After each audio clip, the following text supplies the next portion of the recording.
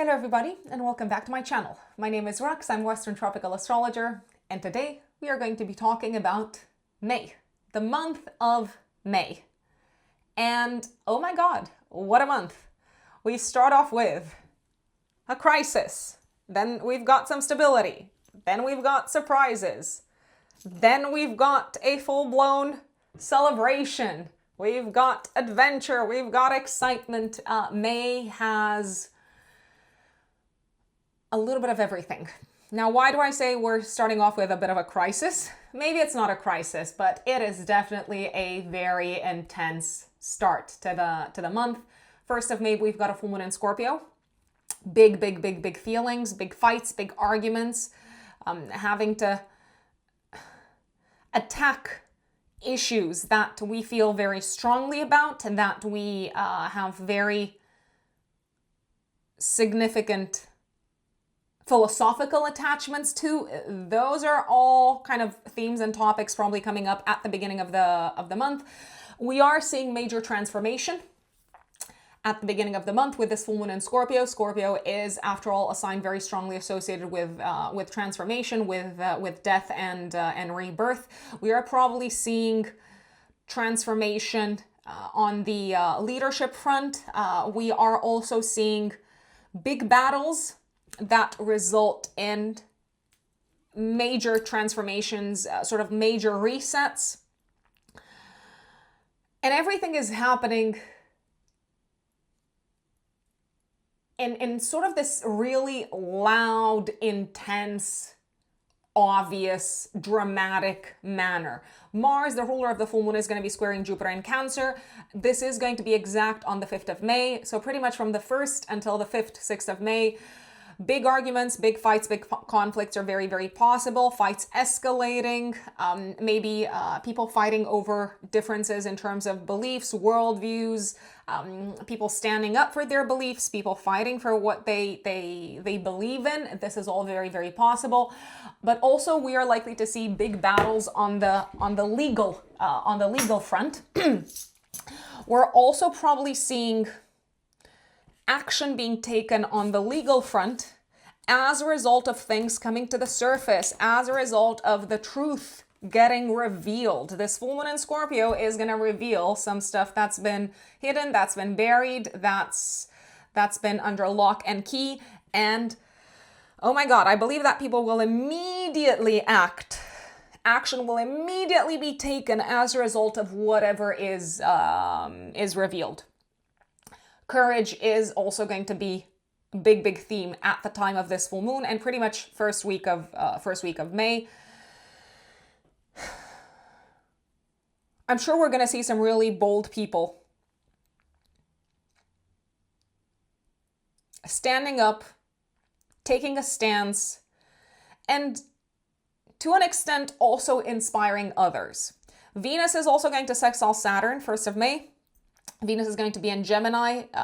Venus connecting with Saturn is saying that there is indeed a way of working together with other people. There is a way to have conversations that lead to new rules, new structures. So it's not all crisis and fighting beginning of the month, but there is going to be quite a bit of that. Now, I did jump straight into the astrology of May 2026 before I take you through the most important dates of the month. There are a few things that I wanna share. First and foremost, I use the whole sign house system just in case people are wondering. If you listen to your forecast, if you listen to your horoscope, people are wondering, oh my god, she's saying that I have a full moon in my 10th house and I actually have a full moon in my 9th house. It is because I use the whole sign house system in my practice. Also remember that there are timestamps. So in my videos, there's timestamps for each of the 12 zodiac signs. You can jump straight to the timestamp for your own sign. The timestamps are both in the description box as well as in the pinned comment. And I always recommend listening to the update for your rising sign. I repeat, for your rising sign, for your ascendant, because these general horoscopes are built with the rising sign in mind. Now, I keep on saying the word general. Yes, because these are general forecasts. These are not personalized forecasts. So keep that in mind. Also keep in mind that astrology is only symbolically and archetypally predictive. It doesn't predict concrete material manifestation because we have free will. So we also decide how we respond to the energies, how we work with the energies. The cosmic energies also work through us in the same way that no one can predict what you're going to have for dinner. No one can predict how you're going to use your free will. Yes, you could say that people do act in alignment with their subconscious programming for the most part, and with their sort of subconscious setup that has been imprinted as of maybe their early childhood, which is why predictive astrology, if we look at someone's natal chart, seems to function quite well. But ultimately, remember that you've got free will. You are not at the mercy of your instincts, of your impulses, of your subconscious programming. You can make different choices.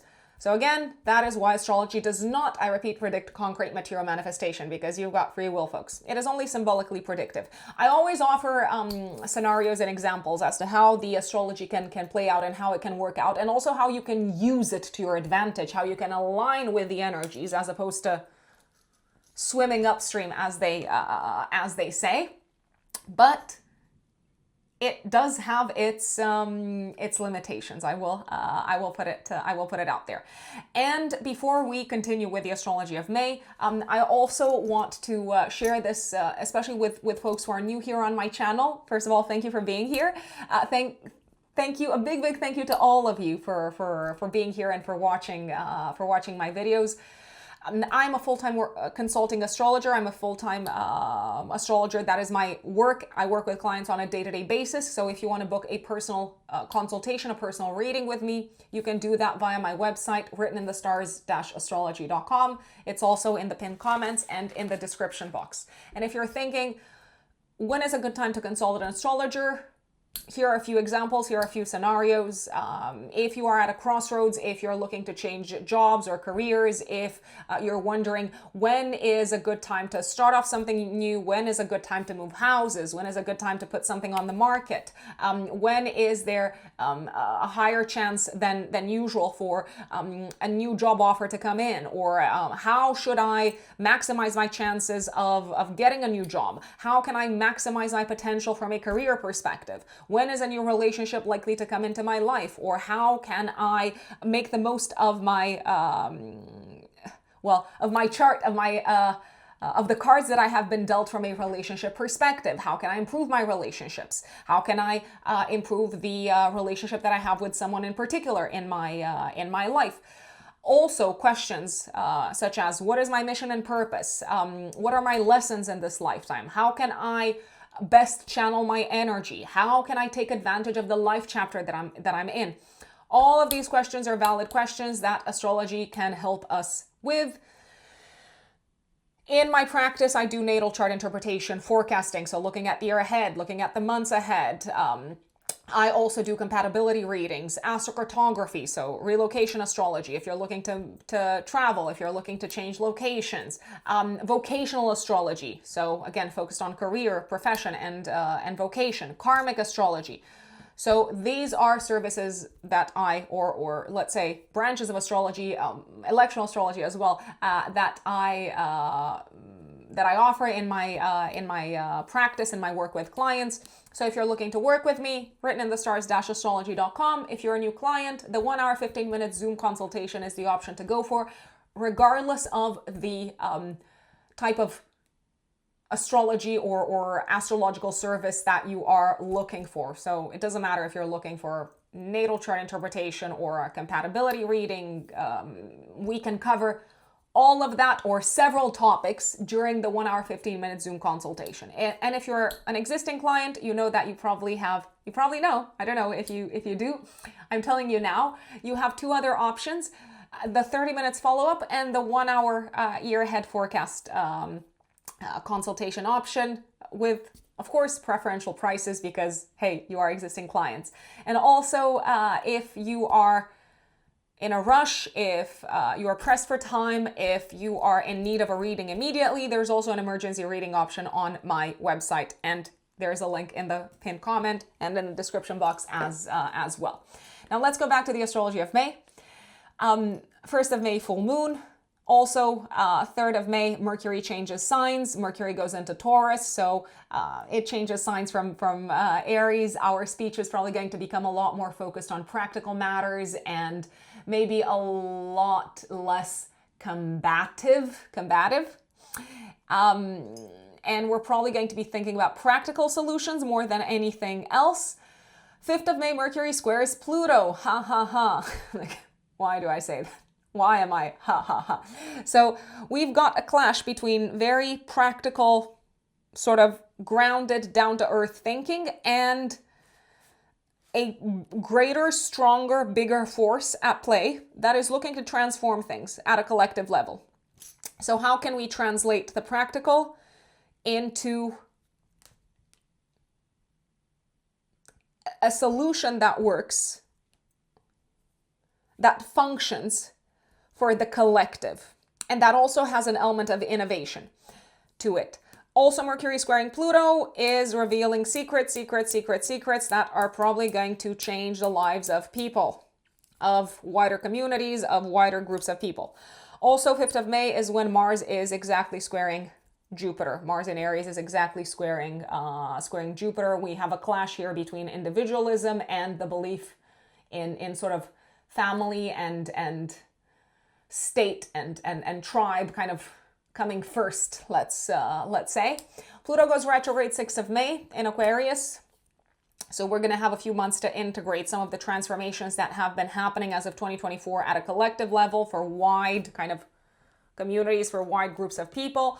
14th of May, we've got Mercury Cazimi, Sun conjunct Mercury in the sky in Taurus. I love this day for all matters connected with buying, selling, business, commerce, financial decisions. This is also a great day for the economy in general. It is likely to be a great day for the economy, but remember that this is not, I repeat, this is not financial advice.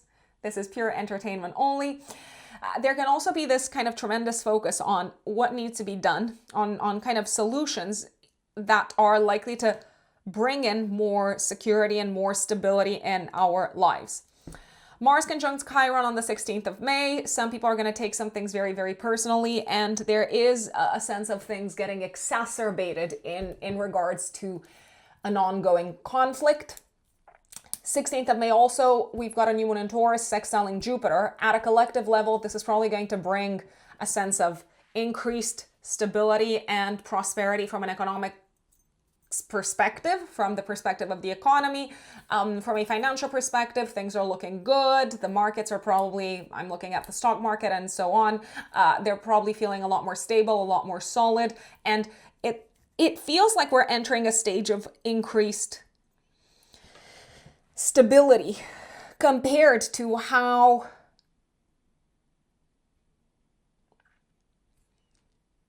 chaotic, I want to say, March and April have been. Venus is also sextiling Mars at this point in time.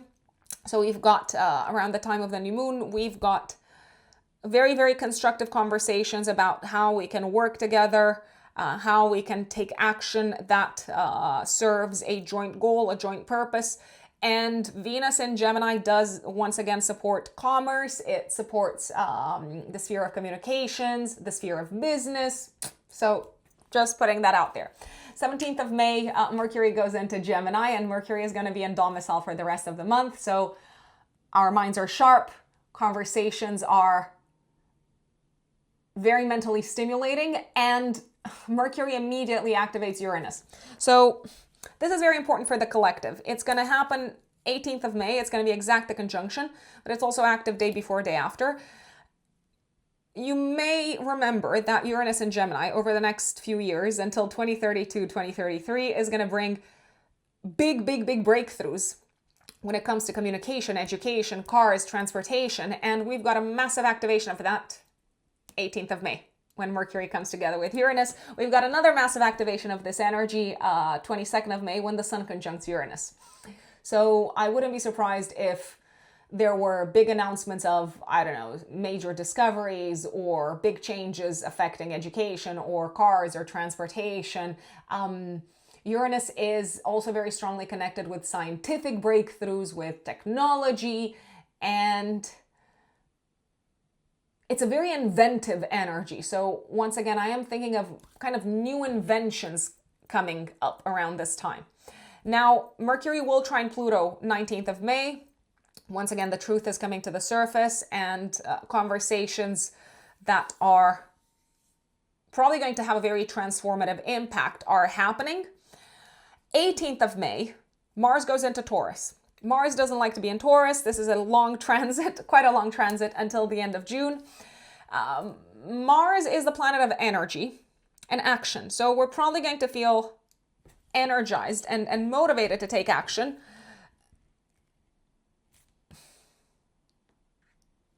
Especially on the fronts that bring us a sense of security and stability, especially in relation to our financial situation, in relation to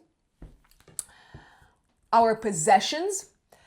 I do have to say, though, Mars and Taurus would rather dig its heels in as opposed to take that much action. But I believe it's still going to be forced to do something. It's still going to be forced to make things happen, even if it will move at a much slower pace than it usually likes to move.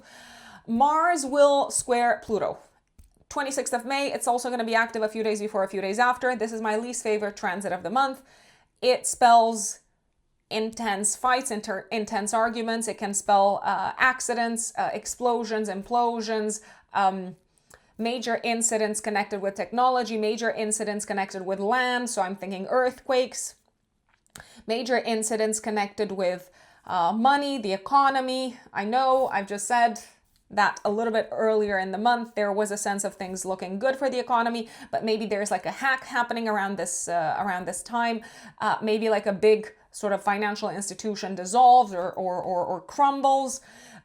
There's also a sense of something happening that will probably affect the livelihoods and the financial situation of a lot of people, and not necessarily in a pleasant way, but more likely in a destructive way. I would stay away from crowds around this time, and I would not necessarily attend events that bring together a lot of people, because there can be actual kind of physical danger happening around this time, around the 26th of May. Venus goes into Cancer 18th, 19th of May, and it will join the other benefic Jupiter. Venus is going to be in Cancer until mid-June. So wherever Cancer as a sign is placed in your natal chart, you're getting a double dose of the two auspicious energies of Venus and Jupiter, the benefics in astrology. So things are actually very lovely and smooth and enjoyable, and there's a sense of blessings and protection coming in. Venus in Cancer definitely is a favorable transit when it comes to feeling at home together with other people, sharing our homes with other people, inviting people into our homes, and improving the relationships that we have with family members. Gemini season begins 21st of May, and immediately on the 22nd, the Sun will conjunct Gemini, as I've mentioned, but also 22nd of May is when Venus squares Neptune. I believe this is a disappointing transit for romance. I'm just going to say it. It's also a disappointing transit for those who are trying to make everyone feel included, but some people are just like, no, let me be. I want to be on my own. I don't want to be included. Don't overdo it. Don't take care of me. Don't include me. Don't look after me. Also, not necessarily the best day, 22nd of May, maybe also day before, day after for dating new people or for romance, especially when it comes to dating new people. They might not be exactly who they say they are. So do be careful for kind of con artists and scammers. And 31st of May, we've got a full moon in Sagittarius, ruled by Jupiter, co-present with Venus. Probably my favorite. I mean, there's actually some other nice days throughout the month, but this is a very, very auspicious full moon. It's ruled by a benefic in exaltation, co-present with the other benefic. The full moon is also in a harmonious aspect to Saturn. There is this feeling of everything making sense all together. Whatever is whatever's happening in our lives that has an element of expansion and adventure to it and spontaneity and sort of pushing our boundaries is turning out very, very well. And it is very emotionally fulfilling. And of course, this is going to make way more sense for everyone on a personal level when we go into the updates for each of the 12 zodiac signs. A great time to travel at the time of the full moon in Sagittarius, and a great time to take a leap of faith and say yes to an opportunity that is very close to our hearts, and that is connected with something very close to our hearts, or that involves love and romance. Just saying. These are the most important dates of the month. Once again, remember, please, please, please, to listen to the update for your rising sign. And also very, very important, folks. You might have heard me mention this before. I'm going to mention it once again. Astro and Calendar. astroandcalendar.com is a website that you're going to find in my pinned comment and in the description box, that does the following for you. So if these forecasts are useful, you can sign up for Astro and Calendar, and based off of your rising sign, I repeat, based off of your rising sign, that is very, very important, it extracts the information in my monthly horoscopes and it adds it straight into your calendar. Whether you use Gmail or Outlook, it doesn't matter.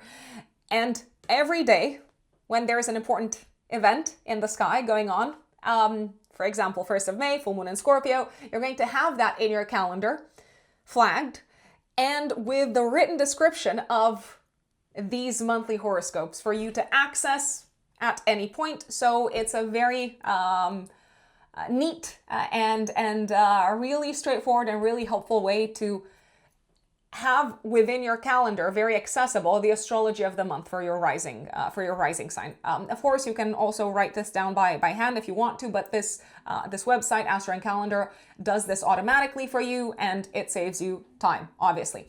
If you sign up, you're going to get a 30-day trial, and then it is a paid subscription. And now, without further ado, let us jump into the updates for each of the 12 zodiac signs.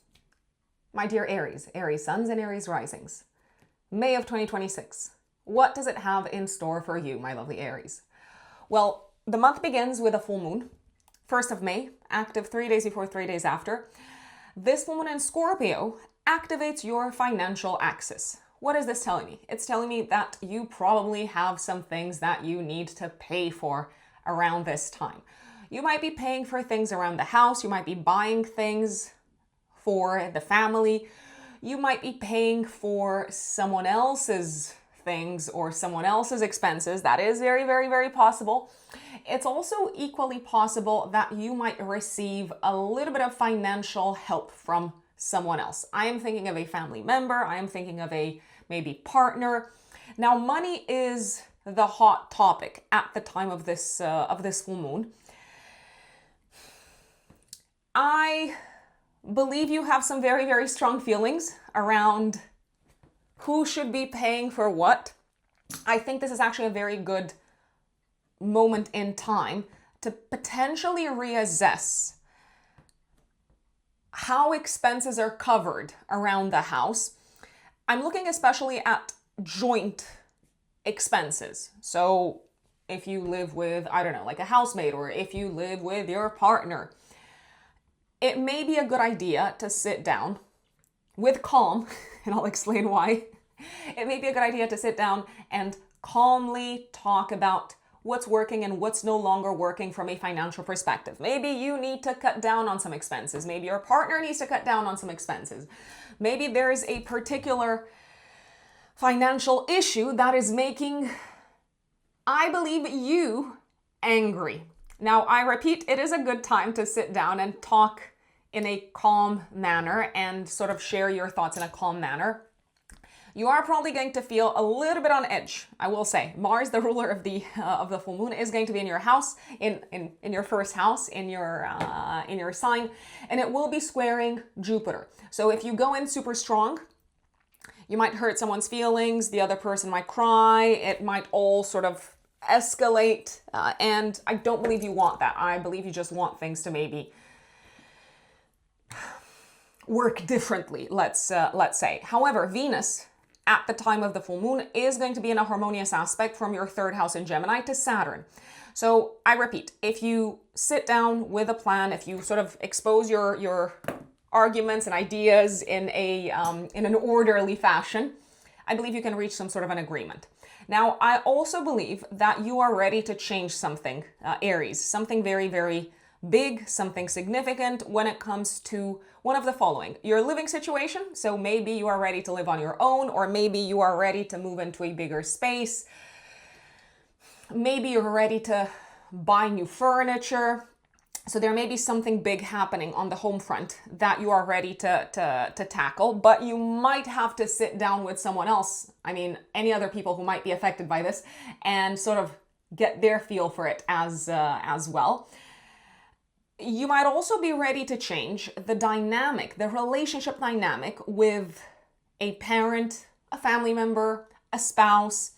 And I think, once again, if you maybe go in with a plan before kind of jumping into the conversation, before sort of attacking or addressing the issue with a lot of force, I do believe it would be great to sort of delineate in your head some specific pointers that you can then put forward, and that's going to make the whole transition, it's going to make the transformation of a relationship a lot easier, a lot smoother. 3rd of May, Mercury goes into Taurus in your second house of income, and it is going to stay there all the way until the 17th of May. So you are basically thinking a lot about money. Once again, money is the hot topic. Money is on your mind. You might also be thinking about spending potentially some money on one of the following from the 3rd until Mercury changes signs a little bit later on the 17th of May. You might be thinking about spending money on cars, on any mode of transportation, actually, bikes, etc. Maybe you need to buy some train tickets and so on. You might also be thinking about what it is that you need to pay for from a health standpoint. So you might be booking some doctor's appointments. Maybe you're going private, which is why you might need to pay.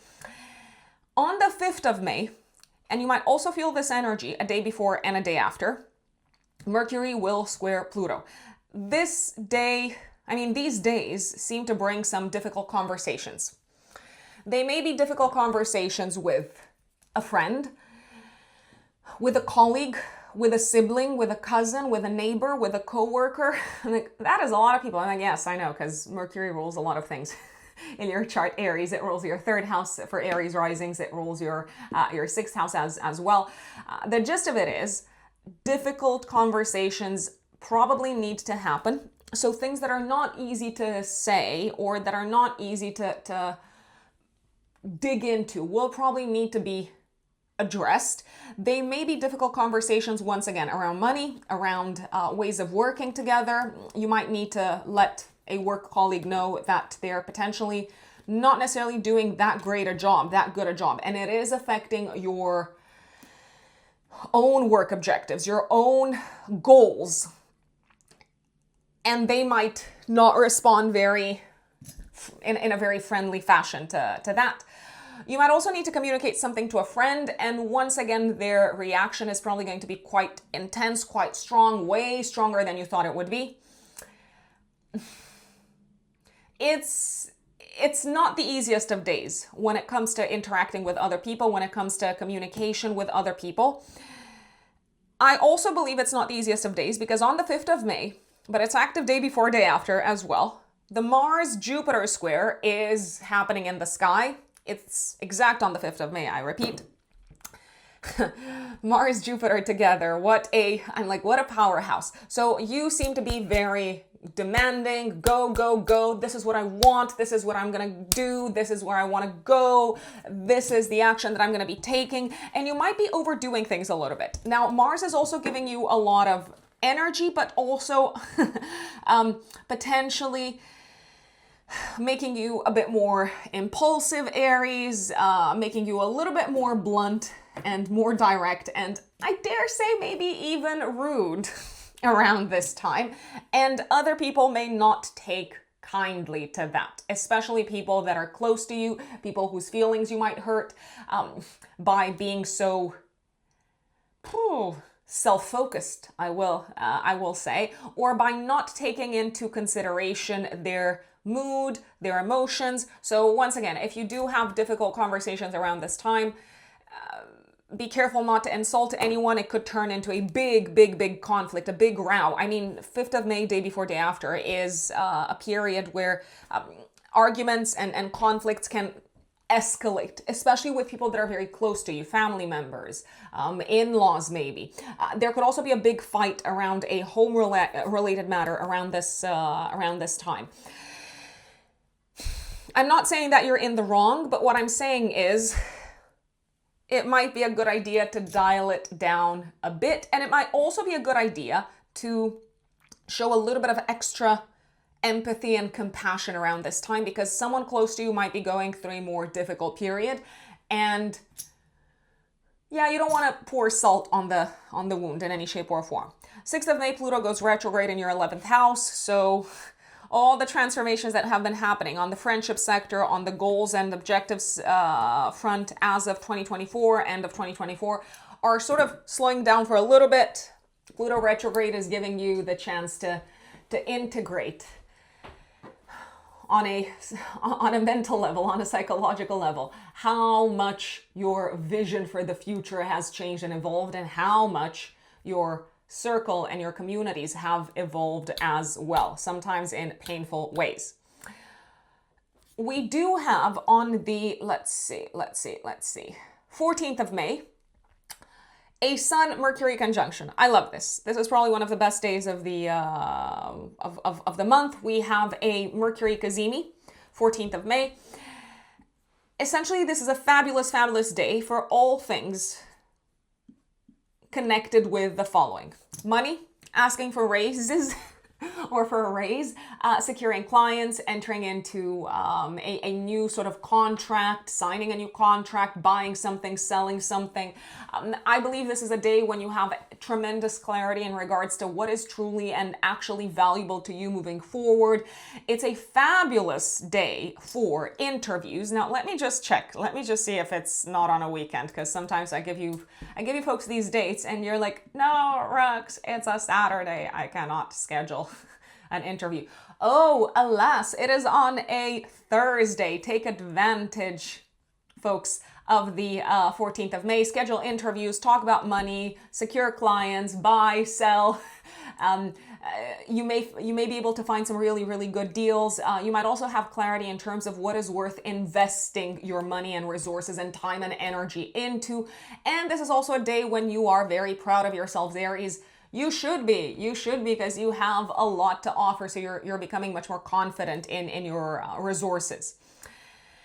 16th of May, active 3 days before, 3 days after, we have a new moon in Taurus, and it is in a harmonious aspect to Jupiter.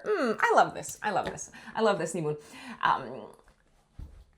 A fresh start when it comes to one of the following, or several of the following.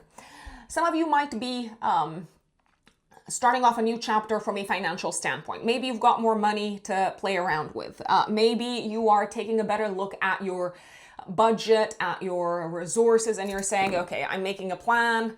This is what I'm operating on or with. This is where my money is going. I've got the spreadsheet.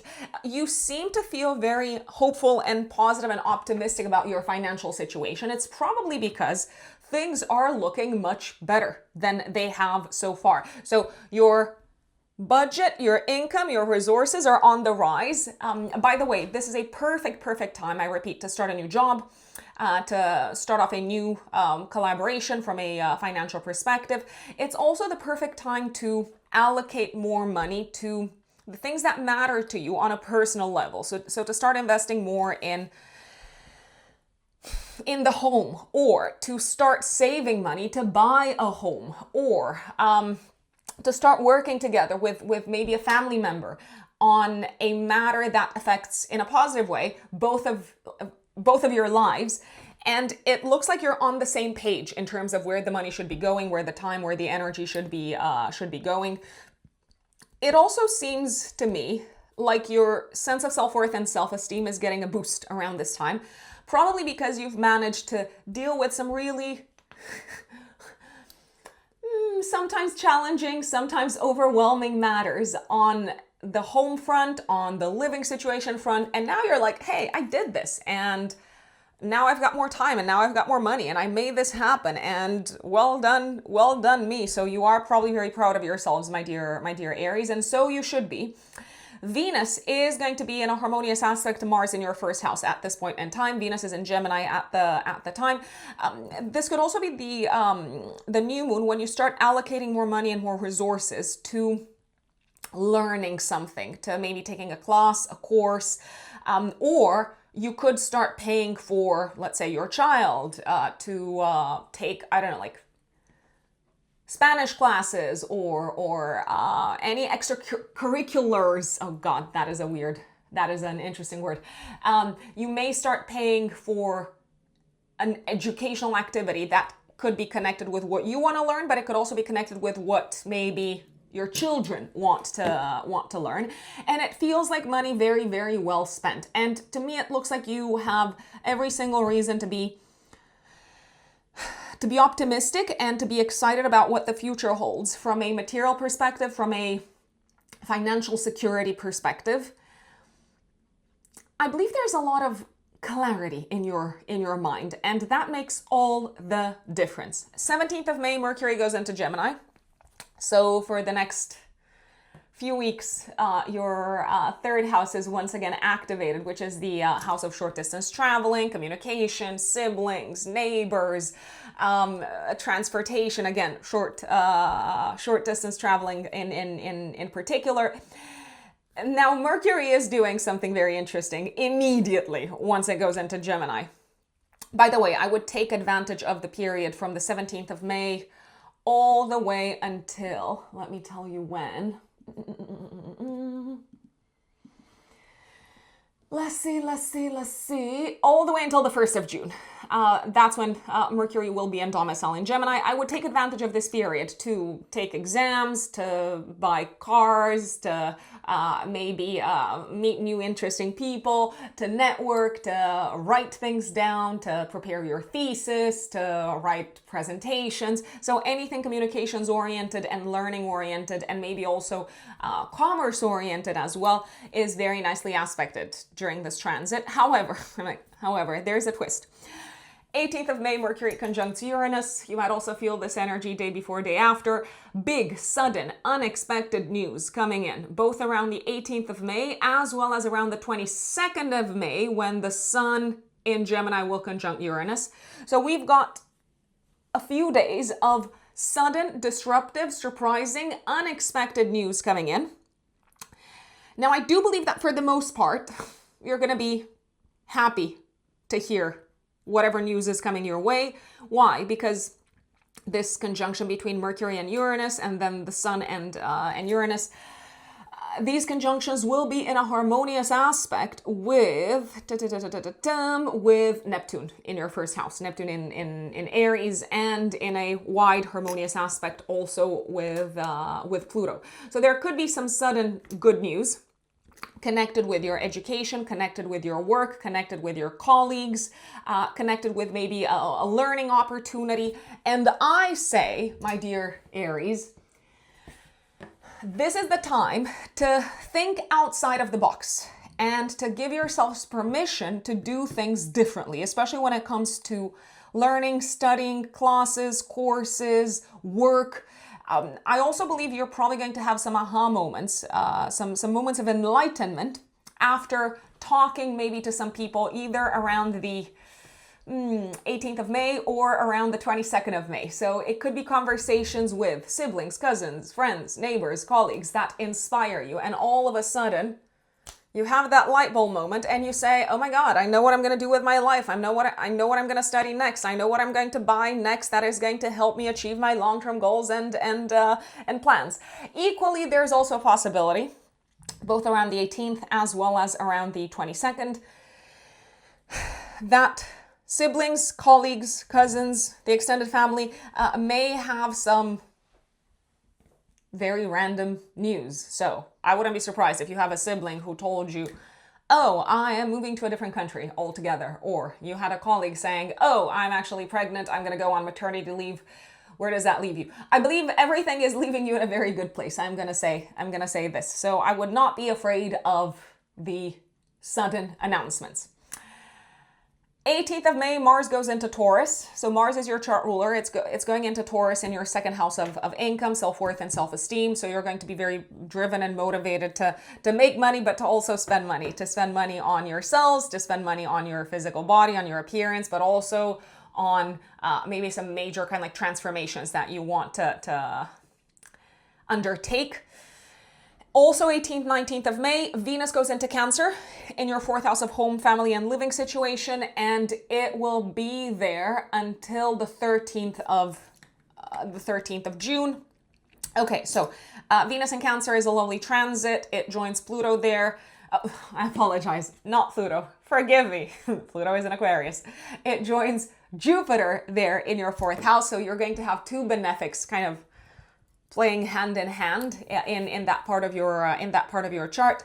This is a fabulous, fabulous, fabulous time to beautify the home, redecorate the home, work on your relationships with family members, but not necessarily work on relationships. I'm like, just enjoy the presence of your family members, reconnect with family members, maybe surprise them with some gifts, maybe call them in for, I don't know, like a dinner party, maybe travel to see them. It looks like you can experience this very strong emotional connection that is very pleasant with people close to home, with people close to your heart.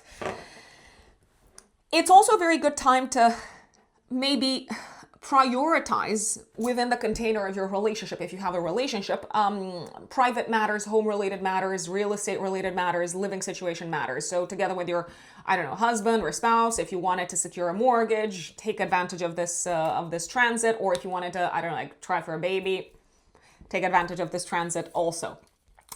Now, I did mention that, oh, there is one more thing happening. I'm like, so many nice things happening in May, and also some challenging things as well. 19th of May, Mercury trines Pluto. I believe the conversation that you're having with someone about the future, about your future, about their future, also about your health, maybe about their health, also about work. It's going fantastically on the 19th of May, maybe also the day before and the day after, but especially on the 19th of May with Mercury trining Pluto. I also believe your mind is very good at sort of understanding the kind of subtle aspects of what it will actually take to make something happen. I also believe your words can change someone's perspective. They could change the perspective of a colleague, a coworker, or of a friend. It's possible that the other way around is happening at the same time. This is a great day for investigative work, for presentation of, I don't know, like hidden findings that you dug into and you're like, I did my due diligence. Here it is. Here is what I found. Here is my report. And your report is probably going to be very, very well received. Now, 21st of May, the sun enters Gemini in your third house. So it's going to illuminate for the next month topics such as short distance traveling, classes, courses, writing, speaking, connecting with people within the local community, siblings, and so on.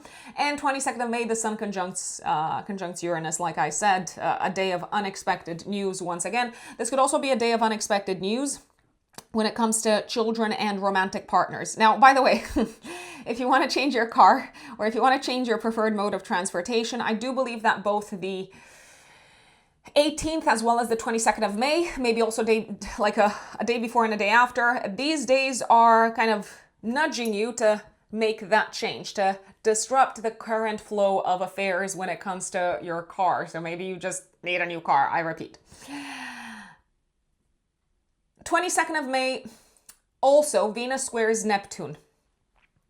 I feel like you're going to have to disappoint someone, and maybe it is a family member, maybe it is your significant other. You might need to disappoint them because they had prepared something for you and they wanted to do something nice and they wanted to please you, but you have other goals. There's also a possibility that they might try to surprise you with, I don't know, like your favorite dish or something like that, and you might no longer eat gluten, for instance. So there could be a sense of you kind of, I repeat, disappointing someone that tried to do something nice for you. 26th of May, oh my days. Okay, so active, I want to say also a couple of days before, a couple of days after, we have probably the most challenging transit of the month. Mars square Pluto. Please do not take any unnecessary risks around this time. My recommendation is to not do anything that would be dangerous on a physical level. Please pay attention to health and safety. Please do not get into any fights or arguments. Please be mindful of your surroundings when it comes to participating in group type of events. There is a high risk of incidents, conflicts, even violence and danger around this time.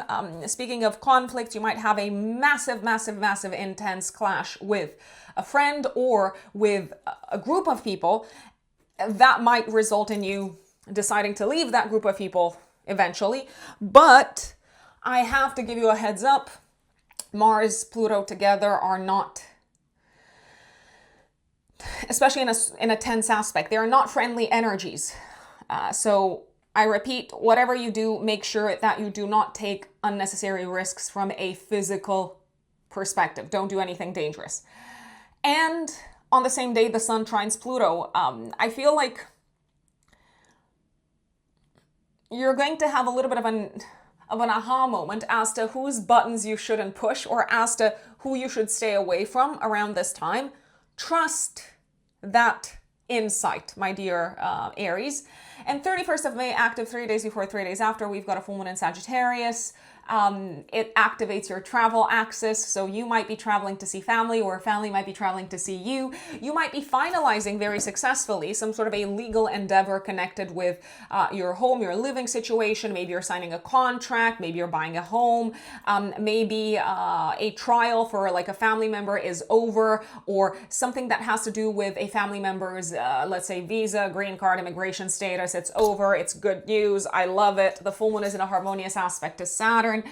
You could also be wrapping up your own, let's say, visa journey around this time. I wouldn't be surprised.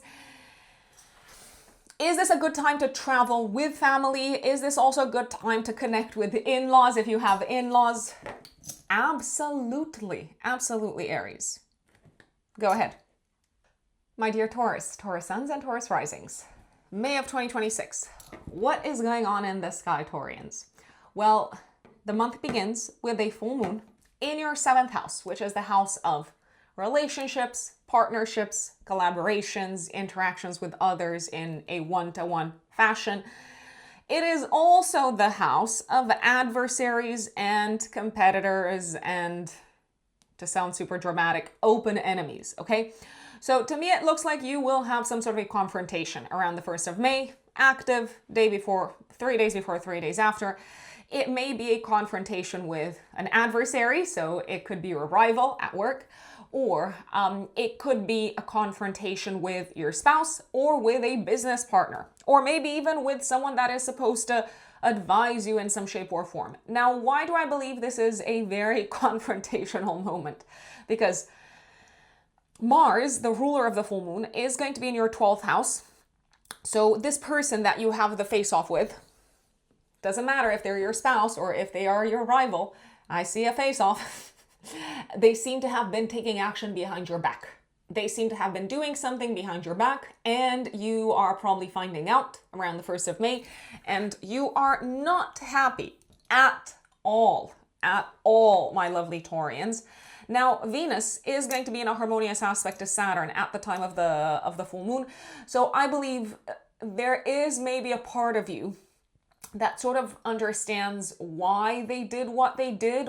I'm not saying you're going to justify it, but you can sort of see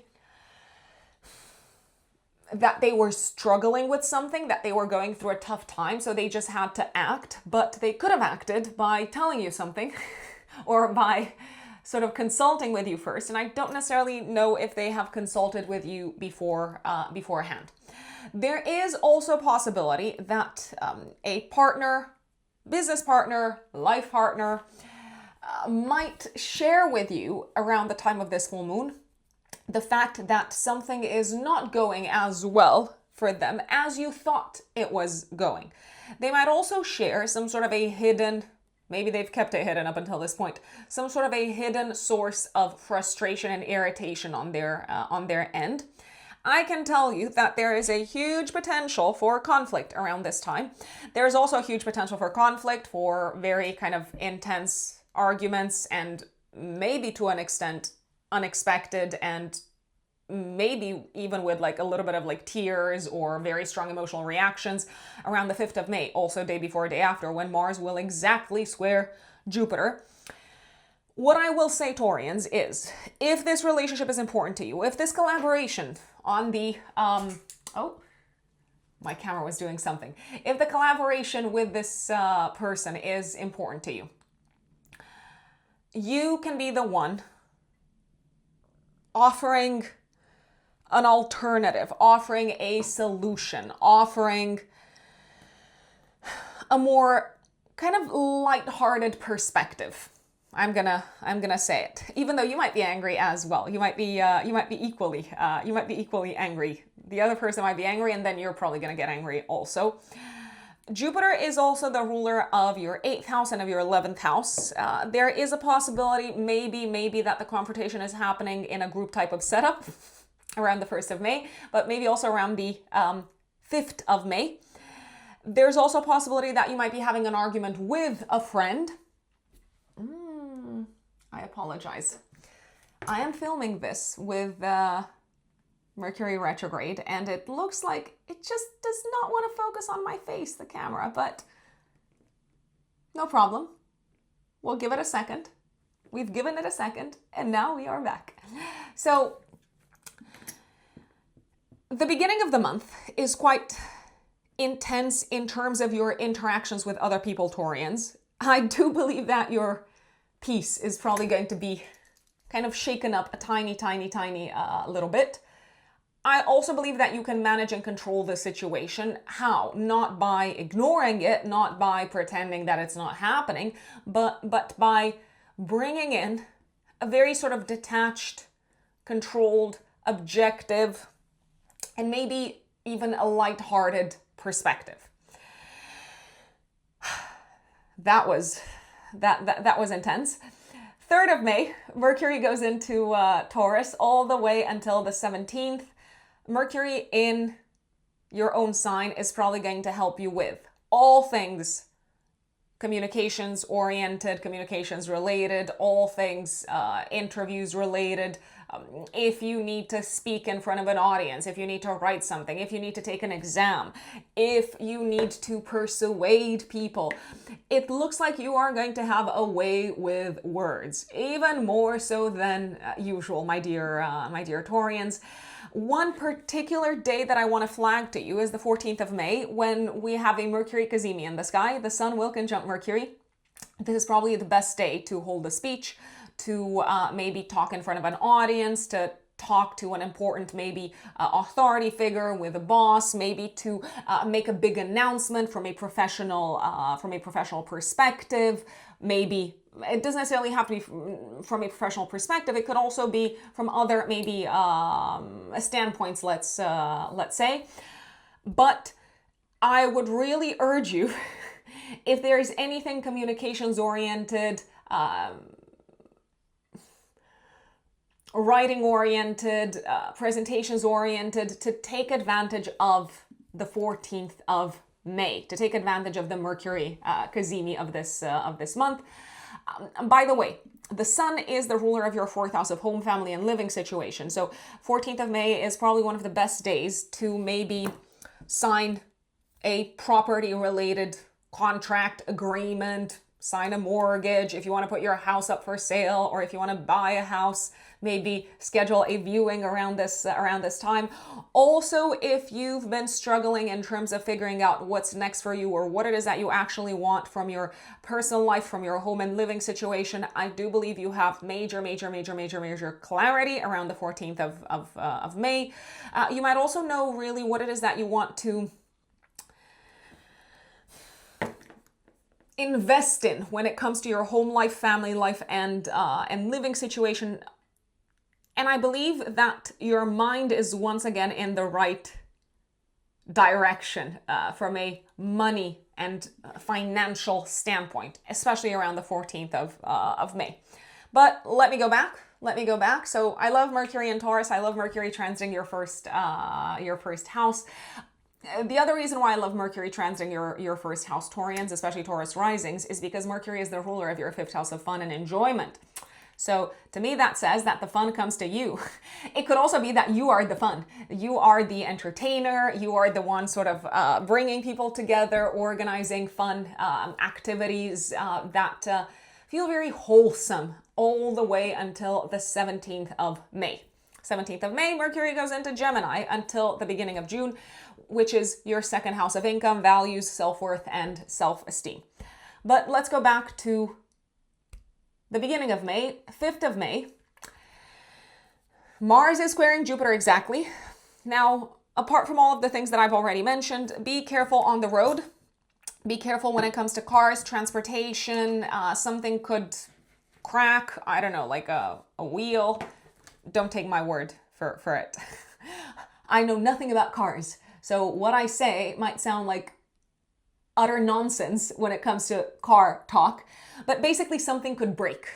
There could also be an incident on the road around the 5th of May, not necessarily connected with you, but if you are in traffic, you might be stuck in traffic for a long time, so I would make different arrangements for that day. It is not a day for a road trip. It is not the day when I would take a train either. Once again, you might get stuck on the train, so all things could happen. Like a lot of things could happen. Mercury is also squaring Pluto 5th of May. I feel like you don't have to do anything, obviously, free will and all of that, but you might need to have a difficult conversation with an authority figure, with a boss, with a manager, but maybe also with your mom. Maybe also with your child if you have children, and the difficult conversation could be bringing to the surface hidden information, maybe information that you've kept to yourselves, Taurians, but also I would not be surprised if the other person that you're talking to could be revealing things that they have kept from you. It goes both ways. 6th of May, Pluto goes retrograde in your house of career. It's going to be retrograde for quite a few months. So some of the changes that have been underway from a professional perspective, from a public status and public reputation perspective, some of these changes that have been unfolding as of the end of 2024, my lovely Taurians, are sort of, I don't want to say grinding down to a halt, but they're slowing down so that you can integrate what has happened so far. 14th of May, I mentioned it, one of my favorite days this month. Take advantage of it. 16th of May, we have a new moon. Active 3 days before, 3 days after in your first house, sextiling Jupiter. I love this. I love this new moon. This is a very, very nicely aspected new moon. This feels like a fresh start for you in terms of life direction, in terms of role that you kind of embrace, that you integrate within your public persona. You may begin a new chapter that involves learning, studying, investing more in your education, maybe also investing more in investing more in activities that get you closer to your future goals, that get you that much closer to your vision for the future.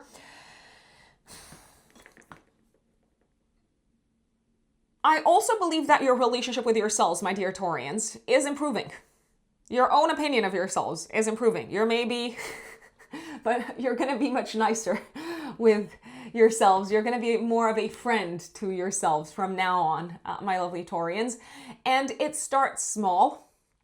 It starts with baby steps. It starts with self-talk. It starts with how you kind of communicate about yourselves, but it has to start somewhere. I also would not be surprised if some of you started a new process, a new journey on the physical front, maybe a journey that involves you allocating more time, more energy, more resources, more money to your health, wellness, and well-being. Mercury goes into Gemini 17th of May, and immediately on the 18th of May, it will conjunct Uranus. We have changes. We have changes here, Taurians, and they are coming in to stay all the way until the The year 2032, I mean a little bit of 2033, but let's not get ahead of ourselves. Essentially, Mercury conjunct Uranus can bring unexpected news, sudden news, when it comes to your sources of income. So it can bring a new source of income all of a sudden, out of the blue. It can also bring unexpected expenses that you need to handle, that you need to take care of. These expenses could also be connected with your children or with the topic of children in general. There could also be a sudden, surprising, unexpected shift in terms of the pricing for any activities that you do for fun. Let's say your gym membership could go up in price all of a sudden.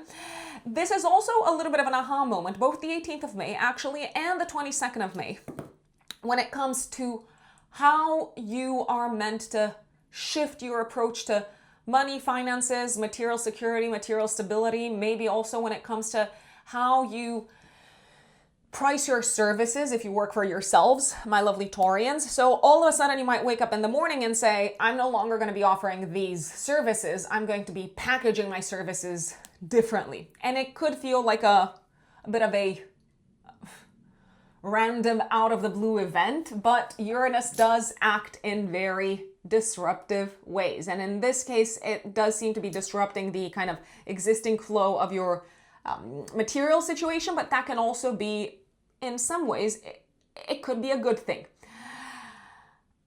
Mars comes into Taurus also on the 18th of May. It is going to stay there for a long time.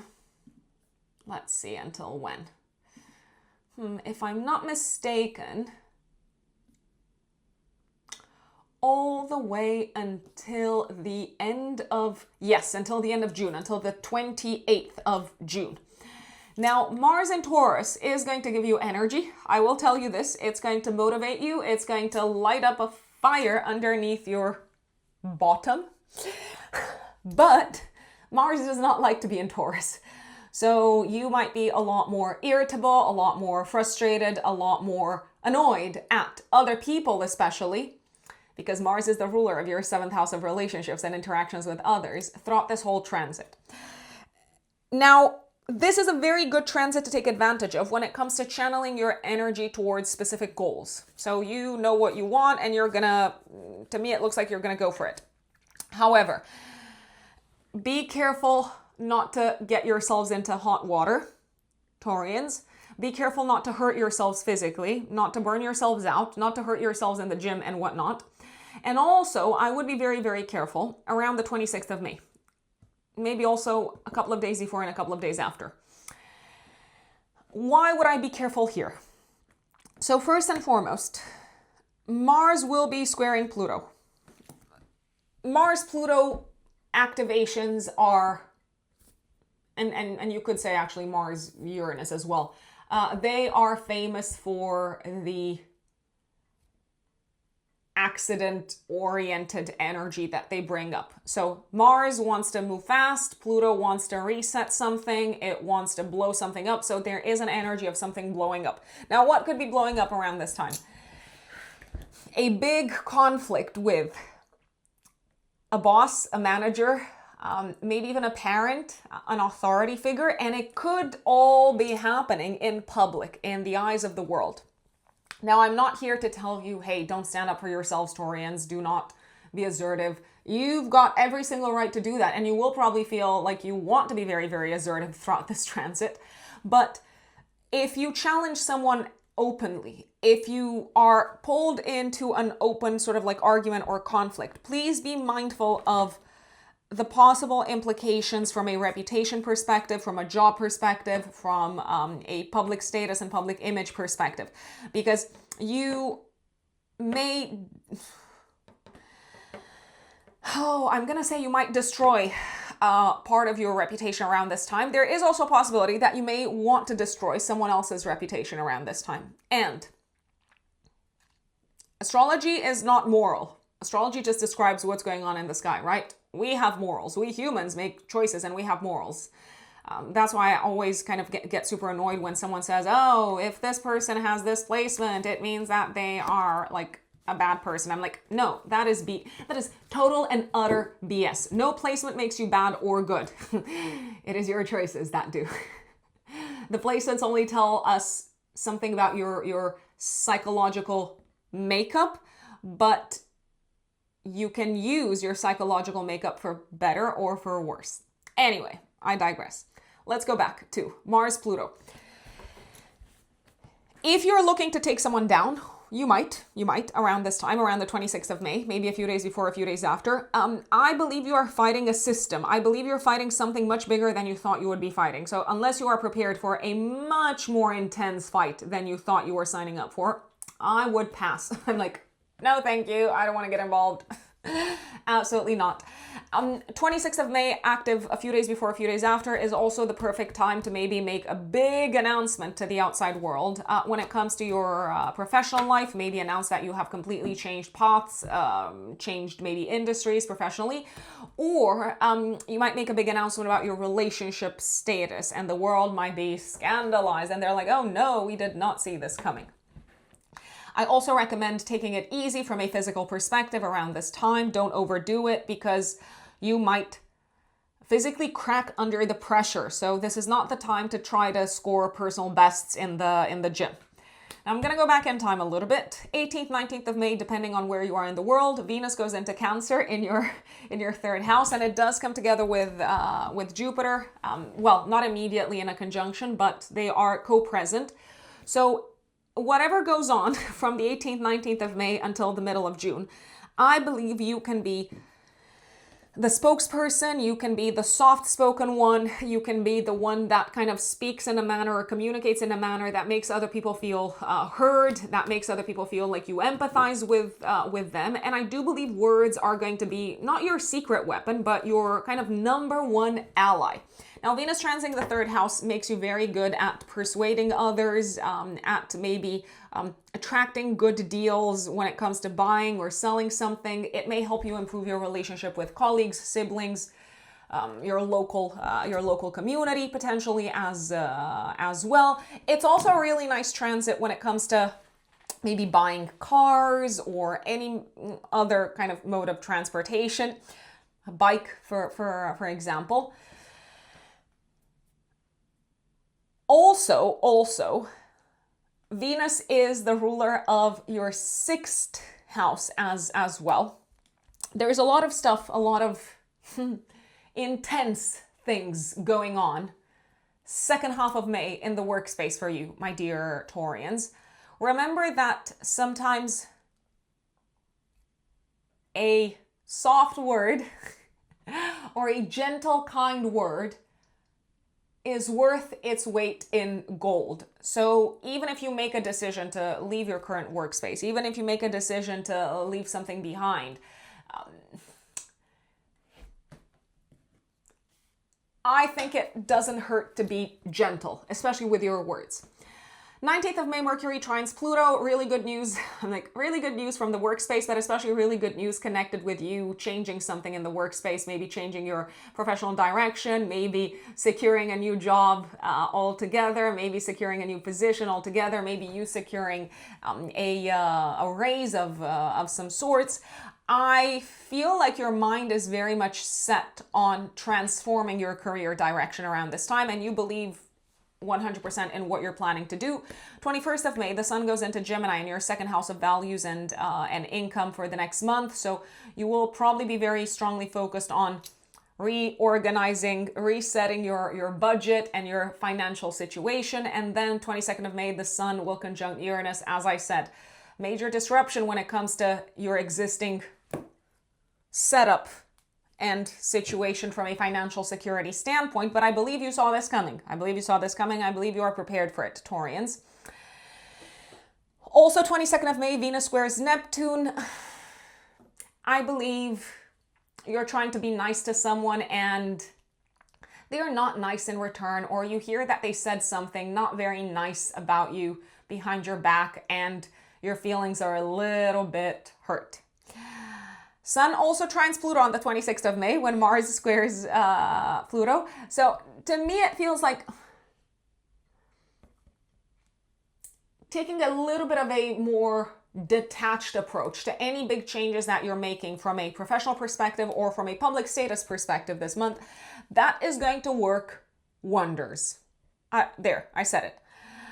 31st of May, active 3 days before, 3 days after, we've got a full moon in Sagittarius, activating your financial axis. Taurians, please pay your taxes, pay your debts, pay your bills, pay your credit cards, if you've got any that you need to pay for. There could also be some good news connected with your partner's finances coming in if you have a partner, or you could be signing a very significant financial agreement, or you could be getting some really good advice when it comes to your investments, when it comes to your material situation from someone else. I believe you are excited about what's next based off of the information that comes in. I also believe you could be getting some really good news if you're trying to secure a loan or an investment or a mortgage potentially around this time. Or maybe you're waiting for someone to email you to say, hey, you've received that scholarship. You might get that email around this time. Last but not least, to me, it feels like something has kind of fallen into place in your life, Taurians, when it comes to a process of transformation. And you can now finally breathe easily and say, I did it. I made it happen. Well done, me. Well done, you, Taurians. And now let us move on to Geminis. Gemini suns and Gemini risings. 1st of May, my dear Geminis, we have a full moon in Scorpio, active 3 days before, 3 days after. It activates your axis of work, service, and health. Now, a few things could be going on, Geminis. First and foremost, you might be wrapping up a project in the workspace. You might be wrapping up a job. Some of you could be leaving a job. Some of you could be saying goodbye to maybe a client or a colleague. There could be some restructurings happening in the workspace.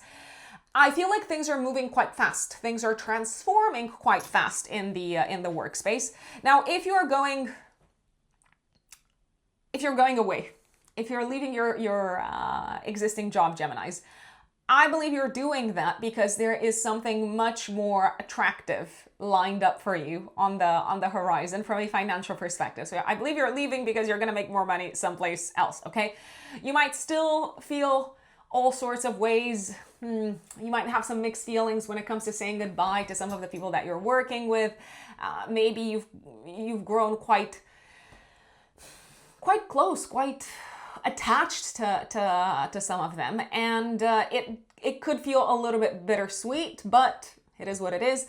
Equally, there's a possibility that a work friend could be leaving and you have once again mixed feelings. You might be happy for them and you might be sad for yourselves, Geminis. Last but not least, this is a time when something is culminating when it comes to your health. Now, this is not medical advice. Please take the advice of your doctor above everything else and take this as entertaining information content only. If you've been taking good care of your health, that's great, Geminis, because you're probably going to see some really good results around this time. You might hit some sort of a goal. If you have been neglecting your health, or if you have been shoving something under the rug and saying, oh, I'm going to do it. Maybe you said, oh, I will go to the dentist, or oh, I will go to see my general practitioner. This full moon is saying you got to go now, ASAP. Time is of the essence. If anything does come up, I would act fast because that is probably going to lead to a very good result. There may be some sort of a health issue that is flaring up, especially if you have been neglecting it for some time. Venus is, however, in your first house of the physical body, and this is generally considered to be very supportive and helpful from a health standpoint.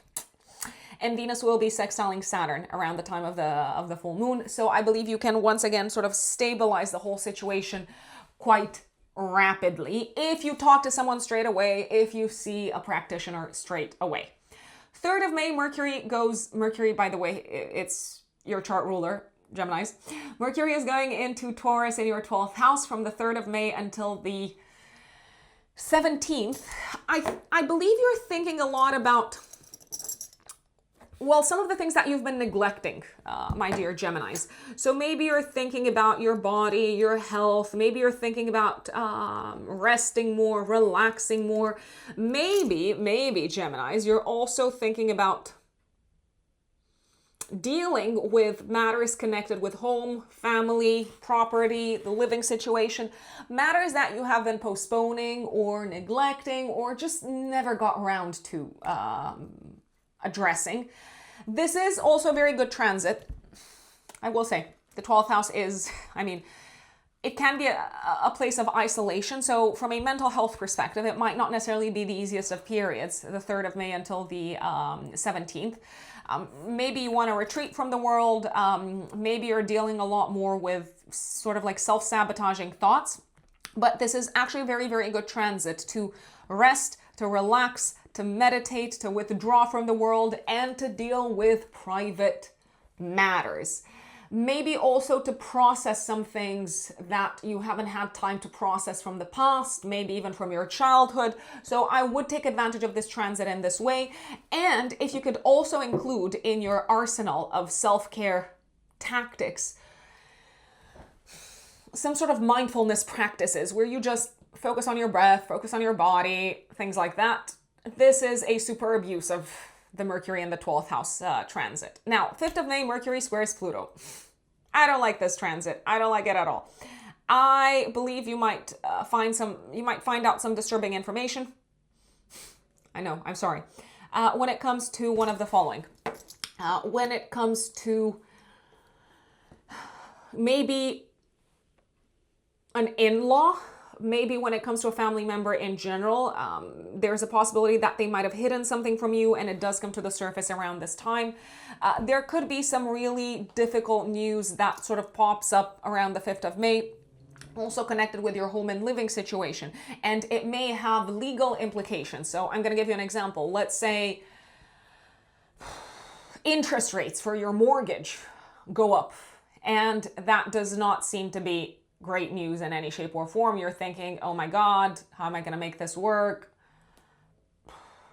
It's going to be a lot. So it might feel like a little bit of a slap. From a mental health perspective, it can be a very difficult day, the 5th of May, maybe also the day before and the day after. You might be thinking a great deal about all sorts of scary things, traumatic things. All of these scenarios or images or thoughts could pop up in your head whilst you're sleeping or whilst you're trying to maybe relax. And the thing is, there's no point in avoiding them, but you also don't have to let them control you or rule over what you do with your life. I do believe you're ready for some sort of a big change. I'm gonna say that. I do believe that you're ready for some sort of a big personal transformation, and we're gonna talk about how that is supported a little bit later in the month.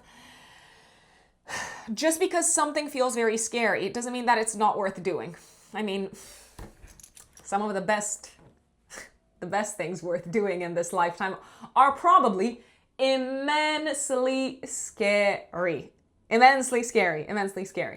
Last but not least, there is a possibility that travel plans could change around the 5th of May. There could be a last minute cancellation. Make sure that you get insurance. Make sure that you do not misplace your passport or something like that.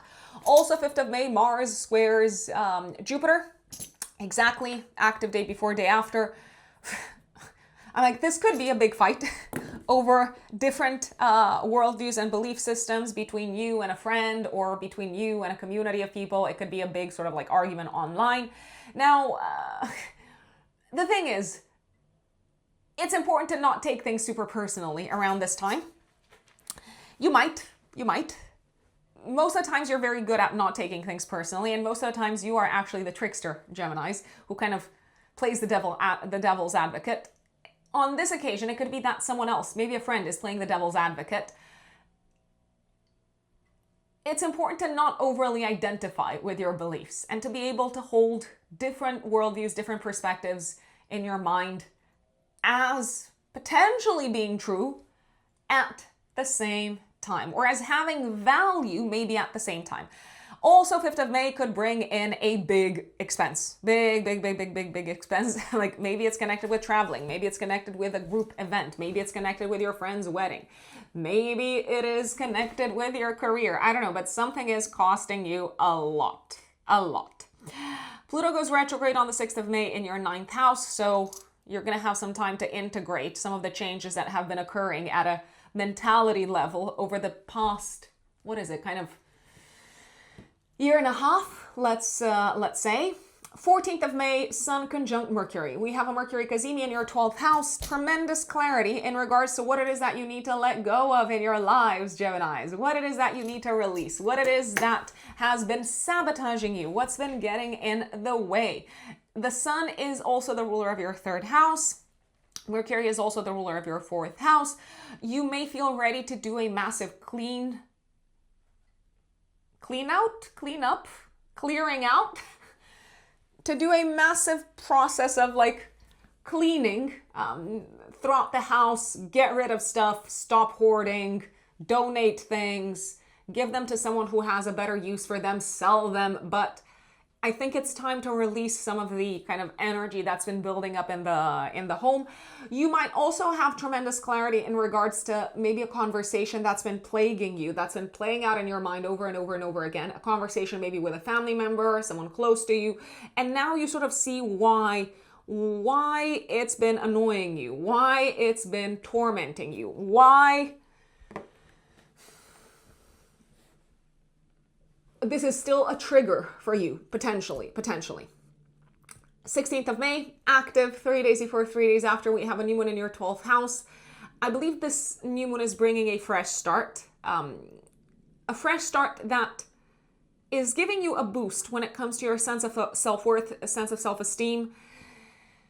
It's also giving you a boost when it comes to your own relationship with yourselves, Geminis. You may have an aha moment as to how your mental health has been affecting your relationship with yourselves, how your mental health has also been affected by your relationship with your body. And you may find the sweet spot between the two around this time. You might say, okay, I realized that the fact that I don't necessarily work out as much as I would like to work out is having a detrimental effect upon my sense of self-worth and self-esteem. Therefore, I will stop self-sabotaging and kind of caving into that voice that's saying, oh, you shouldn't go for a run. Oh, you shouldn't go to the gym. Oh, you don't have to, just doom scroll. I'm going to stop listening to that voice and I'm going to do it anyway. I also believe that behind the scenes, you may start working on something that generates money or that has the possibility to generate money. Maybe not immediately. Maybe now you're sort of like learning the ropes, but you do seem to be very excited and very mentally stimulated. And you're like, oh, this could actually work out, but I have to be very careful not to reveal things to other people. You could also be cleaning things out in terms of unnecessary expenses. You might feel a lot better and lighter in terms of energy. I also believe that if you have any sort of spiritual inclination, I mean, I hate to word it like this because we are all spiritual beings, even though we might not feel like it. And anything and everything, like basically everything is a spiritual experience. Brushing your teeth is a spiritual experience. You're connecting with the element of earth. But again, I digress. Going back to, if you have any sort of spiritual inclinations, you may start a new spiritual practice around this time, and it could be in connection with other people. Maybe you're doing this together with a community. Maybe it's an online community. Maybe you join an online meditation club or something along those lines. I love it. Now, Geminis, this is where the exciting bit comes in. You know how I told you you're ready for a change? The astrology very much supports that. So 17th of May, Mercury comes into your first house. You are getting your energy and your chutzpah, I think that's the word, back.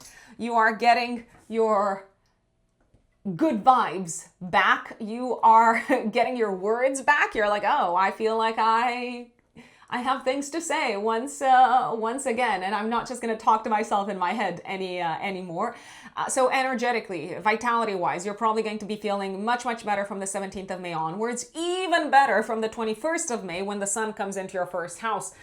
And for the next month, it essentially gives you a lot of life force and vitality, and it puts the spotlight on you, Geminis. Immediately on the 18th of May, immediately after Mercury goes into Gemini, so one day after, it will conjunct Uranus. Uranus is going to stay there until the beginning of the next decade. So all the way until 2032. Actually, it's going to stay in Gemini until 2033 because it gets out of, anyway, it gets out of Gemini and spends a little bit of time in Cancer, and then it goes back into Gemini for a few more months. So essentially, Mercury comes in, conjuncts Uranus, and all of a sudden, around the 18th of May, you wake up and you're like, I know what I'm going to do. I know how I'm going to change my life. I know how I'm going to change my appearance. I know how I'm going to change my looks. I know exactly how I want to shake up the status quo of my life, how I want to disrupt the status quo of my life. I know that I need to make a big shift, a big change in terms of my living situation. I'm ready to move. I'm ready to change countries. You are going to have a humongous appetite. I'm so excited. I'm like, I love this for you. You're going to have a humongous appetite for disruption of the status quo of your existing life, Geminis. You are probably ready to change your sense of self and identity. So you might be eager to like change your looks, change your, I don't know, like online presence. You may also have a massive sort of like inner restlessness and appetite for a shift in terms of home and living situation. Now, that doesn't mean that you're going to move immediately overnight. Don't get me wrong. But it dawns on you that making some adjustments on that front are probably going to bring that much needed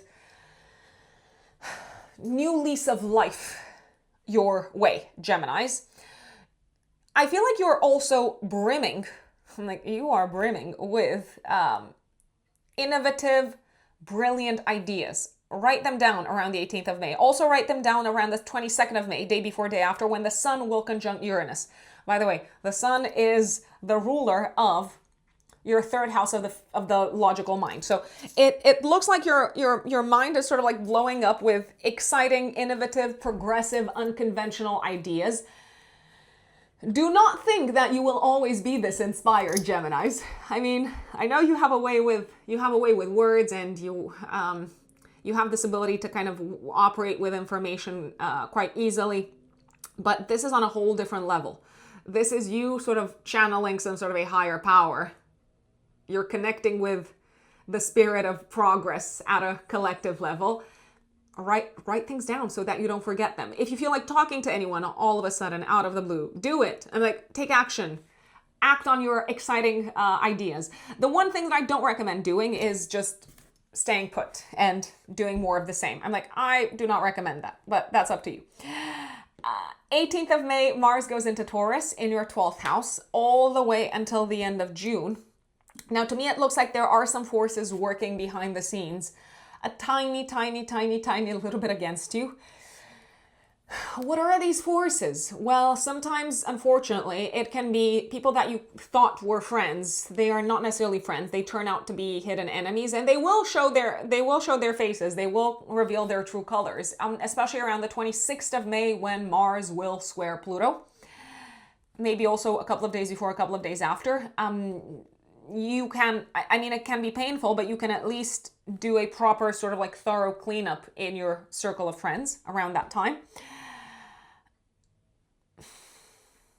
There may also be some people trying to sabotage your work. I'm going to say it. Again, a lot shall be revealed around the 26th of May. Now, there is a possibility that around the 26th of May, there can be a massive incident in the workspace. So something breaks, something completely sort of like crashes. Maybe it's the website, maybe it's the Wi-Fi, maybe it's a system that's been built for a long time. Make sure that your back is covered. And in the lead up to the 26th of May, please do whatever you can take the time to do to maybe have a backup plan, or make sure that if anything bad goes down, your back is covered somewhat. If that means getting insurance, get insurance. I'm just gonna say it. Speaking of insurance, there may be a health-related incident that you might be dealing with around the 26th of May, active a couple of days before, a couple of days after. It could be your health. So it could be something kind of like flaring up on your end. By the way, this is not medical advice in any shape or form. You're completely responsible for your health and your medical decisions.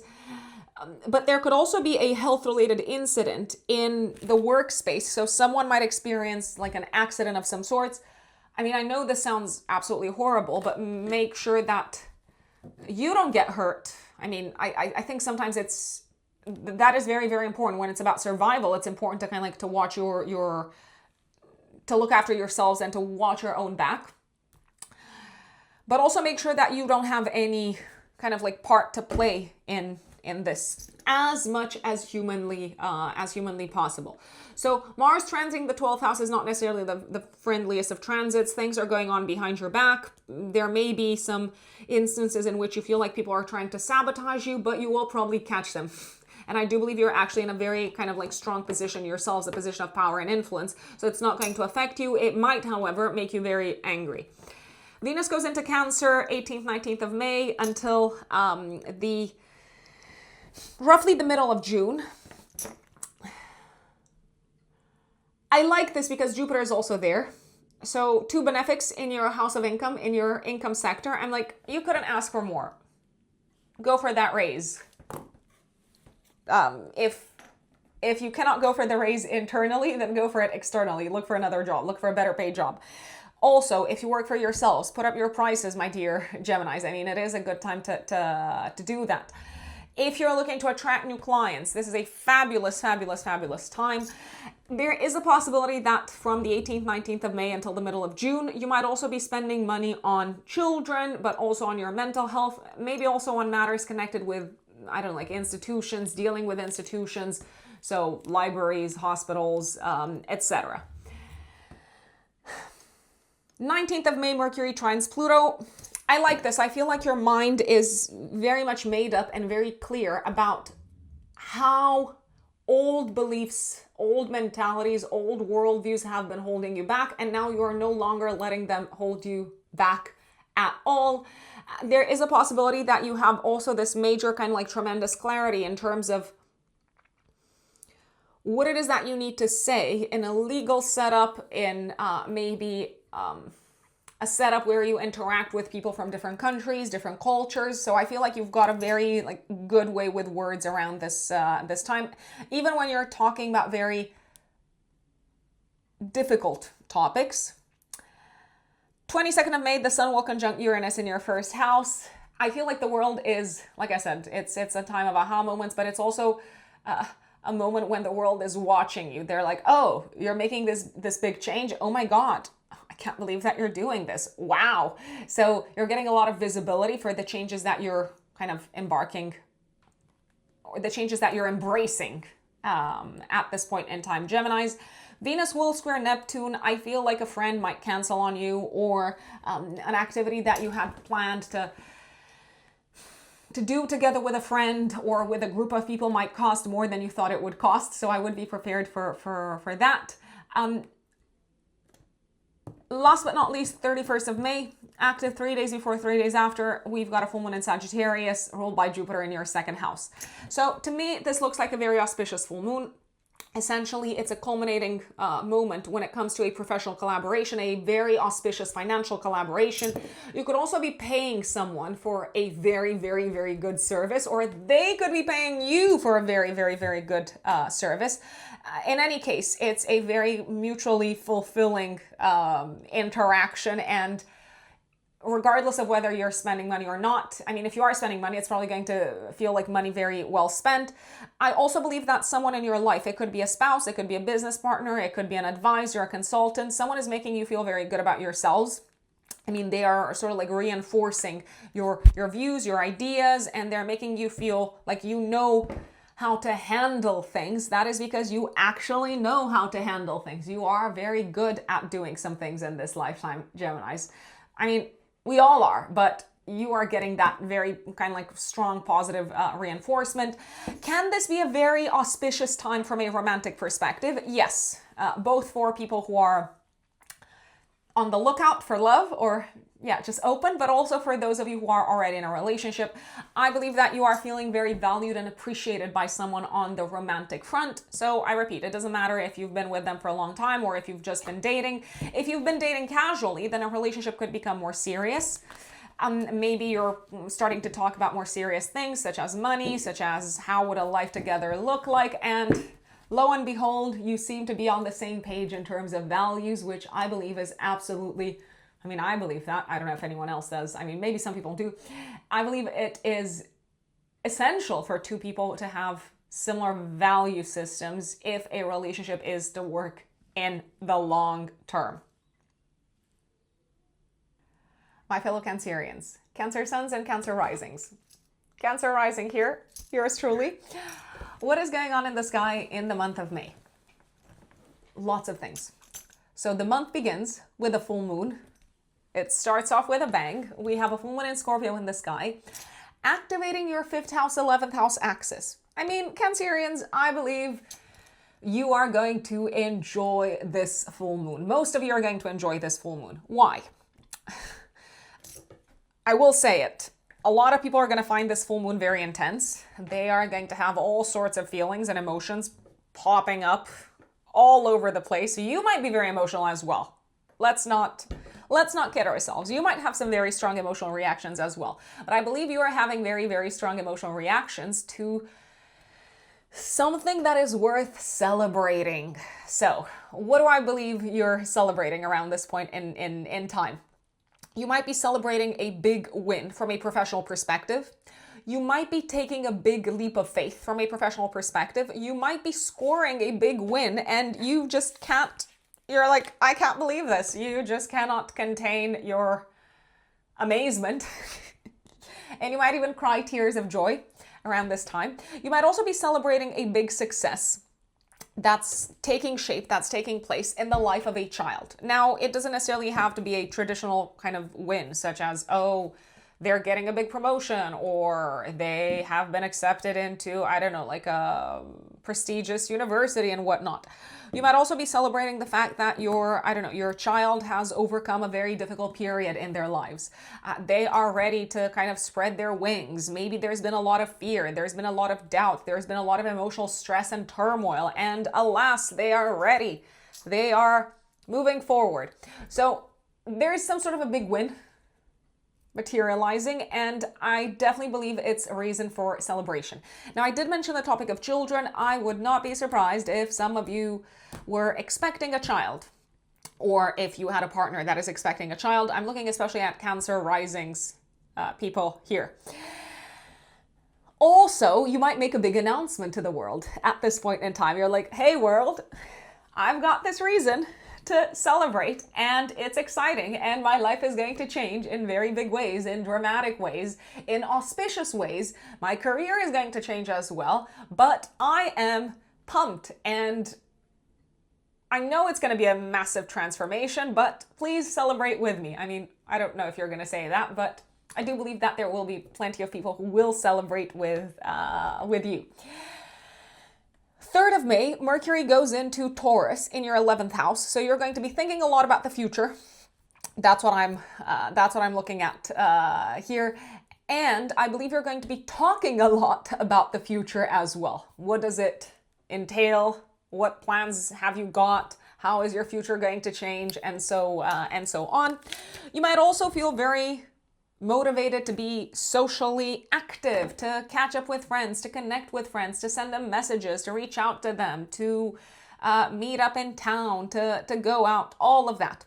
Now, one day that I do not like at all when it comes to catching up with friends, or when it comes to making big announcements, or when it comes to making any big reveals, I do not like the 5th of May, nor do I like the day before.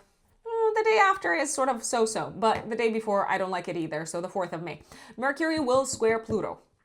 Now, if you say something out in the open, and it could feel like something super innocuous, or something that is very kind of safe to talk about, you might be very surprised, not in a good way, to see that people have very strong reactions to the topic, that they react with tremendous intensity, to the point where some of them might say, and it could even be a friend that says this, oh, I'm never going to talk to you about this topic ever again, or this is a very kind of difficult topic for me. I don't even want to hear what you have to say. So someone might be very, very, very put off by a conversation, but I don't believe you are bringing up anything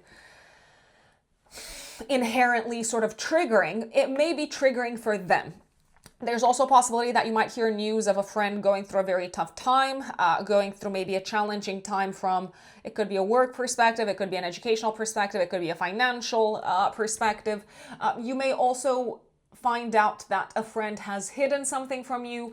There's equally the possibility of you having hidden something from a friend, and you might have thought, hey, I'm going to keep this to myself. I'm a private person. I don't need to report on every single move that I make. And this friend is not taking things lightly. They're like, I've got issues with you now. Should I trust you? Why didn't you trust me with this information? So there's also a possibility that you may need to pay for some sort of a hidden expense around this time. So there may be some, I don't know, like unexpected or hidden or both, rise of your credit card interest rates. I mean, I do hope you're going to clear out any debt with Pluto transiting your 8th house over the next few decades, my dear Cancerians. Or you might change your attitude towards debt and potentially also towards investments as well. Investments, and by the way, this is not financial advice, please keep that in mind. Investments might not necessarily be looking that good around the 5th of May. However, that doesn't necessarily mean that things will stay like this forever. So if you're seeing a big drop in terms of the value of your investments, do not panic. Like, please don't panic. Mars will be squaring Aries, Mars and Aries will be squaring Jupiter exactly on the 5th of May. It's also active day before, day after. Oh my God, you are a powerhouse, Cancerians. I feel like you're a powerhouse. I feel like nothing's stopping you. I feel like you are excessively motivated, excessively driven, and competitive around this time, and nothing's gonna get in your way, especially when it comes to your career, when it comes to the business side of things. I would sort of remember to kind of slow down a tiny little bit, because sometimes you might be overdoing it. Too much is too much under any and all circumstances. Oh, by the way, this is also a time, so the 5th of May, maybe a couple of days before, a couple of days after, when you might be inclined to overdo it from a physical perspective, to overwork yourselves from a physical perspective, to, I don't know, like take on too much in terms of weight at the gym. Please don't. It's not worth it. You don't want to injure yourselves. I mean, just take it easy. Just find a little bit of balance. Just find a bit of Venus. Pluto goes retrograde on the 6th of May in your 8th house, so it's been kind of digging things up as of the end of 2024 in terms of fears, trauma, other people's issues that sort of affect you as well. Now Pluto is going to be retrograde for the next few months. It's giving you some time to figure out what's what, to process all of the things that have been dug up to the surface. 14th of May is probably one of my favorite days of the month. The Sun will conjunct Mercury in your 11th house. You have tremendous clarity in terms of what is important to you future-wise. What is it that you want to do with your future? You are fantastically aspected when it comes to communicating about your plans for the future to the world, communicating with friends, communicating in general, but especially when you've got an audience. I'm like, boy, is this a great time to make a public announcement. It could also be a fantastic, fantastic moment in terms of signing an agreement, signing a collaboration, signing a contract, having a very successful interview that is going to play out beautifully from a financial perspective. It's also a great time to set goals and objectives from a financial standpoint, set goals and objectives from an educational standpoint. And I just feel like you are speaking the language that people really resonate with. So if you have, I repeat, an audience in any shape or form, you're saying what they want to hear, but not because you want to manipulate the crowd, but because you are very knowledgeable and you've got the information and you've got the approach that is going to be useful to these people. Also a great day to socialize, catch up with friends, go out, network, and you might even network in very productive, constructive ways from a professional perspective. 16th of May, active 3 days before, 3 days after. We've got a new one in your 11th house, beautifully aspected to Jupiter. Again, my lovely Cancerians, I have to say this once more. You are going places. Like, you are going places. I would not be surprised if you were making plans to travel around this point in time, if you were making new exciting plans to collaborate with people from different countries, to travel for work, to maybe have a more kind of like global international footprint in your work. You might be joining a community of like-minded individuals. You might be teaming up with some people that are going to be absolutely instrumental in terms of you achieving your plans of growth, of expansion, including from a professional perspective, but also from a health, wellness, and well-being perspective. You're going places with people. So I think it's super important to surround yourselves with the right individuals, the people that get you, the like-minded individuals that can support you on your journey. If you need a team to make things happen, I'm like, this new moon is the new moon for you. Find the people, build the team, and start moving forward together as a team. Venus is going to be in your 12th house. I believe you're also probably cleaning up house a little bit when it comes to your friendship circle, the communities that you're active within. You might say, okay, these are some of the people that I'm gonna take on board with me wherever I'm going. And these are some of the people that, unfortunately, I mean, no hard feelings, they are not part of my future. I also believe that you are maybe taking the big first step around the 16th of May towards an exciting, heartwarming, very fulfilling future. That also, however, involves a certain amount of letting go and surrendering of the ideas connected to what you thought your future would look like. So let's say you had a specific vision of the future and now you're thinking, oh my God, no, I'm actually going down a totally and completely different route. So maybe it's okay to give yourselves permission to have a little bit of a mixed feeling energy around this event. I can also tell you that you've got people in your life that are on your side and they are here to help. So don't hesitate to speak up and to reach out. You might be very, very pleasantly surprised to see who is kind of jumping in to support you.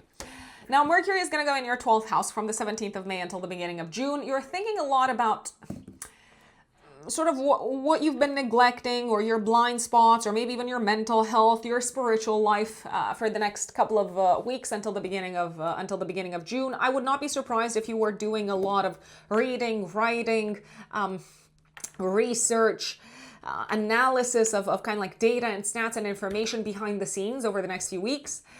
Mercury immediately after it goes into Gemini, so on the 18th of May, the next day, it will conjunct Uranus. The 18th of May and the 22nd of May are 2 days to pay very, very, very close attention to. On the 18th, Mercury conjuncts Uranus. On the 22nd, the Sun conjuncts Uranus. Also pay attention to the day before and day after these two particular dates. These are two periods to not to watch out for, but to pay very close attention to. Why? Because they are telling you exactly what it is that is kind of suddenly, unexpectedly, out of the blue exiting your life, or about to exit your life, or the process of it exiting your life has started. It may dawn on you, oh my God, I'm no longer going to be working with these people, or I'm no longer going to be traveling or commuting into work, or I no longer believe the things that I used to believe, and therefore I'm no longer driven and motivated to operate in this business. So you could have all sorts of aha moments. Speaking of aha moments, brilliant, original, unique ideas are coming to you, both around the 18th as well as around the 22nd. They could come to you whilst you're meditating, whilst you're sleeping, whilst you're relaxing, whilst you are in an altered state of consciousness, whilst you're thinking about anything but the topic that kind of out of the blue pops in your head. Please pay very close attention to these ideas, to these aha moments, because they are flagging an important blind spot, or something that has been a blind spot to you up until this point. How you utilize the information, how you utilize the aha moment, how you utilize the sort of light bulb energy is going to be completely up to you. But I believe you are going to utilize it in your spiritual life, in your mental kind of health sector, in your approach to mental health, in your dealings with maybe institutions, with educational institutions, with state institutions in general. You might also utilize these ideas when it comes to how you make money, when it comes to how you allocate your resources. I would not be surprised, by the way, if around the 22nd of May, you decided to suddenly cut down on some existing expenses, to maybe sell some things, to maybe give up on some of your prized possessions, because all of a sudden you're like, I want to be free. I want to be relieved. I want to be liberated. I no longer want to be held back by these possessions. And what is the saying? Nature abhors a vacuum. So if we want to let new things come in, better things, I mean, everything is subjective, obviously. If we want new energy to come in, we first have to clean and clear out the house. Metaphorically speaking, but also literally speaking. Anyway, I'm super excited for you, Cancerians. It looks like you're getting some sort of a lucky breakthrough. Also, I want to say from the 18th of May until the 23rd, when it comes to your career, something that is shifting at a collective level is helping you when it comes to your new career direction. So that to me seems very, very exciting. Speaking of career direction, Mars, the ruler of your house of career, moves into Taurus from the 18th of May until the end of June. So you are very motivated and driven to take action when it comes to your goals and plans for the future, professionally speaking. Mars in your 11th house in Taurus is also going to give you a great deal of stamina and drive and energy when it comes to leading groups of people, communities, organizations, taking action on behalf of communities and organizations, maybe fighting on behalf of groups, communities, and organizations. It's also going to have you put a lot of energy into your social life, I will say.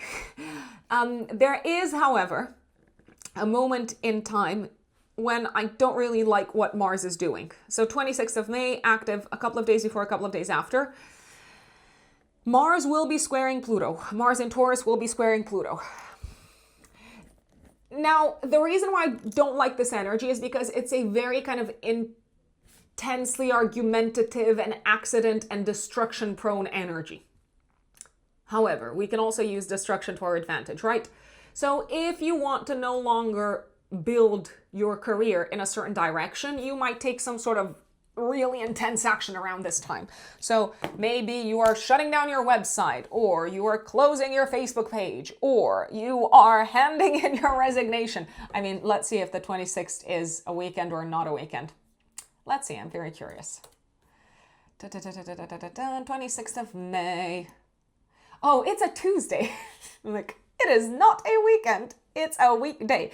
So all of a sudden you could be handing in your resignation. So you could be taking a major destructive, but destructive not necessarily in a negative way, but kind of disruptive and destructive step when it comes to your career path.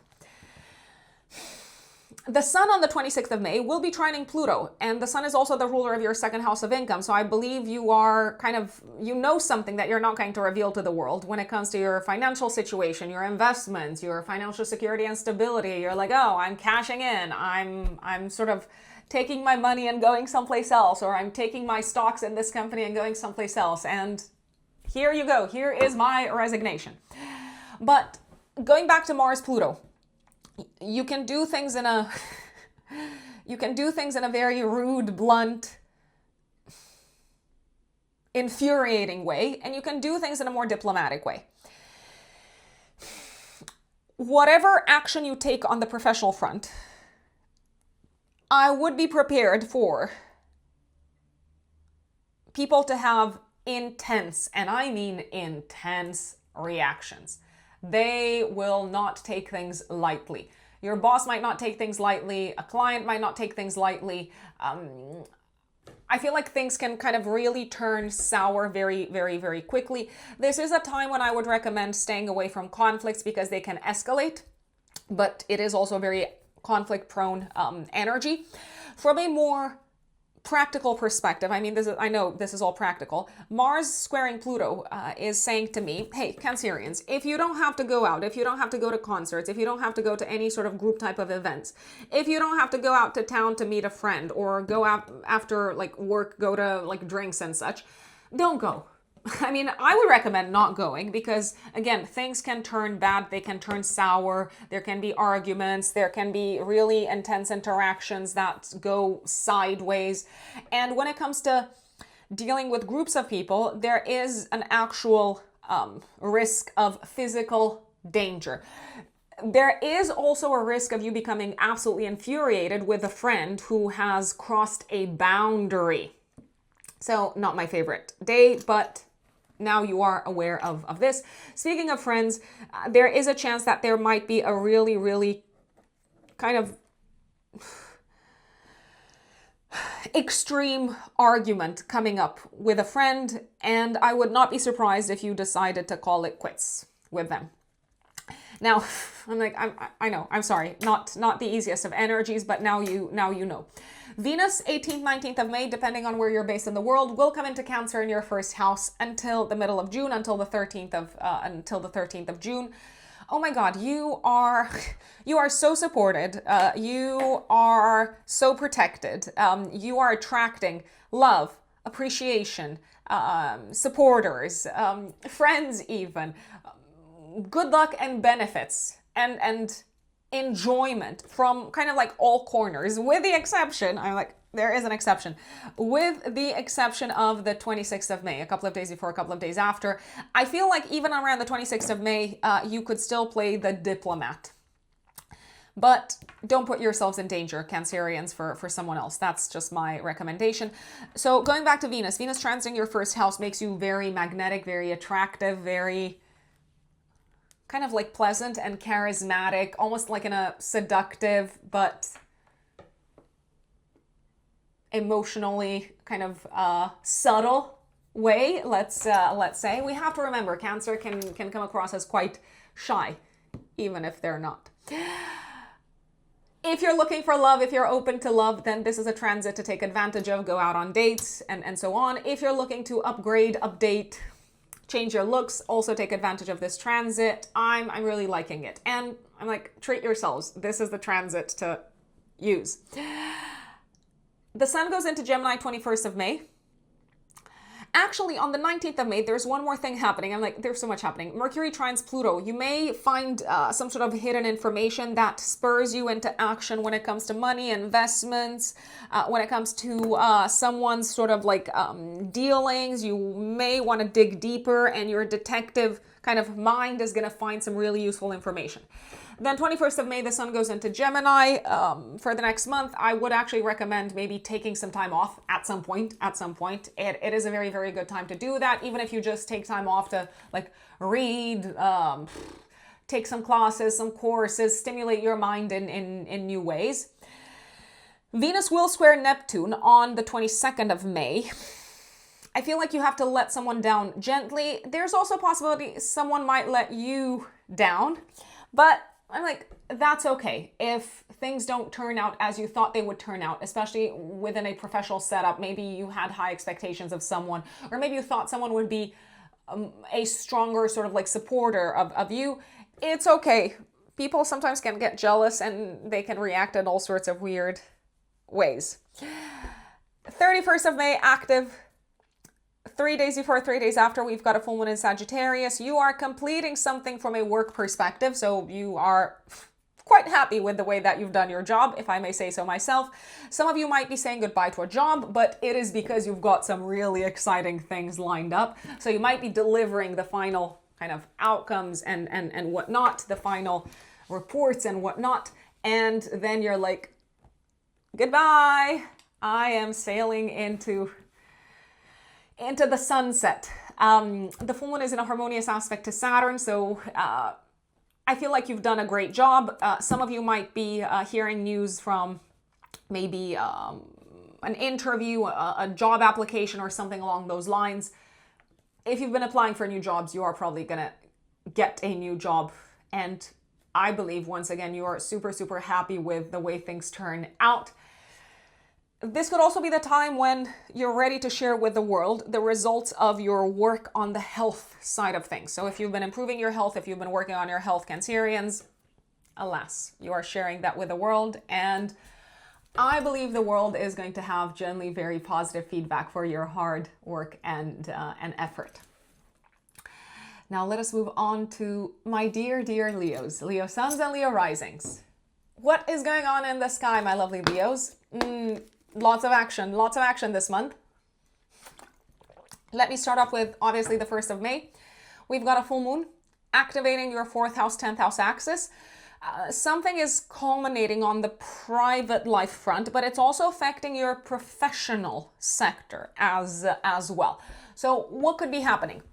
Some of you could be moving into a new home. Some of you could be putting your house on the market. Some of you could be making a big change, or maybe you're taking a big decision when it comes to your home and living situation. Maybe you're taking a big decision regarding a property. It doesn't necessarily have to be the property that you live in, but it is a property that you have a great deal of attachment to, and you're like, oh my gosh, okay, I'm going to sell this, even though maybe you have some mixed feelings around it. I believe you might also be breaking the news to your family about something big that you're going to do, and I think you've kept this hidden from them. It could feel like a massive leap of faith on your side, and some family members may not necessarily be that thrilled about what you have to say. That doesn't mean that you're not taking a good or a constructive, productive decision for yourselves, my dear Leos. But not everyone is going to get it. Not everyone is going to be as understanding as you hoped they would be. On the contrary, I wouldn't be surprised if they had really kind of strong visceral reactions. Maybe someone is even going to cry. But I think it's because they're considering how your decision is affecting them, and they're being maybe a tiny little bit selfish. They're like, oh no, you're moving to a different city, to a different country. Like, who's gonna come visit me? That's what they could be worried about. I actually believe that you are quite excited about what the future holds, and you're very much looking forward to making your plans and your goals happen. This full moon could also be putting the spotlight on your parents, but maybe also on in-laws if you have in-laws. A big chapter could be ending for them, but as a big chapter is ending, there is a huge one on the horizon. So let's say a parent is retiring, but not only are they retiring, they're letting you know they're moving to Spain. They're moving to a different country. 3rd of May, Mercury goes into Taurus in your 10th house of career. So you're going to be thinking a lot about your professional life, what's next. I do believe there's going to be ample opportunity for you to speak in a public setup, not just professionally, but generally in a public setup from the 3rd of May until the 17th of May. Give me 1 second. Mercury is also the ruler of your 2nd house of income, values, and resources. So if you are called to speak in public from the 3rd until the 17th, I would, because it looks like you're talking about things that you have a lot of, like a deep understanding of, and topics that you have a lot of practical experience with. 5th of May, active day before day after, Mercury squares Pluto. Difficult conversation with a business partner, difficult conversation with a life partner, difficult conversation about how your career plans and decisions are going to affect your relationship, maybe your relationship with your spouse, maybe a relationship with a collaborator. Nevertheless, I believe that things have to be laid out in the open so that everyone knows where the other person stands. I also wouldn't be surprised if you said something in a public setup that really triggered another person. Now, you might have felt, and it could be at work, but it could also be generally in a public setup. Now, you might have felt like you've approached a topic that is not necessarily a very sensitive topic, but it could actually be very sensitive to someone in the room. If you notice that anyone has a strong emotional reaction, and they may, because Mars is also squaring Jupiter exactly on that day, reach out to them, check in with them, Make sure that they haven't taken things personally. Make sure that they are not insulted. If they are insulted, please make amends, apologize. I know you might have done this inadvertently, but you do not want to jeopardize the relationship. At least that's what I believe. You could also be making a public announcement around the 5th of May in regards to an important professional collaboration that is no longer going to be active moving forward. 6th of May, Pluto goes retrograde in your 7th house of partnerships and collaborations. So all the transformations that have been happening on the partnership front as of the end of 2024, you're going to have the time to sort of sit with them and process them and integrate them for the next few months. 14th of May is probably one of my favorite days. The sun will conjunct Mercury in your 10th house. You are absolutely shining, can I say, glowing when it comes to maybe a big presentation that you're making or a piece of work that you're delivering. You're probably getting public acclaim, public applause.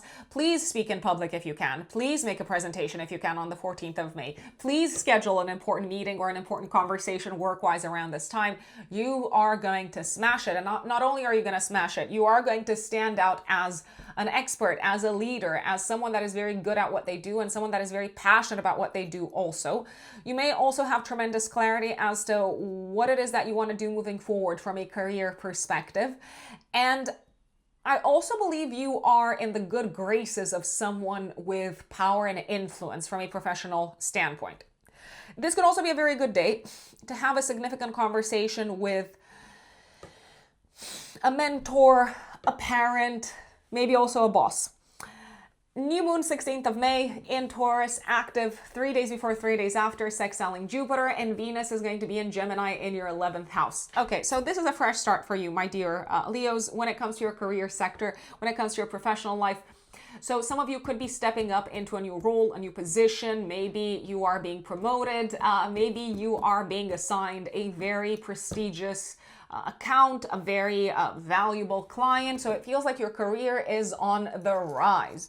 As much as your career is on the rise, I also believe that you're fully aware of the fact that this is gonna come with some strings attached, as in there might be less time that you can spend with a loved one. There might be less time that you've got available to spend, I don't know, just kind of chilling and relaxing, or you maybe won't have as much time because you might need to travel to spend with your child or with your children. So there are some strings attached, but still I see this as a very, very auspicious new moon from a professional perspective. Some of you could be switching sectors or industries. Some of you could also be getting news of the fact that a new boss is coming in, a new manager is coming in, or there is a new vision from a leadership kind of perspective for the company that you're working for. I believe that you are very excited to be collaborating with some new people in the workspace. You might be joining a new professional organization. You might be forming some really auspicious relationships in the public sphere, but also in the professional sphere. And your public status and public reputation, even if we leave career aside for a second, is 100% getting a boost around this time. People want to hear from you. People want to talk to you. People want to hear what you have to say. And it looks like the invitations are coming in. It looks like you're called to be more publicly active, my dear Leos. Mercury is going into Gemini in your 11th house on the 17th of May until the beginning of June. So lots going on the social front, on the friendship front, and even more so from the 21st of May onwards when the sun goes into Gemini in your 11th house. So I believe that your agenda, your diary is going to be absolutely crammed with invitations, with new people, with new energy coming in via a social channel of some sorts. I also believe that you're going to be very good at speaking in public. Now, I did mention that already with like Mercury and Taurus, but even more so, I feel like you're able to address certain topics in such a lighthearted and curious and versatile manner from the 17th until the end of the month that people will be absolutely impressed. And not only are they going to be impressed, exciting opportunities can come your way as a result of that. Now, speaking of exciting opportunities, 18th of May is when Mercury conjuncts Uranus in your 11th house. all of a sudden, new people are coming in, new ideas are coming in when it comes to your plans for the future, new people that will most likely impact your plans for the future, sudden, unexpected news connected with your friends, connected with communities that you're a part of. Exciting surprises, because this Mercury-Uranus conjunction is already going to be in a harmonious aspect to Neptune and to Pluto. I feel like people are coming your way and you did not see them coming, and this is kind of changing your approach to the future. It's changing your approach to collaborations, even professional collaborations, and there may be some sudden unexpected opportunities to also travel as a result of these people coming in. You may also have some massive aha moments, both around the 18th of May, day before, day after, and also around the 22nd of May, day before, day after, when it comes to what you want your future to look like. What is a worthy future for you? What is a worthy set of goals for you, my dear Leos? And you may also be very keen to shake up your sort of circles and communities and start hanging out with a new tribe, a new set of people, a new group. Saying that though, there may also be people suddenly exiting your existing kind of groups and circles and communities, but that's making room for new people all together.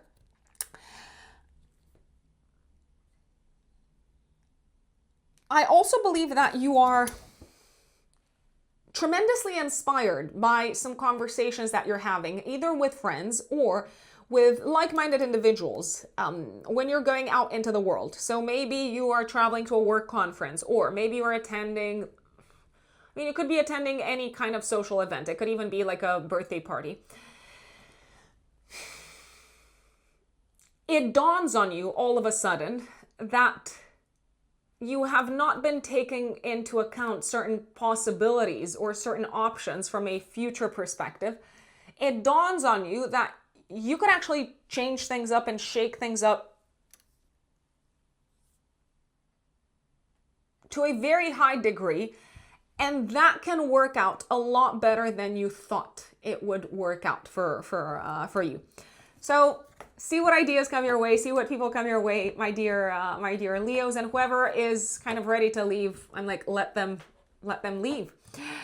Mars goes into Taurus in your house of career from the 18th of May until the end of June.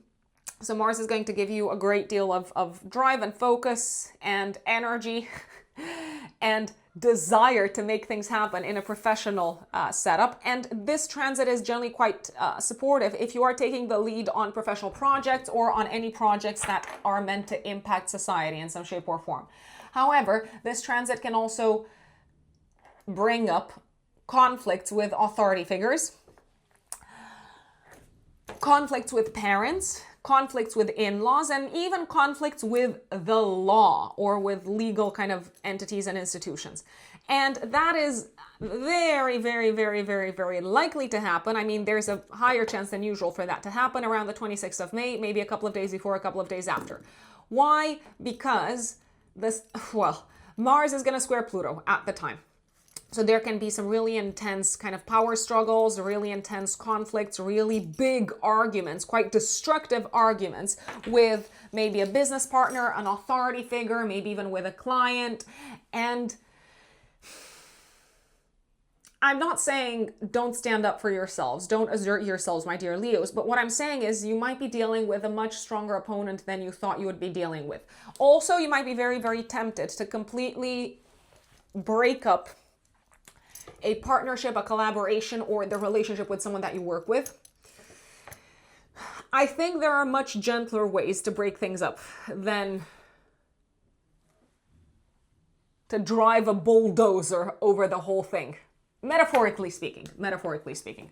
Now, 26th of May, a few days before, a few days after, can also bring a destructive, intense, transformative event in the life of a partner. If you have a partner, I would not be surprised if someone lost their jobs around this time, or if there were like a major restructuring within the company, a big sort of intense, it could even be an accident when it comes to one of their family members. So there can be this sort of like very disruptive news coming in. Now, if I go a little bit back in time, also 18th, 19th of May, Venus goes into Cancer in your 12th house until the middle of June. This is actually a good time to rest, to recover, to sleep, to relax, and to maybe enjoy some time away from the world as much as possible, because you are also very career oriented throughout this period. 26th of May, when Mars is squaring Pluto in Aquarius, we've also got the Sun trining Pluto. So as much as one partnership could be dismantled and fall apart, another partnership could be forming. Or you may have some sort of like hidden ace up your sleeve, let's say, and that's why you are ready to play hardball. And 31st of May, we've got a full moon in Sagittarius. Active 3 days before, 3 days after. The month ends on a much lighter, more celebratory note. I believe you might be relaxing. You might be attending some sort of a party or like a fun event. Maybe you're catching up with a romantic partner. Maybe you're a little bit more relaxed when it comes to your children because they have overcome possibly some challenging times. Maybe they've been struggling from a mental health perspective. So I believe it is a good time to enjoy, to relax, to spend time with loved ones. You could be wrapping up a creative project. You could also be focusing very much on any and all activities that bring you joy, that you have been pushing aside because you've been so driven to make things happen in the professional sphere. And the full moon is also in a harmonious aspect to Saturn. I believe if you were working on anything together with a partner or with a collaborator or with an agent, they will have played their part in making this happen, and they will have been a very valuable ally. Speaking of allies, within the relationship sector, especially I'm looking at romantic relationships, Leos, 26th of May, a few days before, a few days after, really tough time. Also 5th of May, maybe a day before, a day after, that could have been also very, very tough time. Things are calming down and you seem to be finding some relief and some peace on the romantic front end of the month, around the 31st of May. If you have children, they could have a pleasant surprise for you also around this time. And I think it's good to relax and enjoy and catch your breath and say, okay, I don't have to be constantly kind of like running and chasing something. I can also take it easy. My dear Virgos, Virgo suns and Virgo risings, May of 2026. What is going on in the sky, my lovely Virgos? The month begins with a full moon on the 1st of May, active 3 days before, 3 days after. And this activates your 3rd house, 9th house axis. So you might be traveling around this time. You might be booking plane tickets. You might also be taking your car into the garage for like a checkup or a replacement of some part of it. I will say there is a very high possibility that something might be malfunctioning around this time when it comes to your preferred mode of transportation. Maybe something is overheating.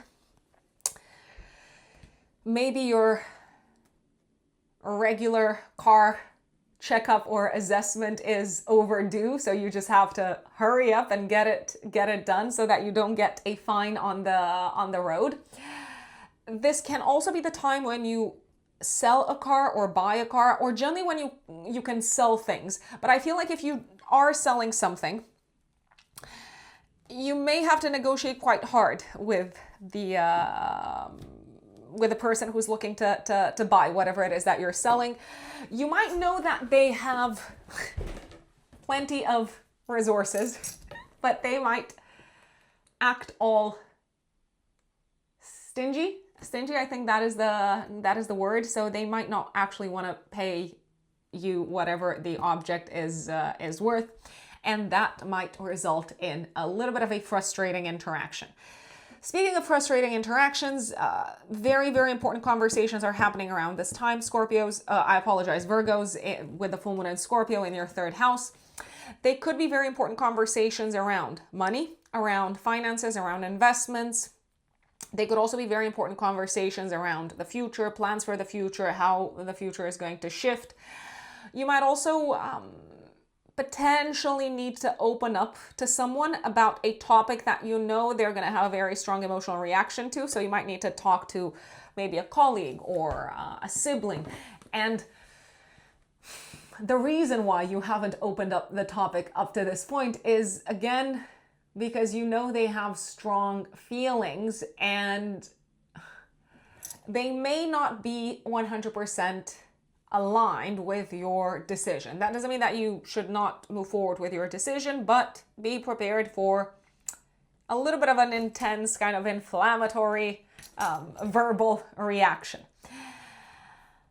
This could also be the time when you are looking to pass a test, an exam. I feel like you might just about pass the test, but you are stressed. I kid you not. Maybe because you don't feel like you've spent enough time mastering the topic, maybe because you wake up on the day and you're not feeling 100% physically, but I do believe ultimately you will pass. 3rd of May, Mercury, which is your chart ruler, goes into Taurus in your 9th house. Now, you might like this transit a lot more than Mercury transiting through Aries. So from the 3rd of May until the 17th of May, with Mercury transiting your 9th house, my dear Virgos, you might be thinking a lot, and even you might be actively involved in topics such as your education, especially academic education, legal matters, anything connected with visas, foreign residency, I don't know, a second citizenship application and so on. You might also be thinking about the meaning of life and reading a lot about this and maybe contemplating the big questions of why, how, what is the purpose of this life? Why are we here? How are we here? So you're thinking very kind of holistically about life. I hope I'm using that word in the right context. And your mind is focused on big picture topics. You may also feel inspired to connect with people that you've got things to learn from. So mentors, people with a high level of expertise in the fields that you are interested in. Last but not least, physically and emotionally, and in your body, I feel like things are calming down a little bit for you because you might have been going through a lot of turmoil up until this point, throughout April, up until this point, especially second half of April, and now you're kind of coming back to yourselves. You're becoming more grounded, I would say. You might also be very excited to be traveling once more. That's also a possibility. 5th of May, Mercury squares Pluto. It's going to be active day before, day after. You may have a very stressful, challenging conversation with a colleague, a coworker, a client, or with a health practitioner. Now, I do believe you are disagreeing with them. I don't want to say 100%, but 99.9%. However, my recommendation would be, as much as humanly possible, to not necessarily antagonize them more than necessary. So let's say a client comes in and they kind of cause a little bit of chaos and they make this big fuss about, I don't know, their account or something that isn't going in line with what they expected of your company. Rather than being super curt with them and saying, oh, it is what it is, you just have to deal with it, because that's probably going to rile them up, I would maybe focus on kind of finding a middle ground of some sorts, offer an alternative view, an alternative perspective, as opposed to trying to shut them off and shut them down. There's also a possibility you might find out some disturbing information about a colleague, about a client, about someone that you work with, and there's also a chance that someone might leave around this time. They might leave from your team, they might leave from your workplace, and I believe that may shake up a little bit some of the plans that you had made in this regards. Mars is also squaring Jupiter exactly on the 5th of May. Big fights with friends, big public fights, arguments, conflicts. I mean, when I say fights, I don't mean like physical. I mean, they could be arguments, and there could also be major clashes between people with different worldviews and belief systems. I don't know necessarily if you're in the middle of this. I believe you're more an observer of this. That doesn't necessarily mean that it's an easy position to find yourselves in, Virgos. Pluto goes retrograde in your house of work and health on the 6th of May, so it's time to integrate some of the big changes, the big transformations that have been happening on these fronts as of the end of 2024. One of my favorite days is the 14th of May. Sun conjuncts Mercury and Taurus in your 9th house. This is a fabulous, fabulous, fabulous time to do anything connected with your academic path and success and academic journey. So apply for, I don't know, a master's degree, submit your thesis, make a public presentation, speak in public about your worldviews and beliefs and life philosophy, address difficult topics in a very sort of philosophical format. It's also a very, very good day in terms of receiving news connected with visas, traveling, foreign residency, maybe also connected with in-laws if you have in-laws, my lovely Virgos. You are shining at this point in time, and I don't say that lightly. You're shining at this point in time for your achievements on an educational level, on an academic level. And you also seem to stand out and to receive a great deal of appreciation for your overall perspective on life. This is also a day when you are inspired, I have to say, from a spiritual standpoint. So you might feel like, okay, something out there is guiding you. It's kind of helping you take decisions. And I would recommend trusting that higher guidance. Give me 1 second, Virgos.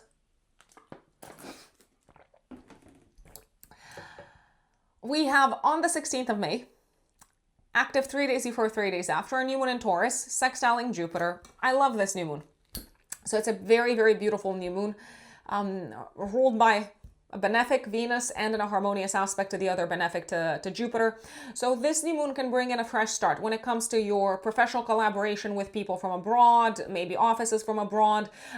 This could also be a fresh start when it comes to your studies, and you already seem to know, hey, I'm going to get an MBA, and I know for a fact that this will help me from a career perspective. It could be that your company is paying for your studies. It could be that your company is paying for your education. So I see this kind of very strong connection between your education and your work sector. You are benefiting from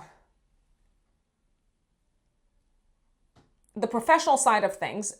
You are benefiting from any sort of steps that you are taking in the academic sphere. I also believe that this new moon can bring in a new beginning when it comes to you traveling more for work. So get ready for that. When it comes to broadening your horizons, literally, let's say, I also feel like your worldview is shifting, and you are a lot more optimistic, and you seem to have a lot more faith and trust in what the future holds, and in the fact that things are playing out exactly as they're supposed to play out on the career side of things.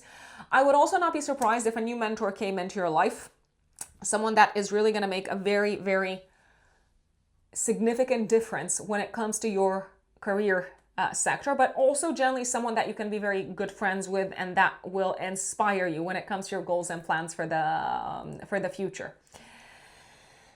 Mercury goes into Gemini, 17th of May.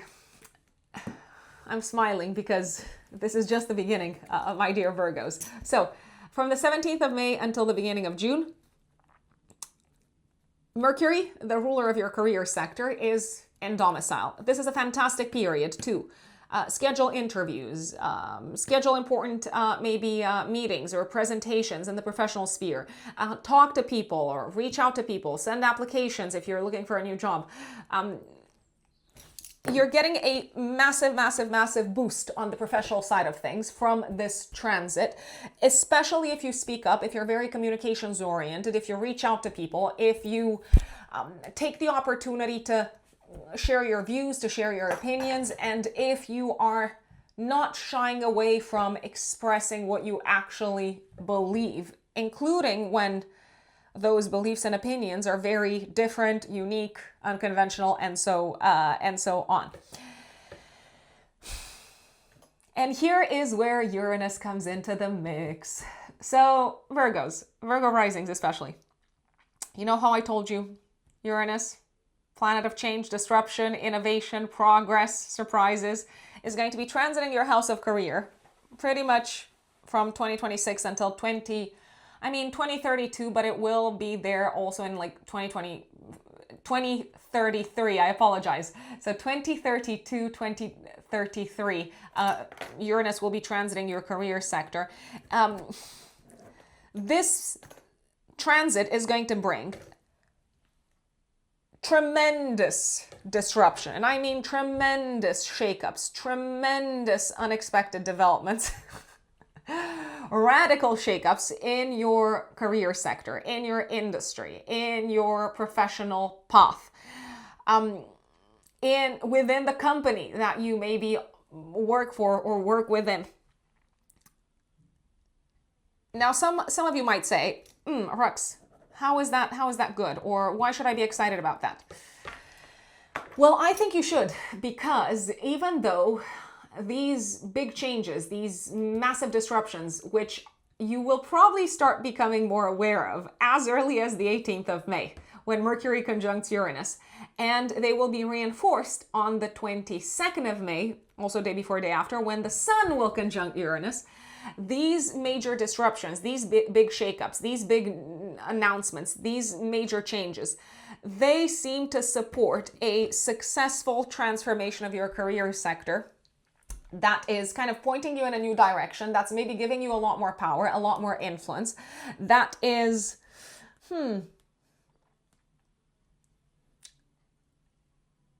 guiding you to shift gears and trajectories from a professional standpoint in a manner that is going to be immensely stimulating and exciting and adventurous, especially on the intellectual front. So you're going to learn new things. You're going to be operating with like new ideas, new people.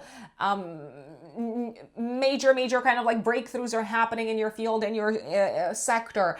Maybe people are leaving and they're making room for you to step up. So I wouldn't be surprised if both around the 18th of May as well as around the 22nd of May, there may be some sudden unexpected announcements on the career front. They could come in from leadership. They could come in from the industry as a whole. You might not know if this is a good or a bad thing immediately. I'd say it's a very, very auspicious thing. The reason why I say this is because this conjunction between Mercury and Uranus, and then between the Sun and Uranus, is going to be in a harmonious aspect to Pluto and in a harmonious aspect to Neptune. So let go of the way things are. Be prepared for things to shift. Be prepared to jump, to say yes. Be prepared to operate work-wise within a totally new environment, within a totally new industry altogether, within a new container altogether. Maybe there have been some major, again, like scientific breakthroughs or major announcements. The thing is, your career is benefiting from it. If you are not afraid to jump, if you're not afraid to shift gears rapidly, if you're not afraid to say yes to progress and innovation and the unexpected. I mean, some of the best things in life come in unexpectedly when you're least prepared for them. And I believe this period, essentially from the 18th of May until the sort of 23rd, is one of those times in your life. Now, could there be an unexpected opportunity, maybe from a different company, a different sector, a different industry, a different field, making its way to you from a professional standpoint? Yes. Yes. Maybe you've been working in the educational space and all of a sudden someone reaches out and they say, oh, don't you want to work with me in PR? I think you would be fantastic at this. And you're like, oh, I have no experience in PR. I don't even know how to write a press release. And they tell you, it doesn't matter. We will teach you immediately. You'll hit the ground running. To you, I say, Virgos, go. But obviously you have free will. It's completely in your court, the proverbial ball. So many things are happening on the 18th, 19th of May. So also on the 18th of May, Mars goes into Taurus in your 9th house. So you will probably feel very driven and motivated until the end of June to fight for your beliefs, to take action and to make things happen on the educational front, to travel maybe as well, but also to stand up for yourselves and to kind of defend your stance and your position, maybe in a legal setup. Also on the 18th, 19th of May, depending on where you're based in the world, Venus goes into Cancer in your 11th house. Jupiter is also there. I cannot tell you, I cannot stress this enough. Pretty much until the middle of June, until the 13th of June. You've got very good friends. Friends are here to help you. They are here to support you. You've got supporters and allies left, right, and center. You've got people here to help you make your dreams come true. Family wants to help you make your dreams come true. Friends want to make you want to help you make your dreams come true. Mentors, professors, teachers, all of these people. Also, I love this transit because it's a very, very auspicious transit from a financial perspective, my dear Virgos. If you have goals financially, reach out to people, collaborate with people, make plans for the future financially. It can also be a very enjoyable time. So from the 18th, 19th of May until the 13th of June, it can also be a very, very enjoyable time from an interaction with friends perspective, from the perspective of your involvement with groups and communities. So I say go out, catch up with friends, participate in group events. This is looking superb. I love it. However, I'm not necessarily liking when it comes to the friendship sector, when it comes to socializing, the 22nd of May, because Venus will be squaring Neptune. A friend might come across as a little bit selfish or maybe sneaky, or they might come across as someone who has an ulterior motive or a hidden agenda. I would also not be surprised if someone canceled on you at the last minute or just didn't show up and then pretended nothing happened. 26th of May, probably the most difficult moment of the month. Active a couple of days before, a couple of days after, Mars is squaring Pluto. So this can bring in a major transformation of your plans travel-wise, because something is happening in the workspace. If you're traveling for work, please get insurance. There may be delayed sort of like flights or cancellations. There is a chance you might get stuck somewhere. It's not mandatory, but you might. I would also make sure that you are absolutely 100% insured from a job standpoint. If you offer any kinds of services that require business insurance on your end, please get business insurance, because there may be a work-related accident/incident. There might also be a very intense conflict and fight and argument within the workspace. You might also have a big fight, a big row with someone not just in the workspace, but in the health sector. It is not my favorite time. Again, please take this as pure entertainment only. This is not medical advice. This is not my favorite time at all for any sort of medical interventions unless it is an emergency. Especially any medical interventions that require needles, surgery, sharp tools, and so on. There is a possibility that there may be some sort of a health crisis coming up to the surface, and that does cause some physical pain. So if that is the case, I would pay attention to the few days before. So if you're sensing anything, I would not postpone acting on it, because the more you wait, the more challenging the experience might be. And I'm not saying that it's mandatory for this to manifest physically, but it could manifest as a hidden health issue that sort of blows up in terms of intensity. And last but not least, 31st of May, active 3 days before, 3 days after, we've got a full moon in Sagittarius.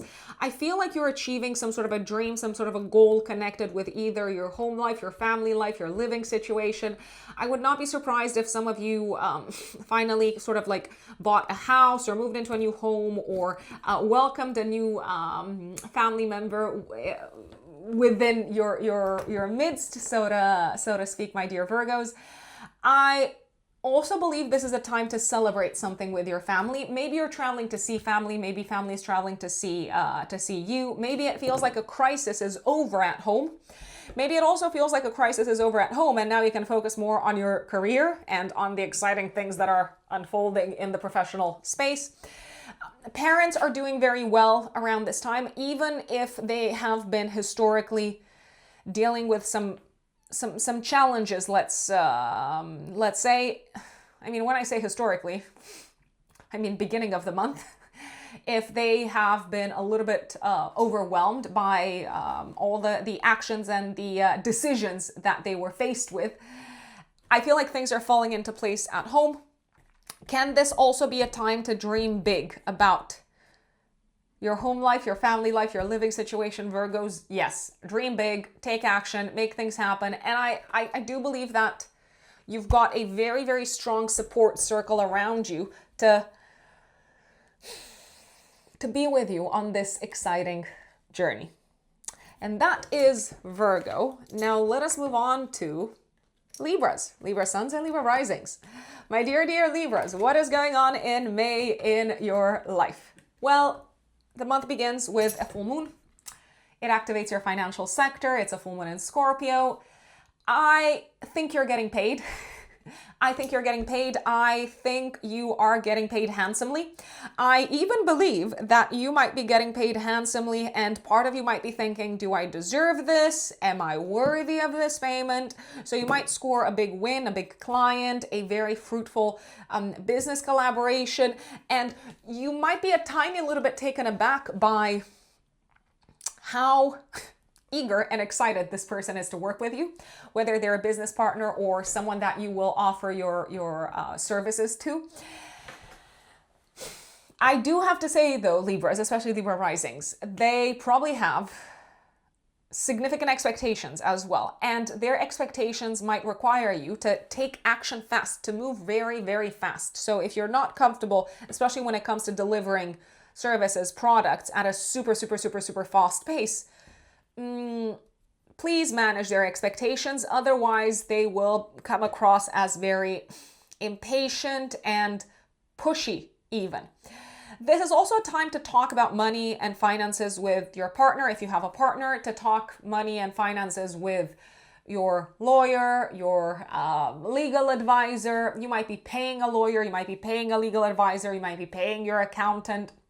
And I also believe you are kind of assessing your options in terms of who is worthy of your money and who is no longer someone whose services you require, let's say. Now, is this also a time when you might be increasing your prices? I think so. Is this something that's going to make everyone happy? No, I don't think so. So some people might take it harder than others, especially around the 1st of May, but also around the 5th of May. Saying that, even though they might protest, ultimately, I believe that if you offer quality services, they shall come back. They shall return. I think you will need to advocate for yourselves, though, Libras, both around the 1st as well as around the 5th of May. Especially around the 5th of May, someone is being very adamant about, I feel like saying adamant about how you should price yourselves, value yourselves, do your job, go about your career. And if you ask me, I would take a little bit of a step back and say, okay, fantastic. I see where you're coming from. I understand you have very strong feelings about this. That does not necessarily mean that this is in alignment with my perspective and my way of doing things and my strategy. I also believe, however, that you might be dealing both around the 1st as well as around the 5th with someone who, at their core, they have good intentions and they can even be helpful for you from a professional perspective, even from a financial perspective. But the way that they go about it is just it's like too much. They're too pushy. They're too domineering. They want to make things happen yesterday, not even today. So you might need to kind of calm them down a little bit and say, hey, hold your horses. It's okay. We can make this work. We do not have to rush into anything. 3rd of May, Mercury goes into Taurus in your 8th house. So you're probably going to be thinking a lot about investments, other people's money, debts, taxes, shared resources, but also about anything that is in need of transformation in your life. 5th of May, I did mention the Mars Jupiter square, which is also active a day before and a day after. Also on the 5th of May, active day before, day after, Mercury will square Pluto. I think this day shall bring one of the following. Maybe a difficult conversation with a romantic partner, or with a child if you have children, or with a guide, a mentor, someone that you look up to. I think you're not going to be in agreement immediately on how to deal with a matter. And I also believe that whatever information is coming to the surface, it's quite hard to process. It does seem to be a lot easier to process, and you do seem to reach an agreement, even with this person that you've maybe had a hard time communicating with, because maybe they have very strong feelings about the topic. Maybe you're triggered about the topic altogether. You may reach an agreement with this person on the 19th of May, maybe also a day before and day after, when Mercury will trine Pluto. But on the 5th of May, everyone's being very stubborn. Everyone's being sort of quite attached and quite intense about their way of seeing things. And I wouldn't be surprised if either you or the other person decided to take a little bit of a break from communicating with each other. Now, it may be temporary. It could even be your child saying, oh, I don't want to talk about this thing with you at all. It will not be a very long-term break. You might find ways to communicate about this issue around the 19th of May, actually, but it's not necessarily going to be an easy pill to swallow, my dear Libras. 6th of May, Pluto goes retrograde in your 5th house. So for the next few months, you're going to have some time to kind of process how much your approach and your principles when it comes to romantic love, when it comes to raising children, when it comes to having fun, even to enjoying yourselves, how much things have changed as of 2024. End of 2024, to be more precise. 14th of May, the Sun will conjunct Mercury. I think this is the perfect time to have a conversation about a topic that's been weighing heavily on your chest, on your mind, on your psyche. This is a very, very good day to talk money. It's a very, very good day to talk about something that has historically generated a crisis in your life.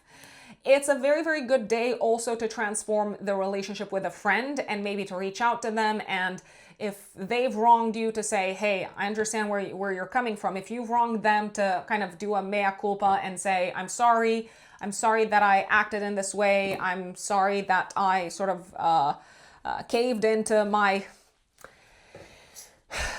own demons taking control of my speech and my brain and my mind. It is also a very good day when it comes to securing a mortgage, when it comes to securing a loan, when it comes to securing an investor, a scholarship, a bursary, or anything connected with other people's resources. It could be a good day of news that bring more security when it comes to your partner's financial situation. So it could be that your partner is getting a raise, or it could be that a business partner is finding ways for your business to become more kind of stable in the face of circumstances that are kind of shifting, let's say. Also, don't be afraid to open up about something that has caused you pain in the past. I think you're seeing it with tremendous clarity. I think you're talking about it with tremendous clarity. And I think the other people that you're talking to also get it. New moon in Taurus in your 8th house, sextiling Jupiter. A fresh start, 16th of May, active 3 days before, 3 days after, when it comes to one of the following.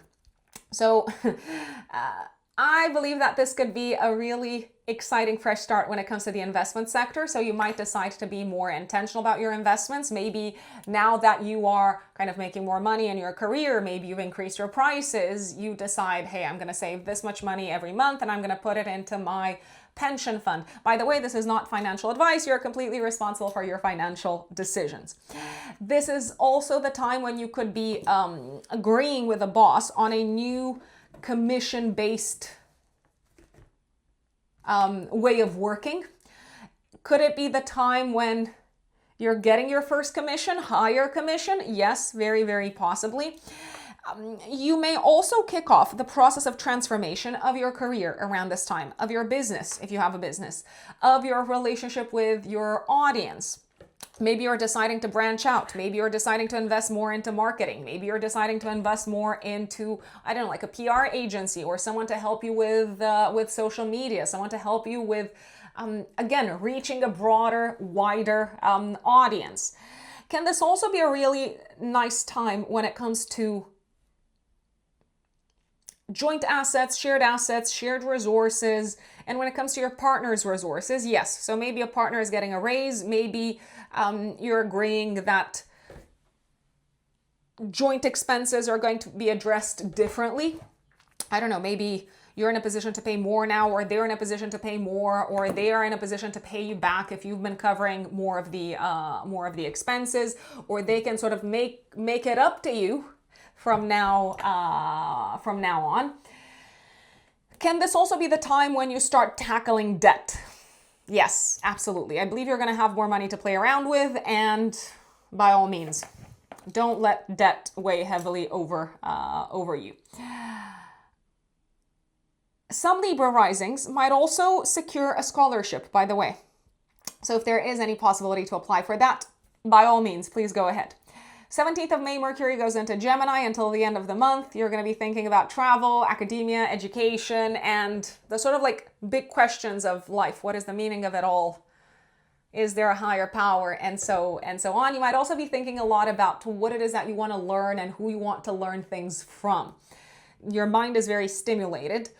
18th of May, Mercury conjuncts Uranus. So we have the very, very first strong activation of Uranus in Gemini in your 9th house. The next very, very strong activation is the 22nd of May when the Sun will conjunct Uranus.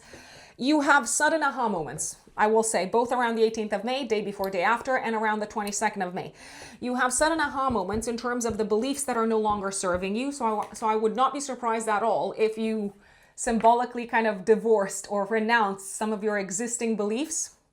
So if you were, this is just an example, by the way, if you were highly, highly attached, let's say, to a very religious worldview, all of a sudden it could dawn on you, oh my God, this is how this particular set of beliefs has been holding me back. This is how it's been getting in the way. Or these are the things that I was not seeing accurately and clearly because of my bias.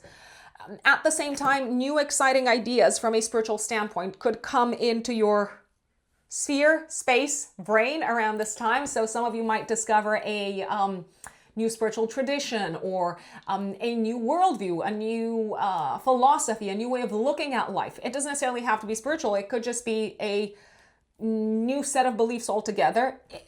All of this could come in very suddenly in your life, very unexpected, very out of the blue, very much like, here it is, out of nowhere. And it feels like this is something that is going to change over the next few years. Both your approach to relationships, your approach to your private life, your approach to enjoying life in general. So your mind is experiencing a tremendous awakening, I'd say. But it doesn't necessarily seem to come from the sphere of logic necessarily, or it's not purely logical. It might also feel like something from higher up above.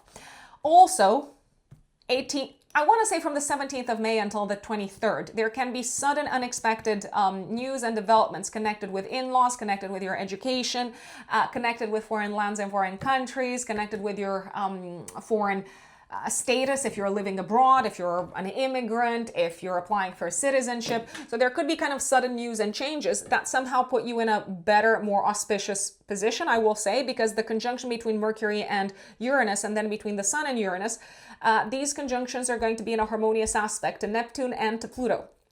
And Pluto is in your 5th house.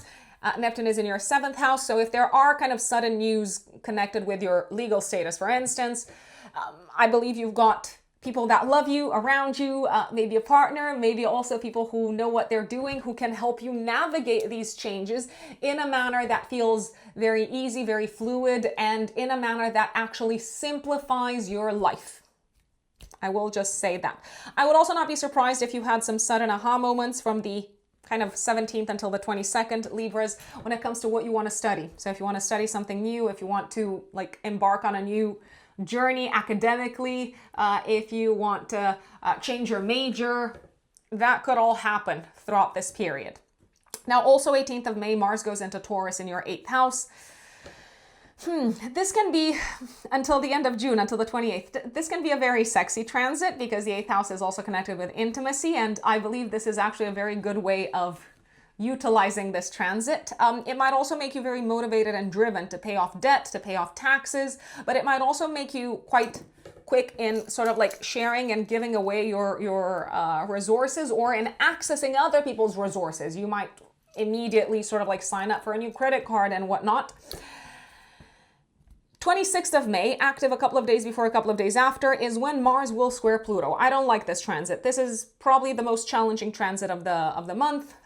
There is a chance that you might have a massive fight with someone that you love. It could be a child, it could be a romantic partner, over money. They might have hidden something from you, they might have taken something from you, or you might have hidden something from them, something that has to do with money and financial resources in general. You might have a massive disagreement, a massive argument over money. Speaking of money, something could happen with a loved one. It could be a child, and it might cost a lot. So they might damage something, and you are sort of angry and enraged and taken aback by how much you have to pay in order for that object, for instance, to be fixed, to be repaired. So a child might cause major damage. It could also be a loved one that causes some sort of a practical, big, major physical damage, and the family budget, for instance, might be affected as a result of that. Venus is also on the 18th, 19th of May, going into Cancer all the way until the middle of June, until the 13th of June. This is a very supportive transit for your career. So Libras, your career is actually going fantastically now that both benefics are in your career sector. So take advantage of this transit to attract more clients, to upgrade your profile on LinkedIn, to overhaul your online portfolio, to be publicly active, to share things with the world in your professional space.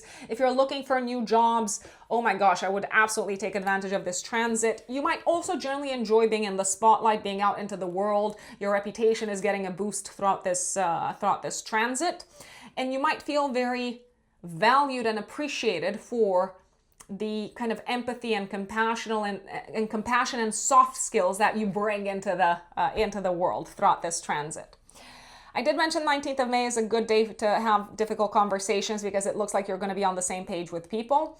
Also, this is a day when you might find some kind of, once again, buried information, and based off of that, it looks like you're going to make decisions connected with your either education, legal status, or your love life.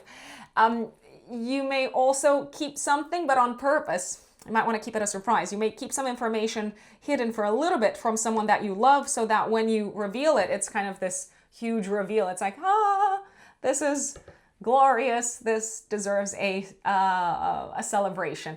Also, 19th of May, sparks could be flying with someone, just as an FYI, but they might be hidden sparks. Maybe it's not all out in the open. And when I say sparks are flying, I mean romantically. 22nd of May, Sun conjunct Uranus, but also Venus squares Neptune. I think you need to let someone down career-wise because they have unrealistic expectations. So again, you need to manage their expectations, or you might just have to say no to something, maybe to a collaboration or an opportunity, because you've got other more exciting things going on. And 31st of May, full moon in Sagittarius, active 3 days before, 3 days after. Fantastic conversations, presentations, communications happening in the professional sphere. Whatever you're saying, it is received with applause. You may have something also very big to communicate to the world about your career. You might have something very big to communicate to your boss, and they are, I think, ecstatic. I gotta say, you might be traveling for work. You might also be traveling maybe to an important event of a professional nature. And I repeat, once again, your career seems to be getting a boost as a result of this. I would not be surprised if you were signing an important deal, an important contract on the professional side of things as well. And also, if you need to pass any exams, I think you are passing with like flying colors. There's generally a sense of good news and very constructive and productive and exciting conversations and collaborations happening around this time. You might also be very happy to hear from maybe a sibling or a cousin or even a partner. You might be very happy to hear that they're doing very well professionally, also as a result of consulting with you. That is Libra. My dear Scorpios, Scorpio suns and Scorpio risings. May of 2026 is starting off really strong for you with a full moon in your sign. So on the 1st of May, we have a full moon in Scorpio. This is going to be ruled by Mars in Aries in your 6th house of day-to-day work and health. And Mars will be squaring Jupiter in Cancer. So what's going on? Essentially, at the time of this full moon, you might be completing an important project work-wise. You might also have to step up and act as some sort of a leader in the workspace. You might also need to act really, really fast and deal with an emergency in the workspace or deal with some sort of crisis. Now, this crisis could potentially involve traveling. It could potentially involve dealing with a legal issue, a legal matter, or something that could go down the legal route if not addressed immediately. Now, the good news is that generally you are very, very good when it comes to crises, my lovely Scorpios. So you are the person to go to if the proverbial SH hits the fan. Go to a Scorpio in your anyone with Scorpio placements in your lives, folks. They will, I feel like, instinctively know what to do, how to handle it, what sort of action needs to be taken. So I feel like as much as this is an intense full moon, obviously, Scorpio, right? Fix water. You're probably going to deal really, really well with whatever issues it's bringing your way. Now, I did mention you might need to travel for work. There's also a possibility you might need to deal with maybe someone who is based abroad in the workspace, maybe a client, or maybe someone who is based in a different office. And I feel like you're not exactly on the same page, which is why the crisis is happening in the first place. I do believe, however, that even though it feels like you're at odds with each other, there is some sort of a middle ground, middle path that you can take in order to find a solution for whatever problem is coming up. This is a full moon that for you brings problem solving, my dear Scorpios. I also, however, want to emphasize that speed is of the essence. So move fast, don't waste time, don't wait for things to just go away. It feels like this is your moment to step up, to take action, to take advantage of the innate skills and abilities that you've got when it comes to sort of reading a situation and reading in a subtle way how it could escalate, but how it could also be de-escalated, let's say. Now, I did mention, however, that this full moon, and by the way, you might actually feel the energies of this full moon all the way until the 5th of May. I know I generally say 3 days before, 3 days after, but this one, I'll explain why. Because Mars is squaring Jupiter exactly on the 5th of May, so this one might be extra spicy. This lunation is also telling you, pay attention to your health. There could be something coming up health-wise at the very last minute. There could be something that needs to be addressed immediately. I repeat, if you act immediately, you're going to be able to fix it, solve it. But if you're sensing that something is a little bit off, if you're sensing a little bit of pain, if you're sensing a bit of inflammation, then don't wait. Go to the doctors. I mean, obviously, this is not medical advice. Please take the advice of your doctor no matter what. This is pure entertainment only. So if you do see anything or sense anything coming up, Go, go, go. Act on it. Make sure that you address it straight away. At least that's how I would deal with the energy of this full moon. Also, if you haven't been paying attention to your health, or if you have been shoving something under the rug or hoping that it will just kind of go away on its own, this full moon could bring a crisis. I obviously believe you're going to be watching this before the month of May. I mean, some people are watching this in May. I'm fully aware of the fact that people watch their monthly horoscopes throughout the month. If you're hearing this before May kicks off, then I want to give you this heads up. If there is a health issue coming up, it's probably been building up over time, and it has probably given you some signs, because Saturn has already been in this part of your chart as of mid-February. So just get the job done, get the health-related issue resolved. 5th of May is also a very, very important day in May for two reasons. There is two things going on in the sky, and you might also feel these energies a day before, day after, but you could even feel them a couple of days before, a couple of days after the 5th of May. So Mars is squaring Jupiter exactly, as I've mentioned. This can bring quick inflammation on the health front. I repeat, if you have been ignoring something, if you haven't, if you've been taking good care of yourself, Scorpios, fantastic. That's great. This could also bring a clash in the workspace. I mean, you don't seem to necessarily see eye to eye with someone. It could be a clash connected with a creative project. It could be a clash over money. It could be a clash over the, let's say, legal implications of something. I feel like you're both right in your own way. And I also feel like if you were to find some sort of a middle path, as opposed to going into a big conflict, into a big fight. By the way, 5th of May, a couple of days before, a couple of days after, oh my God, this period has written all over it. Big arguments in the workspace, big arguments with clients, big arguments with maybe also health practitioners, but we'll leave that to the side. Big arguments with, significant arguments with maybe colleagues. I repeat, I believe you're both right in your own way. And I think you need to remember, both of you, you might need to take a little bit of a step back and remember that you're actually on the same team. Remember that you value the same things, or you should value the same things to an extent, because you're maybe working together for a reason. I would also recommend at this point in time, if you can, not antagonizing someone who is already in a state of irritation. And Scorpios, you are very emotionally intelligent, but you do have a sting in your tail. I believe the sting around the 5th of May should be dialed down a little bit. Now, that is my belief. You do what you want, Scorpios. If you do not dial down the sting, and if you are going to be sarcastic, and if you are going to be ultra kind of assertive with someone, oh, be prepared for big feelings, big clashes, all of that jazz. Now, also on the 5th of May, Mercury is squaring Pluto.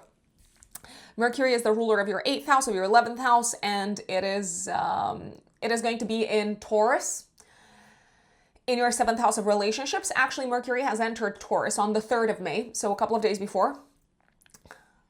And it's going to stay there all the way until the 17th of May. So lots of conversations happening with friends, with partners, collaborators, but maybe also with your financial advisors, therapists, coaches, counselors, consultants, etc. 5th of May, when Mercury squares Pluto, it feels like you're talking to someone about a very uncomfortable topic.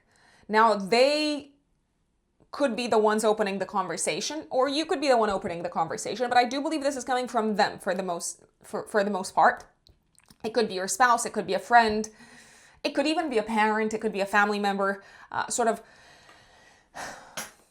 I feel disclosing something that is quite intense in its nature. They could be disclosing a secret. They could be telling you, oh my God, if I were to share with you what happened, I don't know, in my childhood or like a few years ago, you would not believe it.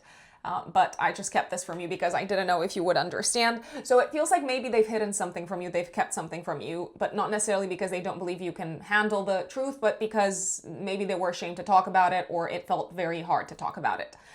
I would also be very careful what you say around this time though, because this is a very sensitive topic and you don't want to alienate them. There's also a possibility that some information might come to the surface from your partner's past or from your own past, and it seems to shake up an existing relationship with someone.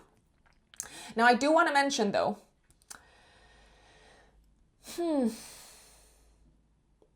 we are going to have, give me 1 second to double check the dates, my lovely Scorpios. I do want to mention what Venus is doing in the meantime, because I feel like this is actually quite important. So, Venus is going to be until the 19th of May, transiting through Gemini. I like this energy because it feels like even though things are coming to the surface, when it comes to your relationships, your partnerships, it could be personal relationships, it could be professional partnerships, it could be business partnerships, it could be your relationships with people that you work with one-to-one. So Venus going through this part of your chart sort of brings a little bit of light-heartedness and some ease. I don't want to say pleasure necessarily, but some ease when it comes to handling difficult topics in your interactions with other people, especially the people that I've mentioned, partners, business partners, life partners, etc. Venus in Gemini is very curious, it's very open-minded, so especially when you're talking about difficult or challenging topics with people, you can count on this Venus to help you maybe navigate things a little bit easier. And you can also count on Venus to help you overcome, I want to say, any crises that might pop up in your interactions with important people in your lives, Scorpios. There may be some crises coming up, I will say. And they might be generated by the revelations that other people bring to your attention. They might be generated by the fact that people in your life are sort of coming clean. And I know you're very, very big on trust, Scorpios. So sometimes you might feel a tiny little bit betrayed, angry, a mix of all of that. And 5th of May is one of those times when this could happen, also a few days before, a few days after. 6th of May, Pluto goes retrograde in your 4th house of home, so it is time to sort of integrate how things have changed, how they've transformed, how they have evolved as of 2024, as of the end of 2024, in your home sector, in your family life, in your personal life. 14th of May, we have a Sun-Mercury conjunction. We've got a Mercury Cazimi in your 7th house of partnerships and relationships. A very, very good day for the following: important conversations, reaching agreements, signing contracts, signing maybe a big client, a big important deal from a professional perspective. It is a fantastic time for interviews. It is a fantastic time to attract an important business partner, I'd say, and to also talk about important matters connected with the future. Who should you talk to at this point in time? I will say your significant other, I will say your advisors, coaches, therapists, all of those people, but also anyone that you're working with within the same sort of organization, let's say. 16th of May, new moon in Taurus. in your 7th house of relationships and partnerships in a harmonious aspect to Jupiter, and Venus will be sextiling Mars. Okay, so I feel like this new moon is very supportive of your partnership and relationship sector. A new relationship could kick off. A new partnership could kick off around this time, especially on the professional side of things. It is a good time to enter into a partnership. It's a great time to also bring someone in to help you with your work, to bring someone in to help you with your goals from a career perspective. It is also a very good time to start working with someone on the health front if you are interested in making any changes. You might also start collaborating with someone who is based abroad, or this collaboration, I repeat, it could be a professional collaboration, but it could also be connected with your health, wellness, and well-being. This collaboration might include an element of possible travel. Could you also bring in someone to advise you on the legal front around this time? Yes, yes, yes. It is actually a very good time to do that. If you are involved in anything of a legal nature, it would not hurt to maybe take advantage of this of this new moon, active 3 days before, 3 days after, maybe to extend the contract, or if you haven't yet found the right person, the right legal advisor, or the right attorney, this new moon could bring in the right person towards you. I also believe that this could be the time when, if you are in a relationship, your partner could be doing better from a financial perspective, or they could finally start doing better from a financial perspective, and more money is coming in. The family budget is looking better, but maybe they're doing better financially because they've gotten a better job. They need to travel more, so it could come with that in your lives as well, with that element in your lives. This is also the time when an existing relationship could be reset somehow, and it could be a personal relationship. It could also be a professional relationship. Maybe you're agreeing on a new way of working, on a new way of functioning on a day-to-day basis. Maybe you're also agreeing on new pricing, for instance, or let's say, for example, you want to continue working with your personal trainer, but they've put up their prices and you're like, okay, I value you very much. You're doing a great job. I'm seeing the results. I'm going to pay you more. Mercury goes into Gemini 17th of May, and it's going to be there throughout the rest of the month. I like this transit. It's going to be transiting your 8th house. I believe that your mind is going to be very much focused on investments, taxes, debts, credit cards, loans, but also on sort of facing the issues that have been plaguing you, that have been causing crises in your life. I know I keep on talking about crisis, but I repeat, this is a month in which you're probably going to solve a lot of things, Scorpios. You will be thinking about these issues, and not only are you thinking about them, this is where the twist comes in. You're probably finding fabulous solutions. You're probably going to be congratulating yourselves, Scorpios, and saying, oh my God, I'm so smart. Like, look, I've just figured this out all on my own. All of a sudden, this brilliant idea has come up and I will implement it immediately. So your mind is very active when it comes to figuring things out. Your mind is also very active from the 17th of May until the end of the month when it comes to digging out hidden information, when it comes to doing research, when it comes to doing your due diligence, but maybe also when it comes to securing a loan, a mortgage, investments from others, attracting investors, maybe securing a scholarship, a bursary, and so on. Now, I did mention that this is a good period, this transit in May is a good period to take advantage of when it comes to finding innovative solutions to old problems. That is probably going to happen around the 18th of May when Mercury conjuncts Uranus. Uranus is the great, the great disruptor, but also the great innovator in astrology, and it brings this sort of light bulb type of energy in our lives. So all of a sudden you could have an aha moment when it comes to a problem around the 18th of May, but also around the 22nd of May when the Sun will conjunct Uranus in this part of your chart as well. There is, however, a possibility that both around the 18th of May, maybe a day before, a day after, and around the 22nd of May, a day before, a day after, there could be some sudden announcements, sudden developments when it comes to debts, taxes, credit cards, loans, mortgages, etc. Things could go either way. So you might hear news of, I don't know, your bank putting up your interest rate for your mortgage, but you might also be very pleasantly surprised to see that the interest rate is going down. So Uranus is the planet of surprises. It's always going to be unpredictable. It's always going to keep us on our toes. And what it generally does is it shakes up the status quo, just as an FYI.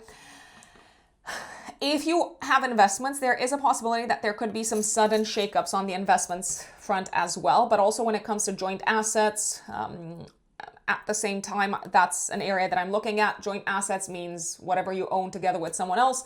There could be sort of sudden shakeups both around the 18th of May as well as around the 22nd of May, just as an FYI.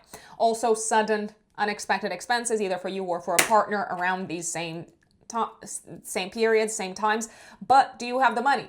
I believe you do. I believe you do. And if you don't, someone's probably going to come in and help you. 18th of May, Mars goes into Taurus in your 7th house of relationships, and it's going to stay there for quite some time, Scorpios. All the way until... Dun, dun, dun, dun. Let me double check. All the way until the 28th of June. What does that mean? It means that you're going to be very invested in partnerships, relationships, collaborations, and doing things together with other people all the way from the 18th of May until the end of June. However, I very much dislike, I'm going to say it, very much dislike one particular day in, well, one particular period, let's say in May, starring Mars in Taurus and Pluto in Aquarius. What am I talking about? I'm talking about the 26th of May. This energy is also active a few days before, a few days after, maybe at least a couple of days before, just as an FYI. Mars will square Pluto in your 4th house of home, so this could bring a huge, intense, destructive argument with a family member, with a partner, with your spouse, for example. This could also bring destruction in the home, so something could crash, crack, fall apart, literally crumble. So, not my favorite moment of the month. I would recommend treading very carefully and not destroying something yourselves, Scorpios, because Mars is your chart ruler. So if you're trying to build something yourselves, or if you're trying to fix something yourselves, I would rather you didn't, because you might ruin the whole thing. I know that sounds dramatic, but this is a dramatic aspect, just as an FYI. I would also give both your family members, as well as your, family members in general, as well as yourselves, a piece of advice. Please don't try anything that requires a humongous amount of strength, or please don't try anything that could potentially be dangerous. Pay attention to the health and safety factors first and foremost around the 26th of May, because you could literally hurt yourselves whilst maybe trying to move a heavy object or something along those lines around the house. Please pass on the message also to your family members. I'm just gonna say this. There is also a possibility that around this time you might decide to make a big change at home. And it could be something that you decide in conjunction with a significant other. It could very much be fueled by frustration, anger, and essentially being fed up with an existing situation. Now, also on the 26th of May, the Sun will trine Pluto. So transformation is very much supported in the home sector, in your personal life, when it comes to your living situation, but also when it comes to a relationship with a family member. And I did want to also put on your radar the fact that Venus will go into Cancer 18th, 19th of May, depending on where you're based in the world. It's going to be transiting your 9th house all the way until, let me tell you when. All the way until the 13th of June. Take advantage of this transit, especially when it comes to traveling, when it comes to academic matters. This transit is super, super supportive. It is also very supportive when it comes to connecting with people who can teach you things. People who can maybe act as guides or mentors. 19th of May, also Mercury trines Pluto. I feel like you're figuring out something that took a long time to dig into, and now it sort of dawns on you, oh my God, this is what I haven't been seeing all along.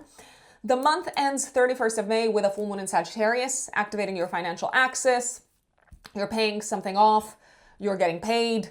The full moon is in a harmonious aspect to Saturn, so I believe that things are working really well from a financial perspective.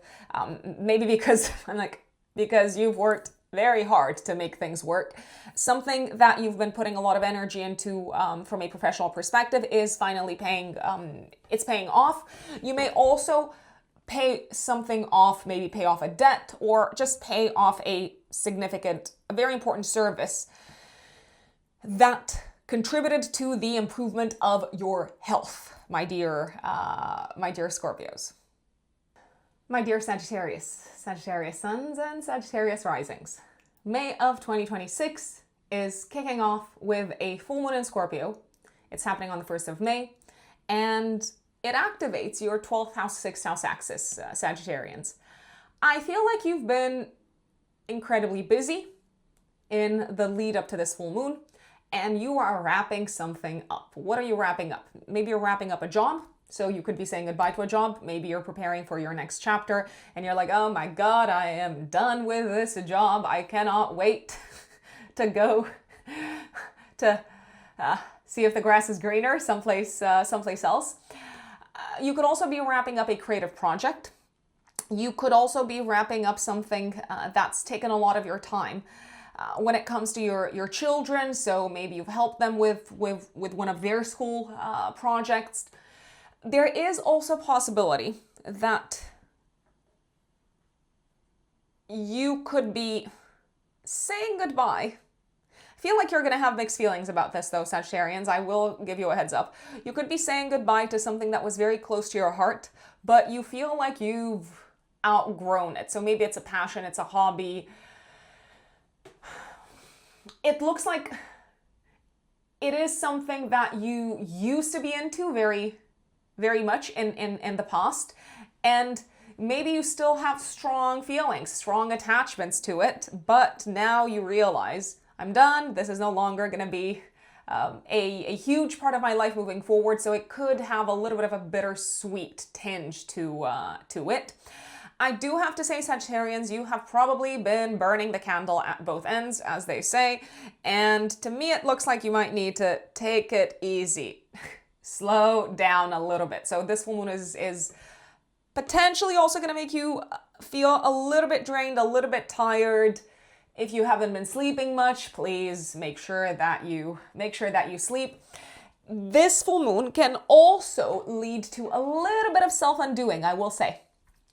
So you might be overdoing it with the fun. That is very possible. I mean, Sagittarians, we're not generalizing here, but Sagittarius energetically is a sign that covers a lot. It is very much concerned with expansion, and sometimes it can spread itself too thin. So maybe you've been working hard, partying hard, trying to do all the things, and this woman is saying, no, hold your horses, stop, sleep. So if you deal with any sort of health-related issues around this time, it may have something to do with the fact that you have pushed yourselves too hard, too much. And I believe the first sort of like 5 days of May, you are sort of overdoing it, if you ask me. Moderation, temperance, are these all virtues? I mean, I think it's one and the same virtue. They are virtues to embrace, my lovely Sagittarians. There is a possibility, I will say, if you are into any sort of like sports and games, especially competitively, there is a possibility you may overdo it. You might overplay tennis. You might, I don't know, go too much to the gym. If you're training for some sort of like high rocks competition or, I don't know, like a marathon or whatever, you might be pushing yourselves too hard for first 5 days of May. And your body's probably going to say, nope, slow down, take it easy. I am done with this. I need some time to recover. I need some time to recuperate. So do be careful when it comes to generating too much inflammation in the body because of your very competitive nature, I will say, Sagittarians. And the reason why I say that this energy could be very strong first 5 days of May, even though the full moon is happening on the 1st of May, Mars is squaring Jupiter, your chart ruler, exactly on the 5th of May. You might also feel it a couple of days after the 5th of May, but essentially from the beginning of May with a peak on the 5th, we've got this Mars-Jupiter square in the sky. Mars is also going to be the ruler of the full moon at the beginning of the month. Mars-Jupiter can bring reckless energy into the mix. It can bring a lot of inflammation. It can also make you do reckless things when it comes to love and romance, but that's a completely different ball game, I will say. So you might be head over heels with someone, maybe someone that you are actually working with. I want to remind you of what is appropriate and what isn't, just as a bit of an FYI. First, especially first week of May, and especially around the 5th of May. There is also a possibility around the 5th of May that you might have a big argument with a romantic partner or with a child. Things could escalate. There is a possibility that you could be very emotionally hurt by what someone does, by what they say, or by how they act, especially if you feel like they're acting in a manner that is very selfish. Now, if you do believe that, Sagittarians, make sure that this person, whether they are your romantic partner or your child or just someone that you love, I'm just saying it as if it's, of course it's not nothing. It is so important. It is so significant. Make sure that this person knows how you feel about a situation, because otherwise they cannot read your mind and they might not know that you are likely to be hurt by their actions, okay? And please, oh God, for those of you who are single, there's going to be lots of action on the romantic front, just as an FYI, if you're open to it. Only if you're open to it. All the way until I want to say all the way until the 18th of May, my dear Sagittarians, with Mars transiting your 5th house. But I would recommend, especially first week of May, and especially around the 5th of May, don't jump into anything too quickly. Take your time, take it easy, take it slow. Don't try to accelerate the timeline of a romantic connection, because I don't want to say you might ruin it, but you could actually ruin it, or you could put the other person off. Or the other way around is also very possible. Someone could be in a rush to make things happen super fast on the romantic front with you, and they might put you off completely. And I think it's fair to say, if anyone is rushing you, to say, no, I'm not comfortable with this. Mercury goes into Taurus in your 6th house of day-to-day work from the 3rd of May all the way until the 17th. So your mind is going to be very much focused on work-related matters and health-related matters as well. And also on the 5th of May, Mercury is squaring Pluto. Some sort of hidden information is coming to the surface. Maybe it's connected with a project. Maybe it's connected with a colleague. Maybe it's connected with someone that you've been working with, but you did not know where they stood on a matter. You could have a very sort of intense conversation with someone that you work with around the 5th of May, maybe also day before, day after. Words are very powerful, and what you say weighs a lot, but also what other people say might kind of weigh very heavily on you around this time. I would be careful not to divulge, not to reveal any information that you're not supposed to reveal, especially when it comes to your work around this time, because there can be consequences. You might get a big slap over the hand from HR. Pluto goes retrograde 6th of May. So I feel like you're going to have some time to process how much your views and your opinions and your way of thinking has changed as of the end of 2024. 14th of May, the Sun conjuncts Mercury in your 6th house. This is a fantastic day for you to find solutions on the work front, for you to collaborate very well with people on the work front, maybe for you to get a really good job, or maybe to present something successfully in the professional sphere. Also, very, very good day for all things health related. There's clarity. You're working with some great professionals. If you are looking to, I don't know, like schedule a doctor's appointment, I would take advantage of this day. By the way, this is not medical advice. Please take the advice of your doctor no matter what. This is pure entertainment only, Sagittarians. 14th of May is also a very, very good day when it comes to talking money and financial matters in general, on the work front, when it comes to collaborating with people. I believe you are coming up with really good solutions. I also believe that the people that you are working with, whether in the professional sphere or on the sort of self-development sphere, that's going to be up to you. They're coming with very good solutions as well. And people just seem to be really helpful, and you are very helpful to them as well around this time. Also 16th of May, so a few days later, we have a new moon in this part of your chart. New moon in Taurus, excelling Jupiter, ruled by Venus in your 7th house. So this could bring in a new job. It could bring in a new colleague in the workspace. It could bring in a new client. It could bring in a very exciting collaboration, professionally speaking. This could also be the beginning of a new relationship on the health front. What do I mean? You could start working with a trainer, a health coach, a homeopath, an acupuncturist. It is the beginning of a beautiful, beautiful, beautiful, beautiful connection. This person that's coming in to help either health-wise or wellness-wise is probably someone who's got a great deal of emotional intelligence and is someone that sort of does things also in a little bit of an intuitive manner as well. So they are able to kind of read you really, really, really, really well. I also believe that this could be the time when you start working on the relationship with a romantic partner or with a child. What do I mean by that? So if things haven't been functioning properly, or if people have been complaining to you, if your child has been complaining to you, hey, Mom, Dad, you're not spending enough time with me, or I need more of this from you, more of XYZ, more attention, more resources, more emotional support.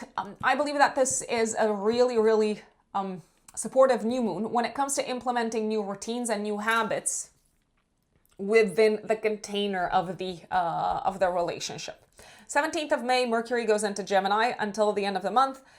And I like this transit because Mercury is in domicile in Gemini. Essentially, this is a very supportive transit for you Sagittarians on the relationship front, partnership front, and professional front. And if you can combine relationships with the professional side of things, that would be fantastic. What do I mean by that? This is a very supportive transit when it comes to attracting clients, working really well with other people, and maybe generally having very, very successful conversations and mental interactions and intellectual sort of exchanges with people in the work sphere. But also if you are,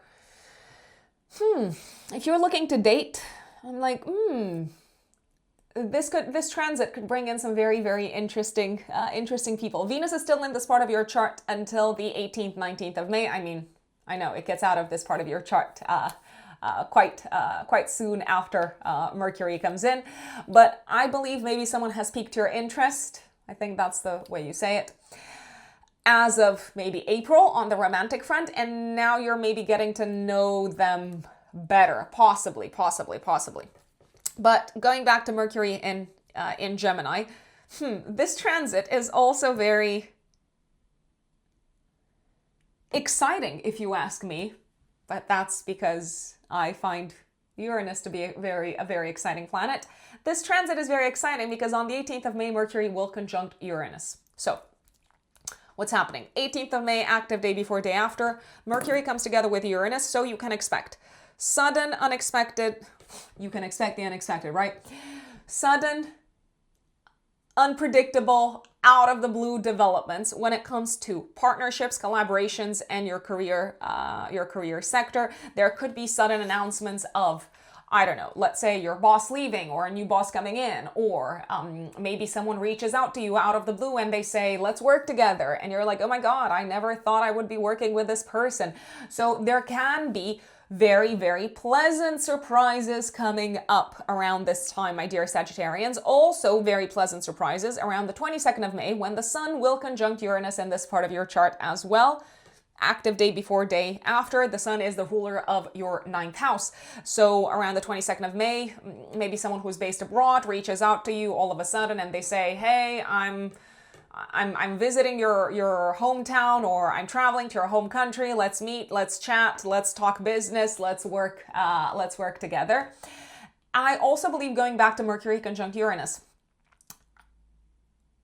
I believe that this transit can very much surprise you when it comes to existing relationships as well. So if you are in a romantic partnership, let's say, if you're married, for example, your partner could come to you with an out of this world idea, a very sort of like unconventional, revolutionary, unpredictable maybe idea.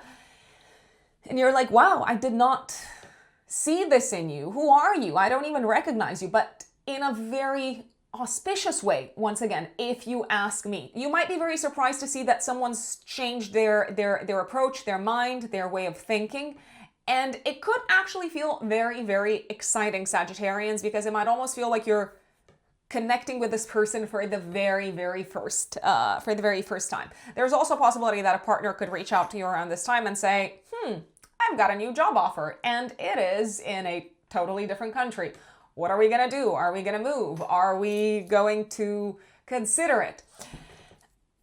The Sun conjunct Uranus on the 22nd of May, active day before, day after, could bring sudden news connected with your travels, sudden news connected with academia, with legal matters. So your lawyer could reach out to you and say, hey, this is what's happening on the legal front. This is how it's impacting your business, for example.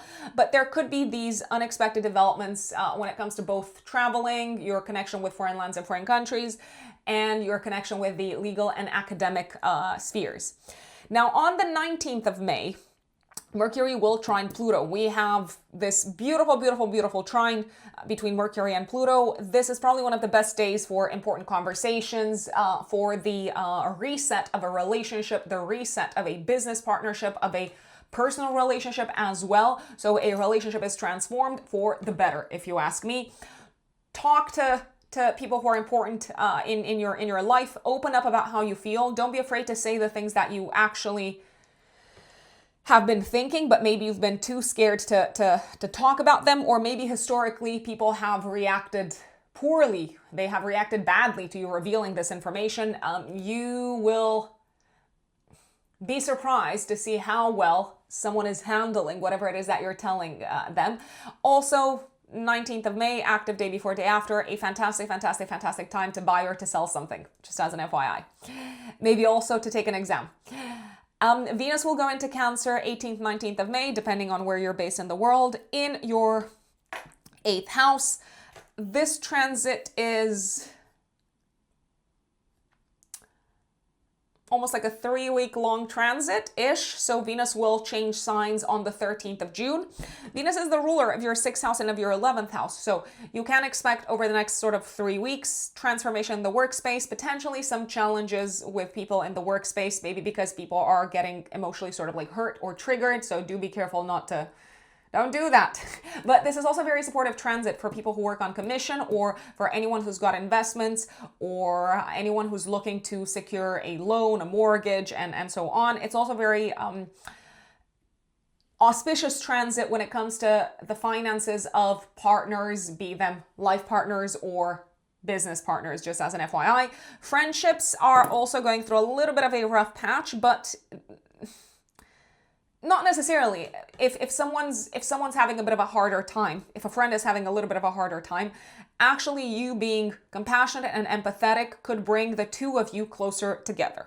Now, The sun goes into Gemini in your house of relationships 21st of May. So for the next month, the relationship sector is very, very, very strongly illuminated. There's a lot going on the relationship front in May, my dear Sagittarians, especially second half of May from the 17th onwards. It feels like a lot is focused on your interactions with other people, your partnerships, your collaborations, and so on. I also, however, want to flag that the 7th house is the house of competitors and open enemies and adversaries as well. So what can you do about that? Well, if I were to make a recommendation, I'd say think about how your competition thinks. Put yourself into their shoes in terms of ways of thinking and how they make sense of information.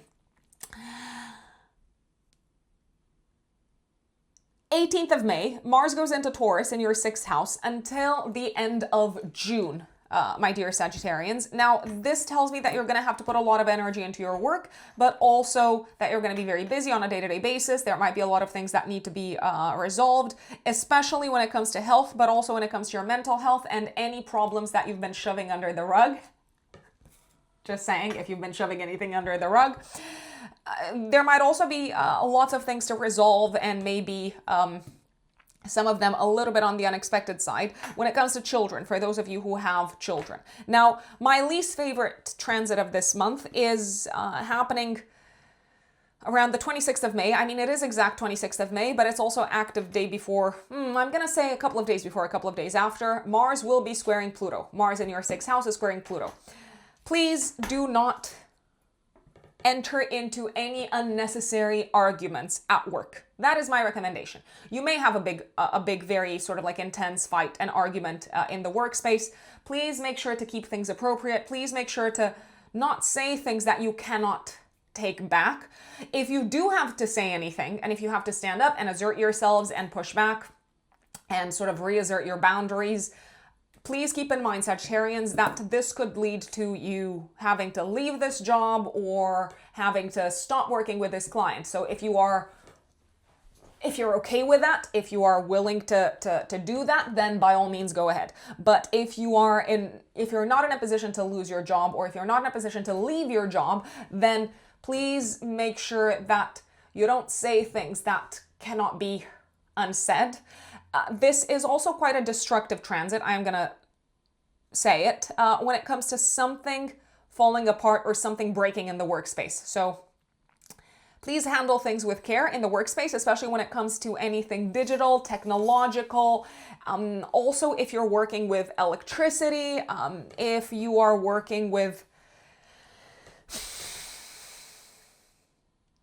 any sort of tools that could be dangerous, I'm going to say, you could do some damage. So please slow down and take the time to think things through, and please take the time to also pay attention. There is also a possibility that this transit could bring an issue, quite a significant one that warrants a complete sort of replacement when it comes to your car or your preferred mode of transportation. Now, I'm not saying that you're going to have to completely replace your car, but maybe something breaks and it cannot be repaired, and it could be like a component of the car that has to be replaced. Please drive very carefully around this time. There is a little bit of a risk of accidents, I'm going to say it, and also make sure that you are paying attention when you're crossing the street. Also, my recommendation is to not overdo things. Don't push yourselves when it comes to working out or when it comes to doing anything physical. And once again, pay very, very, very close attention to how you do your work if it involves working with sharp tools or any tools that use heat, or if you're working with anything that could physically endanger you. 22nd of May, so I'm going a little bit back in time. 22nd of May, Venus will square Neptune. I feel like this is also potentially a day, maybe also the day before, when someone could disappoint you or you could be disappointing someone.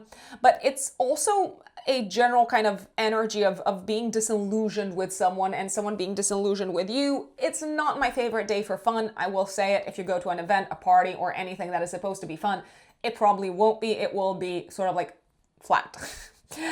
And 31st of May, we have a full moon in Sagittarius. Active 3 days before, 3 days after. Jupiter is in your 8th house, co-present with Venus, and the full moon is in a harmonious aspect to Saturn.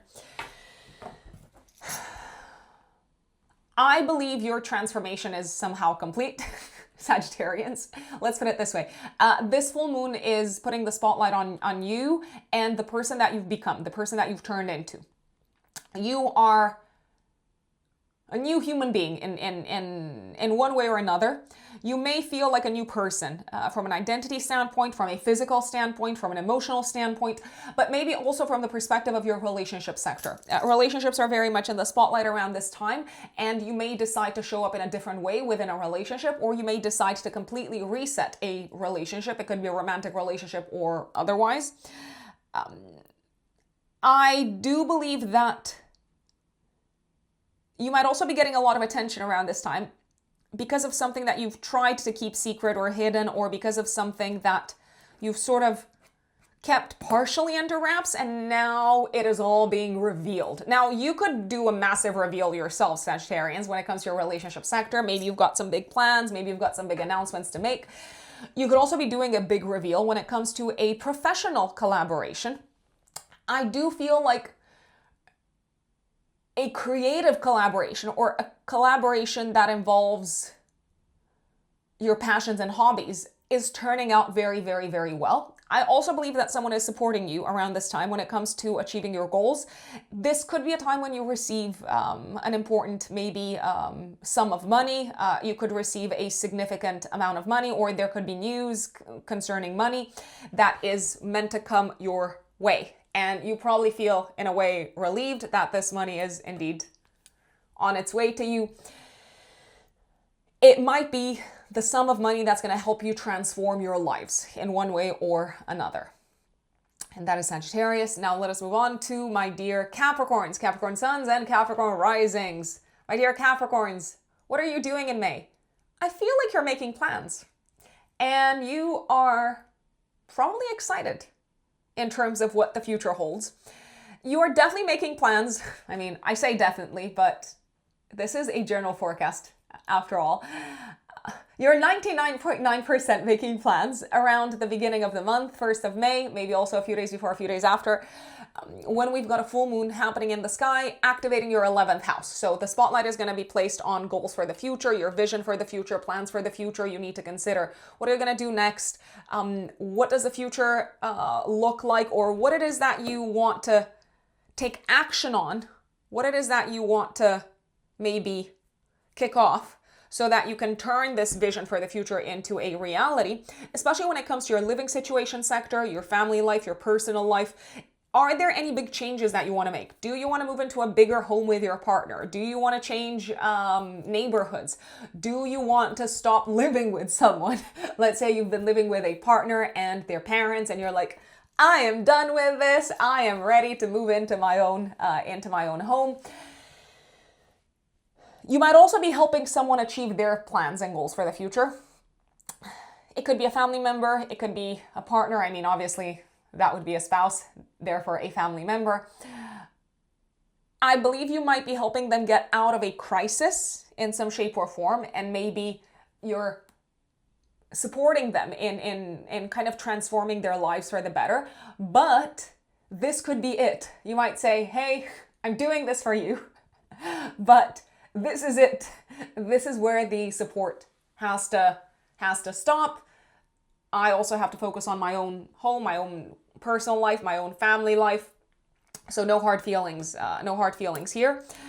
You could be celebrating something connected with your home life around this time, maybe connected with a family member as well. Maybe you're celebrating a family member's birthday.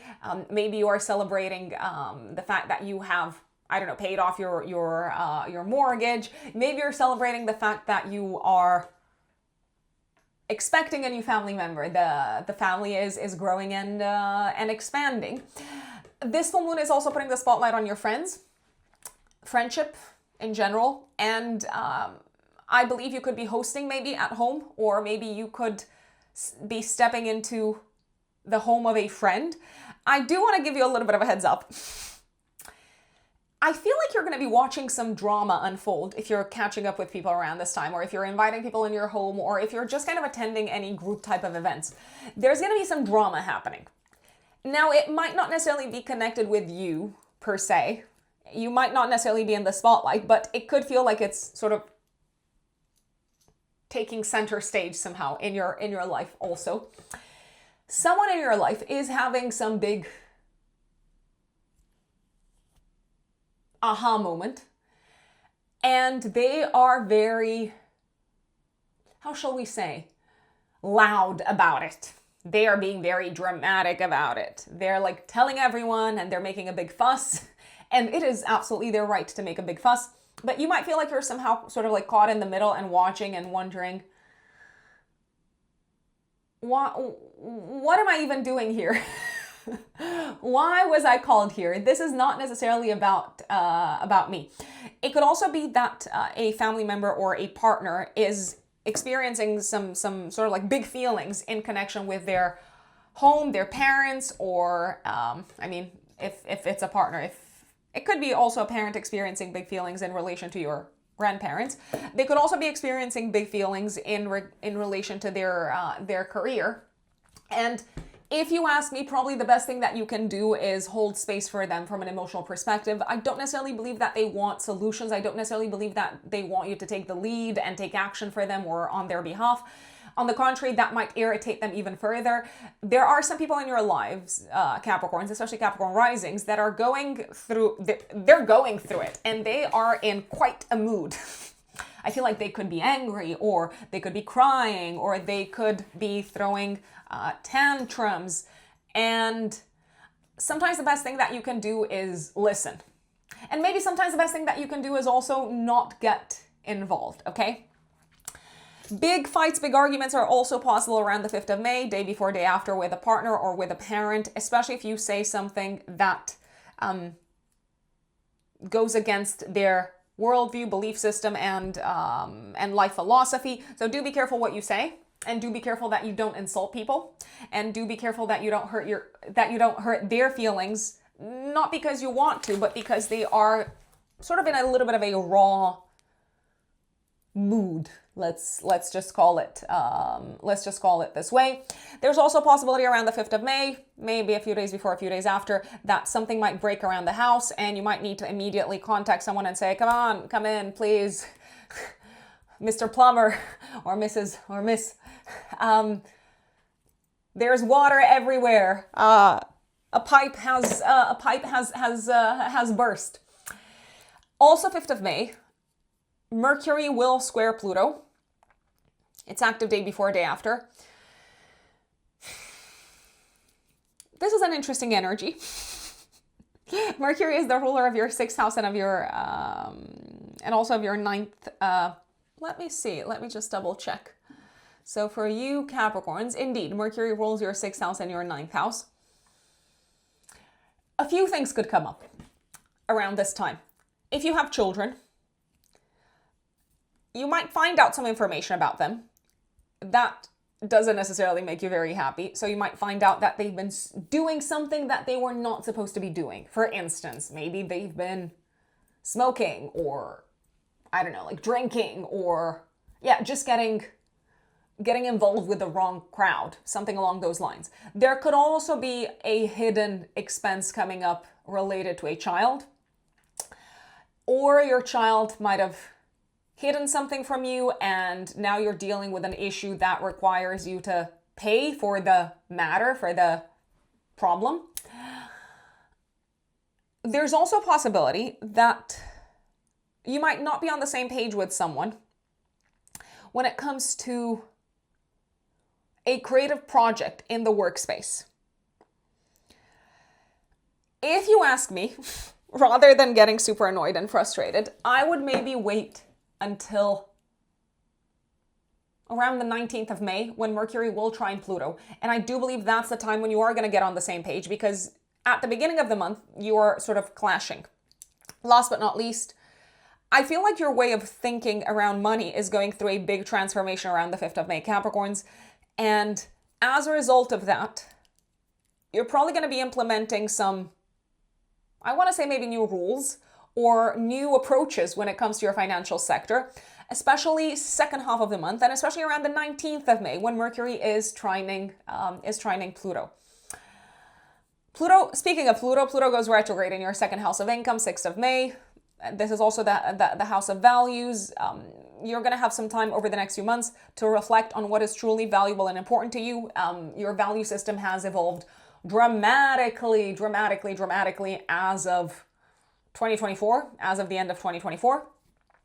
14th of May, the Sun will conjunct Mercury in your 5th house. This is a beautiful day. A beautiful day for what? For important conversations with children, romantic partners,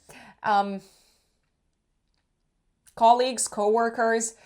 You do seem to shine and stand out around this time when it comes to your creative ideas, but also you might feel like you're standing out when it comes to your way of approaching the topic of children, but maybe also work. People are listening to you. I feel like you're getting acknowledgement for your intellectual abilities and for your way of thinking, Capricorns.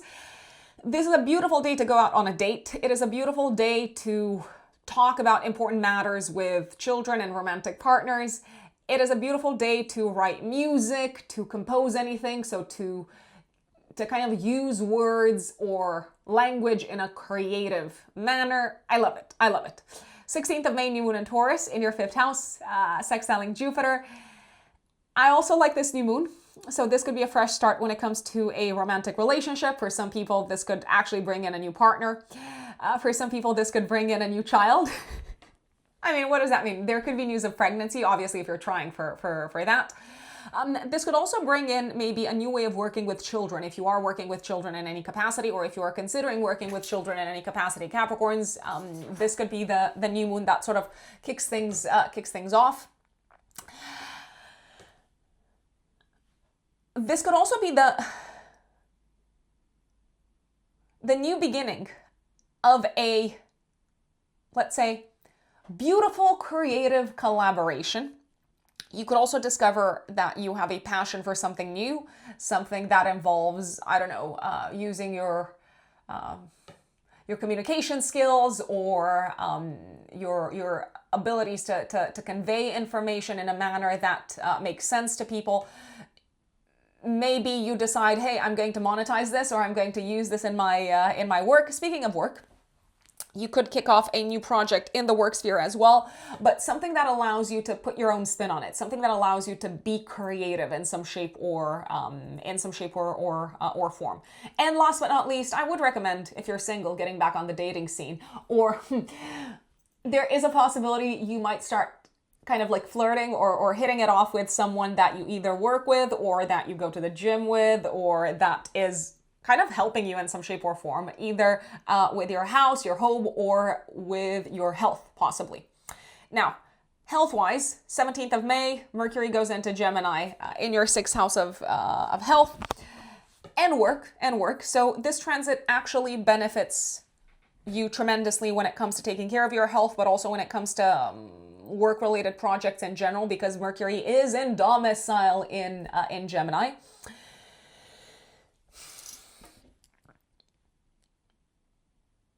Mercury has some surprises for you, Capricorns. I will say this. Why? Well, because on the 18th of May, but you might also feel it as early as the 17th, it will connect with Uranus. What does that mean? So, there could be sudden news connected with your workplace around the 17th, 18th of May, Capricorns, but maybe also around the 22nd when the Sun will conjunct Uranus in this part of your chart.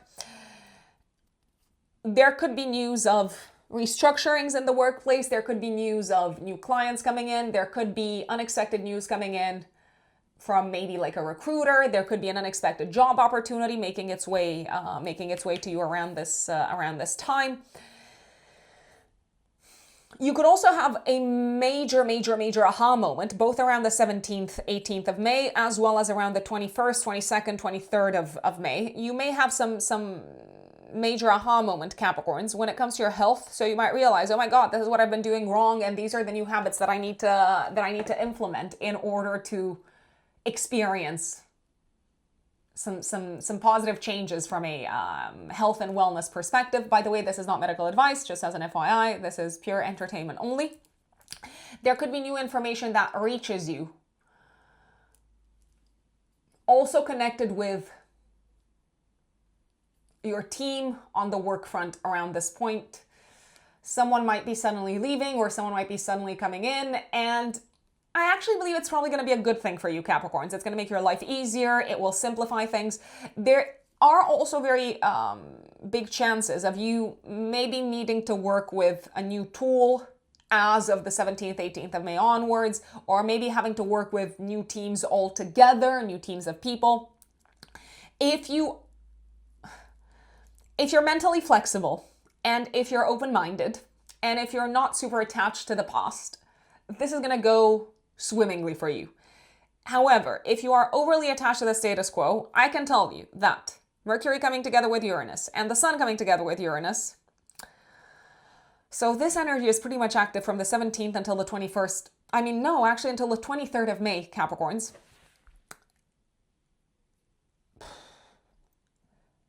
This will shake things up. I don't want to say I find it almost impossible, but I do, to believe that your work sector is going to look the same from the 23rd of May onwards. Is this transit supportive of you finding new jobs, or a new job, or new clients, or saying yes to new exciting things work-wise? There are two significant encounters, like I said, between Mercury and Uranus, and then the Sun and Uranus. But this transit is much longer, Uranus and Gemini. It's going to last all the way until 2032, 2033. Uranus wants excitement. Uranus wants novelty. It wants progress. It wants innovation. It does not like the status quo. So if you can find ways to align yourselves with that, both on the health front as well as on the work front, this is going to be fantastic. Just as an FYI. By the way, 19th of May, Mercury trines Pluto. There could be some really good news concerning money, finances, maybe you getting paid more. And there is also a possibility that something could change for the better in the workspace. And there could be, I repeat, auspicious reverberations when it comes to your salary, for example. Venus, 18th, 19th of May, goes into Cancer in your 7th house of relationships, and it's going to be co-present with Jupiter. Venus is going to be there pretty much until mid-June, roughly the, let me just give you the date. The 13th of June, yes. So this is going to have an auspicious impact over your relationship sector, my lovely Capricorns. You're likely to attract people who are very eager to please. You are likely to attract some, if you ask me, very constructive opportunities when it comes to business collaborations, clients, partnerships, and so on. This is also generally a very supportive transit when it comes to dating, when it comes to entering into a relationship, when it comes to maybe giving the time of day to your partner if you have a partner already. The only exception would be the 22nd of May when Venus will square Neptune, maybe also the day before and the day after. If you need help with anything from the 18th, 19th of May onwards, do not hesitate to reach out to people because they are very, very eager to help. If you need to get on someone's good side, use this transit as well. I repeat, with the exception of the 22nd of May, day before, day after. Romantically, I repeat, this is a lovely, lovely, lovely supportive transit, but especially if we're talking about something serious romantically. So I'm not talking about flings, I'm not talking about one-night stands, I'm not talking about casually dating, I'm talking about really connecting with someone. And of course, you can probably see how existing couples may benefit a little bit more from this transit than new couples, but new couples can also benefit. I don't see why not. So there can be a greater sense of emotional intimacy forming throughout this this transit. The Sun goes into Gemini 21st of May. It's going to illuminate your work and your health sector for the next month. You're going to be very busy, but you're also going to have things to work on health-wise. I have to say. A few days before, though. So right when Venus goes into Cancer, Mars goes into Taurus on the 18th of May. Mars is the planet of action. And it's also the ruler of your 4th house and of your 11th house. So to me, it looks like you're going to be putting a lot of energy into having fun, but also into maybe having fun with friends, into having fun with family members. Maybe you're taking the lead on a fun sort of project or activity, maybe planning a holiday throughout the transit of Mars in Taurus, which is going to be from the 18th of May until the end of June. There is, however, a higher chance than usual throughout this transit that you may also have fights with children, romantic partners, and maybe also friends. I gotta say, I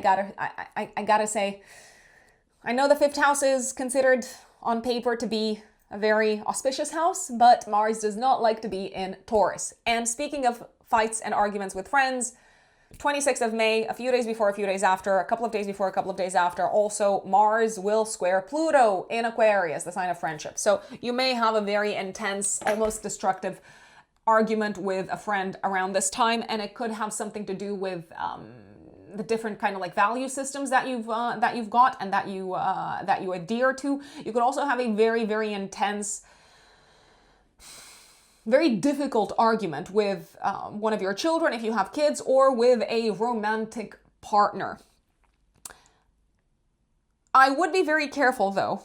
You don't want to hurt anyone's feelings, or you don't want to sort of damage a relationship just because you are very stubborn, Capricorns. There is a risk of being excessively stubborn, especially when it comes to your values, when it comes to how you think things should be done or how you think things should happen. And I'd say tread carefully around this time. There is a possibility you might also have an argument with someone over a topic that is a little bit of a deal breaker for you. And if that happens, you might decide to walk away from the relationship, or they might decide to walk away from you. I don't know if it's worth breaking up a friendship over different values, but maybe it is. Maybe it is. I don't know. Who am I to judge? Who am I to say what's right or what's wrong? There could also be an intense argument over money with children, romantic partners, and I would be careful not to overspend unnecessarily. This is also a time when I would not take any risks, any chances when it comes to physical activities, when it comes to anything fun, or that should be fun on paper. It could turn out poorly. It could also turn out poorly for a child or a family member, so please remind them to be careful, to be cautious, and to not put themselves at risk when they're, I don't know, like playing football or getting involved in any sort of like sport or game. Mars squaring Pluto is probably my least favorite aspect of the month. Something might also need to change around this time, 26th of May, a few days before, a few days after, when it comes to how you spend money. I'm just gonna say it, because otherwise you are digging yourselves into a little bit of a financial hole. But that's just a whole different kind of ball game that we're not going to get into, Capricorns. Generally, over the next couple of years, my recommendation would be to reevaluate your budget and transform the way that you deal with money, because if you kind of just keep at it, your expenses might go up and you may not be able to cover them. 26th of May, the sun will also trine Pluto, so there could actually be some good news coming in on the financial front. You might also decide to transform your approach to money and finances in general, and I absolutely salute that and support that. And 31st of May, active 3 days before, 3 days after, we've got a full moon in Sagittarius. You're probably completing a job. You might be saying goodbye to a job. You might be taking a break from work. You might also be releasing an unhealthy habit when it comes to how you show up in relationships. Speaking of relationships, you could be saying goodbye to someone, but it feels like it's on sort of like very friendly terms. So maybe you're saying goodbye to your therapist because you feel like you no longer need to be working with a therapist. So good for you. It could also feel like the work is complete on a home-related front. So if you've been renovating the house, if you've been redecorating, you might be able to finally catch your breath and maybe enjoy your relationship and your home and just chill for a change. It's also possible that if someone's been helping you out on the home front, now you can sort of take a take a break, catch your breath because the work is done, and yeah, maybe you decide to treat them to a nice dinner or something along those lines. Last but not least, there is a possibility that something might come to the surface, something that's been sort of sabotaging a relationship, and now that it's all out into the open, it's all kind of in the clear. I mean, because it's out in the open, you may feel like you're able to address it, you're able to handle it together as a team, as a couple, maybe as a set of partners, and things are probably going to be working a lot more smoothly moving forward. Last but not least, I would not be surprised if you have a partner if they were leaving their job around this time, and it's probably for the better, and you probably are excited for them. My dear Aquarius suns and Aquarius risings. May of 2026, what is going on in the sky, Aquarians, for you? Well, you're starting off the month with a full moon in your house of career, which is telling me that you are very busy. So on the 1st of May, active 3 days before, 3 days after, we have a full moon in your 10th house. To me, this actually looks like an auspicious full moon. So you are reaching a goal from a professional perspective, or you are on the brink of reaching a goal from a professional perspective. You're also probably taking the lead on something in the work sphere. Now, that in and of itself sounds great, but who said this? Someone said it at one point. Sometimes you have to crack a few eggs to make an omelet. So you're going after your goals. You are very intense about it. You are very decisive. You know what you want. You're making things happen. You are achieving the goals, the big goals professionally. But I also believe you are maybe causing some frustration, some irritation through your manner of talking, through your manner of doing things, through your manner of presenting a situation. Both around the time of the full moon, as well as around the 5th of May. You know what? Actually, you might be feeling the energy throughout the whole first week of May, Aquarians. You're probably dealing with some challenging conversations in the workspace. So maybe you are having to call people out. Maybe you have to tell them off. And you might need to tell off a colleague. You might need to call things by their name. And a colleague or maybe even a client might get upset. My recommendation is not to push things further than they need to be pushed. So yeah, say what you have to say, be assertive, be honest, be direct, be all of those things. But please don't hurt people's feelings just because you are in service of the truth, the absolute truth and nothing but the truth.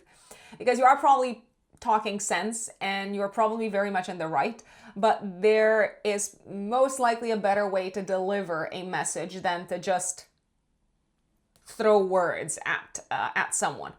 You could be dealing with a crisis in the workspace also around the 1st of May, and I dare say you're probably dealing with it fantastically. So you are standing out as a leader, you're taking charge, you're taking action, you're talking to the right people, you're moving things along, you're like, come on, let's go. You are motivating people, and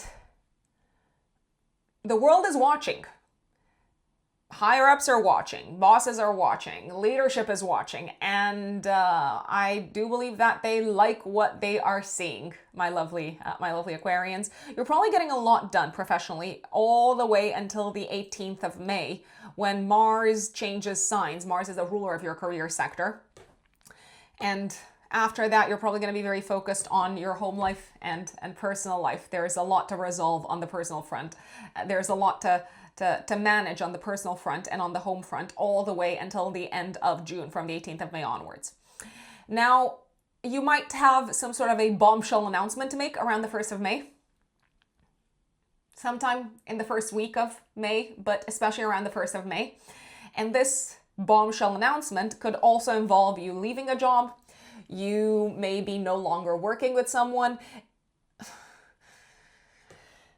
you no longer supporting someone in practical ways because you've got other things that you need to prioritize. You've got other goals that are taking center stage. But I repeat, there is also probably like a nicer way to say it than to drop it in someone's lap. 3rd of May, Mercury goes into your 4th house of home.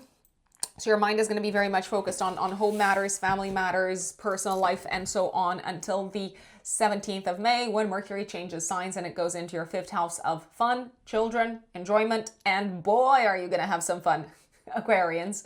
From the 17th of May until the end of the month, you are probably also going to be very, very creative throughout this period, from the 17th of May until the end of the month. And creative ideas are sort of like landing, I was about to say, in your lap, but also your head, left, right, and center. And you are inspired. You are inspired like no one's business, and it is going to show. But let me not get ahead of myself. Let me just go back in time. 5th of May. 5th of May is a little bit of a tricky day, by the way. You might also feel the energy a couple of days before, a couple of days after. This is when the Mars-Jupiter square is exact. By the way, this exact square can also point towards incidents on the road, so please don't drive faster than you need to. It can also point towards some sort of a health-related inflammation, something that's got to do with maybe movement, physical movement, your hips, your sort of like legs, but also watch your head. This is not medical advice, by the way. Please take the advice of your doctor no matter what comes up. This is pure entertainment only. I would recommend being extra careful in terms of physical activity around the 5th of May, maybe a few days before, a few days after, and don't do anything that is potentially dangerous because it could lead to inflammation in the body. So this is not necessarily the time to score personal bests in the gym. Now, also 5th of May, Mercury will square Pluto. You are a closed box. A shut down, sort of like closed, buried box for someone who is trying to maybe get information out of you. And they're kind of like asking you all of these questions. And I don't actually necessarily believe that these questions are making you feel uncomfortable. I believe ultimately you're ending up making someone else uncomfortable, maybe a parent or a family member or a romantic partner. So they might try to suss you out, or they might try to, I repeat, get information out of you, and you're saying, no, I'm not sharing anything. I'm not revealing anything. I actually even believe you might be a tiny little bit suspicious. I don't think necessarily you have reasons to be suspicious, but it's just that you don't want to talk about certain things. You are probably going to be willing to talk about these topics maybe a little bit later in the month, especially around the 18th, 19th, 20th of May, when Mercury trines Pluto. The trine is exact on the 19th of May. So this is actually the time to have deep conversations with loved ones, to maybe open up about anything that you've kept to yourselves, that you've kept hidden, that you've sort of like kept buried, and maybe also to talk about important transformations that you've gone through in your lives. But around the 5th of May, you're like, no, I'm not saying anything. I'm not sharing anything. The 5th of May, day before, day after, is also the time when you might have some really challenging conversations with a family member around money. And money is not always very easy to talk about. What are the big taboos? I mean, death, money, sex, potentially. Pluto goes retrograde in your 1st house, 6th of May. You're going to have a few months to integrate some of the changes that you've gone through on a personal level as of 2024, as of the end of 2024, Aquarians. So use the time. 14th of May, the Sun will conjunct Mercury in your 4th house, a day of major clarity in terms of what it is that you want to transform on the home front, on the personal front, together with someone else. So you might sit down with your spouse, with your significant other, and talk about maybe looking to buy a bigger house, or talk about maybe expanding the family, having another child, something along those lines. This is a fantastic day to sign any contracts connected with home, property, real estate, to make a purchase, to make a sale, to invest on this front. Now, this is not financial advice. Please take the advice of your financial advisor. I repeat, I do believe that this is also a beautiful, beautiful day to have significant conversations with parents, maybe also with children, with family members in general. It looks like you are on the same page with people. And it also looks like you understand where they're coming from. They understand where you're coming from. And there's this major, major kind of clarity that's coming out. And by the way, it's also a fantastic time to talk money in general and where the money's going. Is it going into the house? Is it going into a property? Is it being channeled into your children's education? What are you going to do with the money? 16th of May, new moon in your 4th house, sextiling Jupiter, a fresh start when it comes to home, family, and living situation, my dear Aquarians. I do believe some of you could be moving into a new home. Some of you could be putting your house up for sale. Some of you could start building a new home. Some of you could start maybe looking for a new house. So you could start viewings. Some of you could start working on the home. So maybe building an extension, renovating, redecorating. The new moon can also bring in a fresh start for a family member. And I believe it's an auspicious fresh start, either from a health perspective or from a work perspective. So it could be that a parent starts a new job, or they start going to the gym more. They start taking better care of their health. So I like this new moon. You could also start kind of working more for someone. I mean, helping them, supporting them in some shape or form with, I want to say, a project or an activity that is very close to their hearts. So maybe you're helping a parent build their extension or repaint the house. There's also a possibility that you could start trying for a child, for a baby. And for those of you who have children already, your child might be entering a new chapter that feels equal parts exciting, but that also is bringing in extra work into your life, Aquarians. I repeat, Mercury goes into Gemini, into your 5th house of children, fun, enjoyment, and entertainment and creativity from the 17th of May. And your mind is on fire, sort of like brimming with creative ideas, like I said, but there will also be ample opportunities to celebrate life, to have fun, to socialize, to do fun things together with other people. And I believe you are in for some surprises on this front, especially around the 18th of May. Maybe a day before, a day after, and also around the 22nd of May, a day before, a day after. Why? Because 18th, Mercury comes together with Uranus, and 22nd of May, the Sun comes together with Uranus in your 5th house. So, there could be sudden, unexpected, out of the blue invitations coming in to your, I don't know, like inbox around these times, maybe for you to attend some parties or for you to attend some sort of fun events together with other people. These are also times when you could have some major creative breakthroughs. So please make sure to write down your creative ideas. I cannot stress this enough. Uranus is a planet that is associated with genius. Uranus and Mercury together, I'm like brilliant ideas, brilliant solutions, massive inspiration coming in. These two periods, actually the whole period from the 17th until the 23rd of May, could also bring in surprises on the romantic front and on the front of children, let's say.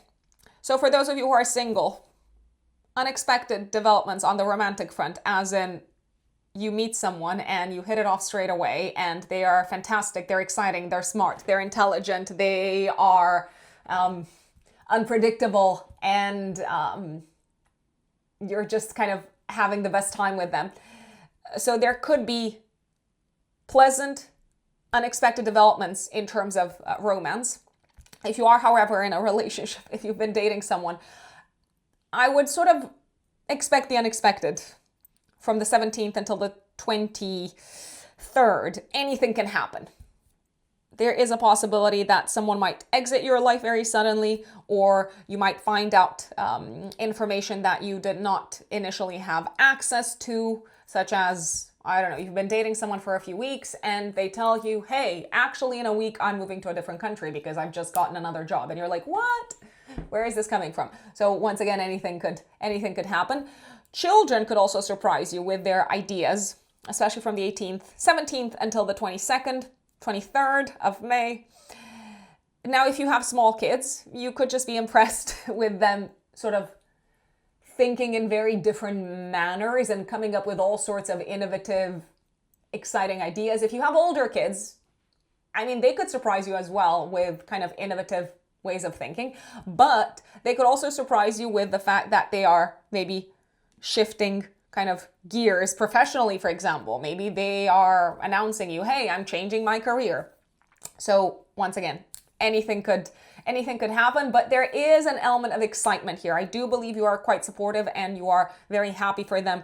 I'm looking especially at the 19th of May. There seem to be some kind of like pleasant announcements coming in, some beautiful surprises coming in. The sun is going to illuminate your 5th house sector also from the 21st of May. Gemini season begins. The sun goes into Gemini, so for the next month. I believe there is, I repeat, a lot of fun to be had with other people and a lot of unexpected developments coming in when it comes to your one-to-one relationships. But for the most part, there is an element of joy here. At least that is how I see it. Oh, by the way, I would not be surprised if some of you experienced unexpected pregnancies, just as an FYI, or if you heard of your partner may be getting unexpectedly sort of like pregnant. So surprise pregnancies are possible. Mars goes into Taurus 18th of May until the end of June. Now, Aquarians, you're going to be busy at home. You've got a lot to do on the home front, but this transit can also bring some challenges on the home front. So some things might break over the next month and a half-ish, next 6 weeks. They might need to be changed altogether. If you're looking to change things up around the house, that's great because Mars supports you and it gives you the stamina and the energy and the motivation. Mars in the 4th house can also bring arguments and conflict at home because of stubbornness. Oh gosh. Or maybe because of money, or maybe because of different value systems, or maybe a combination of all of the above. People are very inflexible, and maybe you are very stubborn and inflexible as well because you are a fixed sign. Around the 26th of May, when Mars squares Pluto, this could bring this transit, this square, and it is active a few days before, a few days after, could bring really intense, potentially destructive arguments with a family member, maybe with a sibling. I mean, of course, they would be a family member. I'm going to say this. Someone is very angry with you. Maybe you are angry with them as well. And to me, it looks like nothing good is going to come out of this interaction.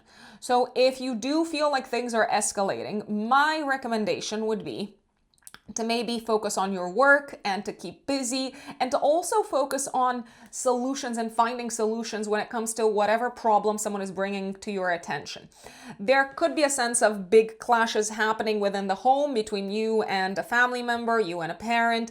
And I repeat, if you manage to focus on what the solution could be or how things could be worked through, you're going to get somewhere. But you're not on the same page. It's not immediately obvious how you're going to get on the same page.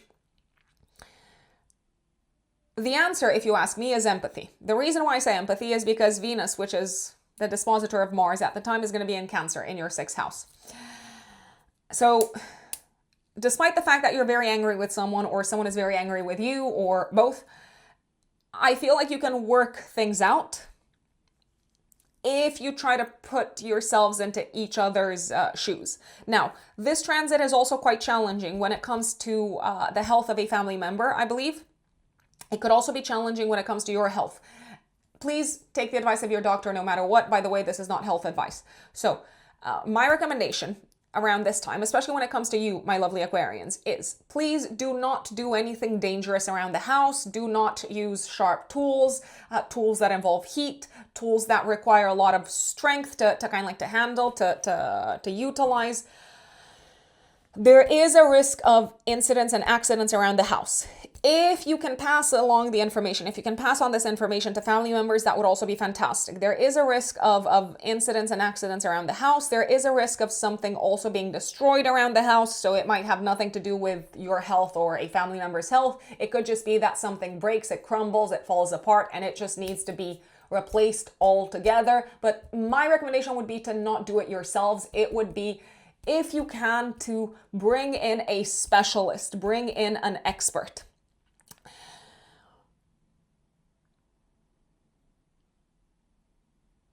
I also believe that you are probably going to experience some power clashes around the 26th of May, a few days before, a few days after. Remember that just because someone is trying to tell you what to do, to dominate you, to control you, doesn't mean that they actually have power over you. And that might be a hard pill to swallow for them, but it is what it is. Ultimately, I feel like you're not gonna budge. Going a little bit back in time, 18th, 19th of May, Venus goes into Cancer in your 6th house of day-to-day work and health, all the way until the 13th of June. It's going to be co-present with Jupiter, the other benefic. So pretty much until the middle of, until the middle of June, roughly. You are experiencing a very favorable time work-wise, health-wise, especially if you're working on your health. If you're not working on your health, then I'm like, what are you doing? It looks like you do have some things that you can sort of explore and improve on the health front, or maybe when it comes to your habits, healthy / unhealthy. If you're looking to attract new clients, if you're looking to maybe apply for another job, if you're looking to maybe ask for more money, if you're looking to attract important collaborators from a professional standpoint, please take advantage of this period, 18th, 19th of May until the 13th of June. Venus will square Neptune, 22nd of May. Be careful not to kind of be too harsh in your conversation with someone that you're supposed to work with, or that is sort of trying to help you. And they could be a colleague, they could be a coworker, but they could also be a health-related practitioner. I feel like you're being you're a little bit of a disappointment to them, and you're being very pessimistic in your verbalizing of things. They're just trying to help. That's what I want to say, Aquarians. Now, 26th of May, although this is the time when Mars is squaring Pluto, the Sun will trine Pluto. Remember, or shift the focus on what actually makes you happy, Aquarians, at this point in time. And remember that you have got the right to prioritize that. No matter what other people say, no matter what expectations they have of you, your duty is also to yourselves. And 31st of May, active 3 days before, 3 days after, we've got a full moon in Sagittarius. I feel like you are having a great time, a jolly good time, as they say, around this time. You're celebrating maybe something together with colleagues, co-workers. You're maybe achieving a big goal on the work front or on the health front. Maybe you're going out with people from work, and there's this sense of kind of enjoyment and relaxation because something that required a lot of effort on your part turned out very, very well. This is also the time when a friend could come in with a job offer for you, or you could help a friend maybe secure a better paid job. The full moon is in a nice aspect to Saturn. Conversations that are happening around this time are turning out very, very well, even if historically they have been difficult. You might also achieve a goal connected with your education, connected with your classes, courses that you've been taking, and connected with the expansion of your skill set. Maybe you're passing an exam, maybe you are passing the sort of practical assessment. By the way, this is also a very, very beautiful time to schedule an interview and maybe to interview people if you're looking to hire someone. I mean, if you've got your own job, or you probably have your own job. If you've got your own business, and if you're in a position to hire people, I do believe this is a good time to interview people. You would probably find someone very, very aligned with your belief system. Last but not least, this could also be the time when you achieve a big goal from a health and wellness perspective, and people are noticing and they're like, well done, congratulations, Aquarians. And now let us move on to Pisces. My dear Pisces, Pisces suns and Pisces risings. May of 2026. What does it have in store for you, my lovely Pisces? The month kicks off, 1st of May, with a full moon in Scorpio. This activates your travel axis. And you're either traveling around this time, or you are coming back from a trip, or you are maybe paying for something travel related.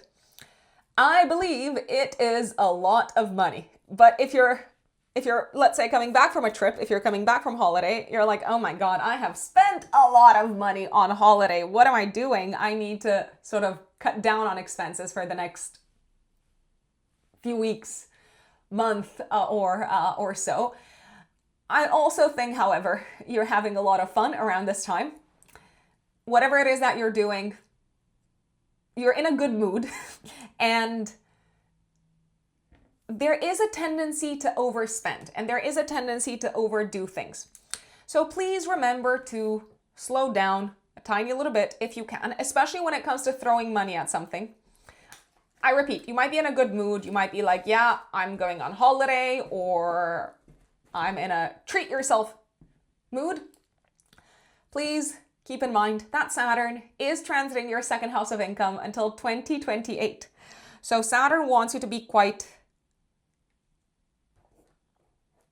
moderate in your approach to expenses. But the energy around this time is very much like money, money, money. Pay for this, pay for that, buy this, buy that, go overboard, get all the extras. Speaking of extras, this could also be the time when children are a little bit extra with their demands. Let's say you have a child and they want to go on holiday with their friends and they're like, I need this much money. You are quite a generous sign by nature, Pisces. But once again, I would remember to maybe draw the line, or kind of remember what your boundaries are, or remember the boundaries that you have tried to set from a financial perspective, and maybe negotiate a little bit in terms of meeting your child's demands from a financial standpoint. This full moon does put the spotlight quite a bit on children, though. So not just when it comes to children going on holiday, you might be paying off something for your child's education. Maybe you're paying off a course, a class. It does seem to be aligned with your values, but also quite expensive. So that is a big theme. This is also the time when you could be dealing with a legal matter. Once again, you might be paying off a lawyer. If you're in doubt, if you're thinking, oh, do I need a lawyer for this? Do I need a legal advisor for this thing? I believe they are going to be very useful. But once again, I would keep at the back of my mind the fact that they are probably going to cost quite a bit. Venus is also sextiling Saturn on the 1st of May. So things are working quite well, very much according to plan on the home front, on the personal life front. And you seem to be collaborating really nicely with a family member, or maybe even with a romantic partner on a matter that sort of affects both of your personal lives. Mercury goes into Taurus 3rd of May all the way until the 17th. So to me, it looks like you have, what is it, like a couple of weeks ahead of you of having to send a lot of emails, having to reach out to a lot of people, and maybe also having to sort of figure things out for others. Other people come to you, and I see you as the one offering very practical, pragmatic solutions. Mercury on the 5th of May will square Pluto, though. It is an energy that is active day before, day after. Something could be wrong. I know it is the third house. Something could be wrong with your car or with your preferred mode of transportation, and it might need to be replaced. There's also a possibility that you might find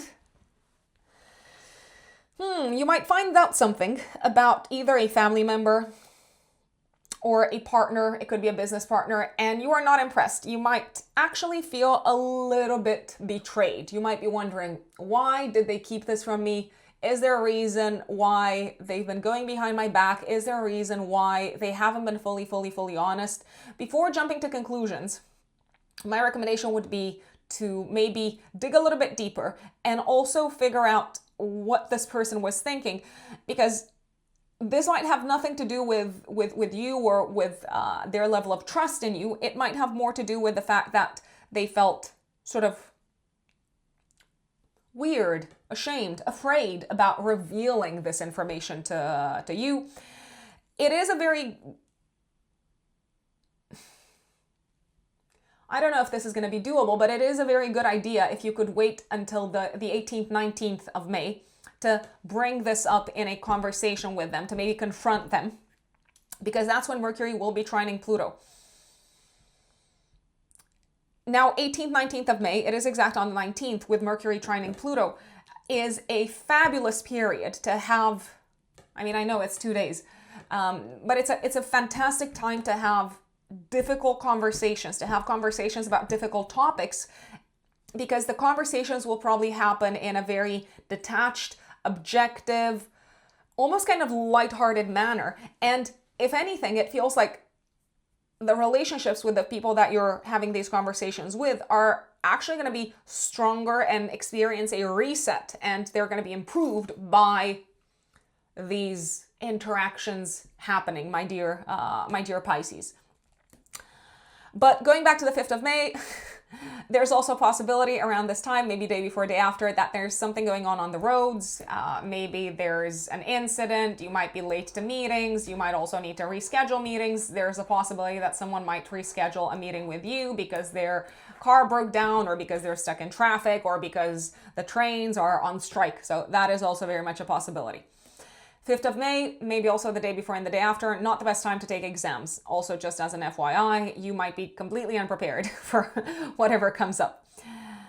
6th of May, Pluto goes retrograde in Aquarius in your 12th house, so you're going to have some time to kind of integrate some of the changes that have been happening in your life behind the scenes as of the end of 2024. 14th of May, the Sun will conjunct Mercury in your 3rd house.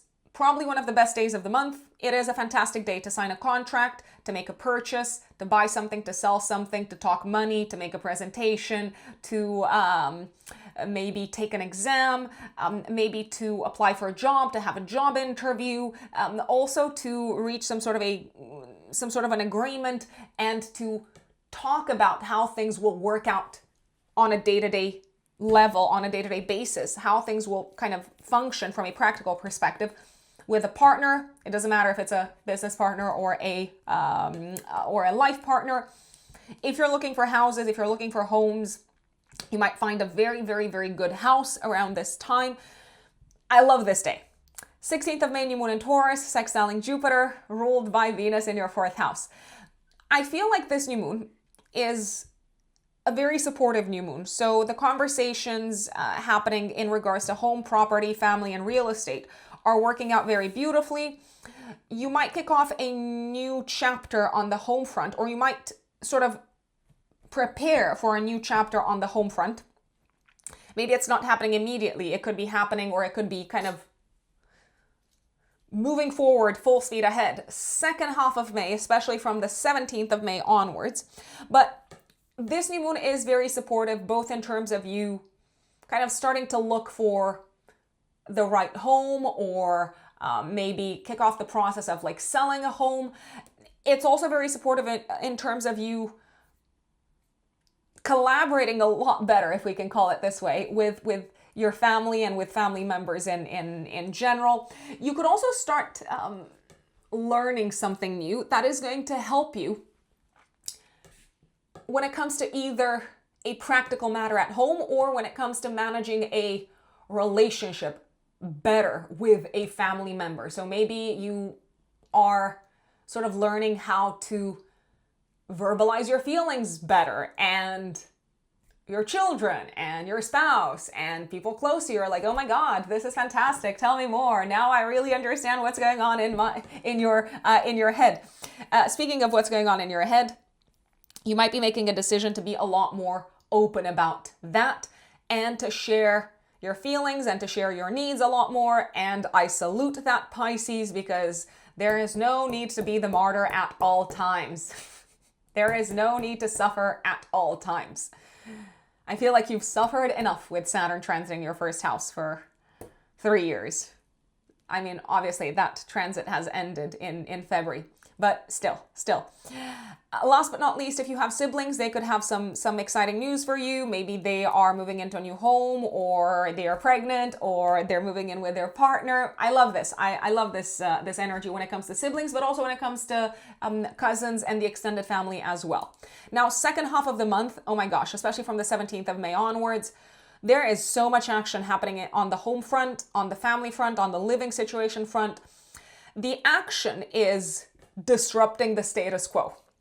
So Mercury goes into this part of your chart 17th of May, and immediately it conjuncts Uranus on the 18th, and then 22nd of May the Sun will conjunct Uranus. So Mercury and the Sun activating Uranus pretty much from the 17th until the 23rd of May are saying it is time for novelty, it is time for excitement, it is time for a change on the home front. If you're looking to move, this is fantastic because Uranus loves to shake things up. If you are looking to sell a house, if you're looking to buy a house, if you are looking for more excitement in the home, if you are open to all sorts of, I don't know, like weird, different, new ways of living, if you are open to maybe having 2 home bases and spending time away from your primary home base, this is a superb kind of energy to take advantage of. Uranus, we have to remember, however, is a transpersonal planet. So there could be sudden unexpected developments coming in your way that will sort of shake up how you currently live. But maybe you did not see these coming. So maybe it's all like, wow, kind of left field. Let's say you... Oh my gosh, so many things could happen. Let's say you get a new job offer that requires you to travel periodically, and you're gonna have to commute, I don't know, to another state periodically. Or let's say you decide to give a relationship a shot, but the thing is, you've been dating this person from a distance, or you've been kind of entertaining a long distance thing, and now it feels serious and you're thinking, oh my God, what am I gonna do? Do I need to have like 2 homes right now? Do I need to move to this person's like hometown? Are they moving in? What's happening? There is an element of the unpredictable. I keep on saying this. So my recommendation would be wait and see what happens. Wait and see what comes your way in terms of home, property, living situation, and then make a decision. My recommendation would be to wait at least until the kind of 19th. On the 19th, Mercury will trine Pluto, so whatever is coming your way that you did not necessarily have visibility of, and that will be affecting your home and living situation in your personal life, is probably already very much on your radar. Transformation is the key word. Now, the 4th house is also the house of home and family. I would not be surprised if there were new people coming in. As in pregnancies.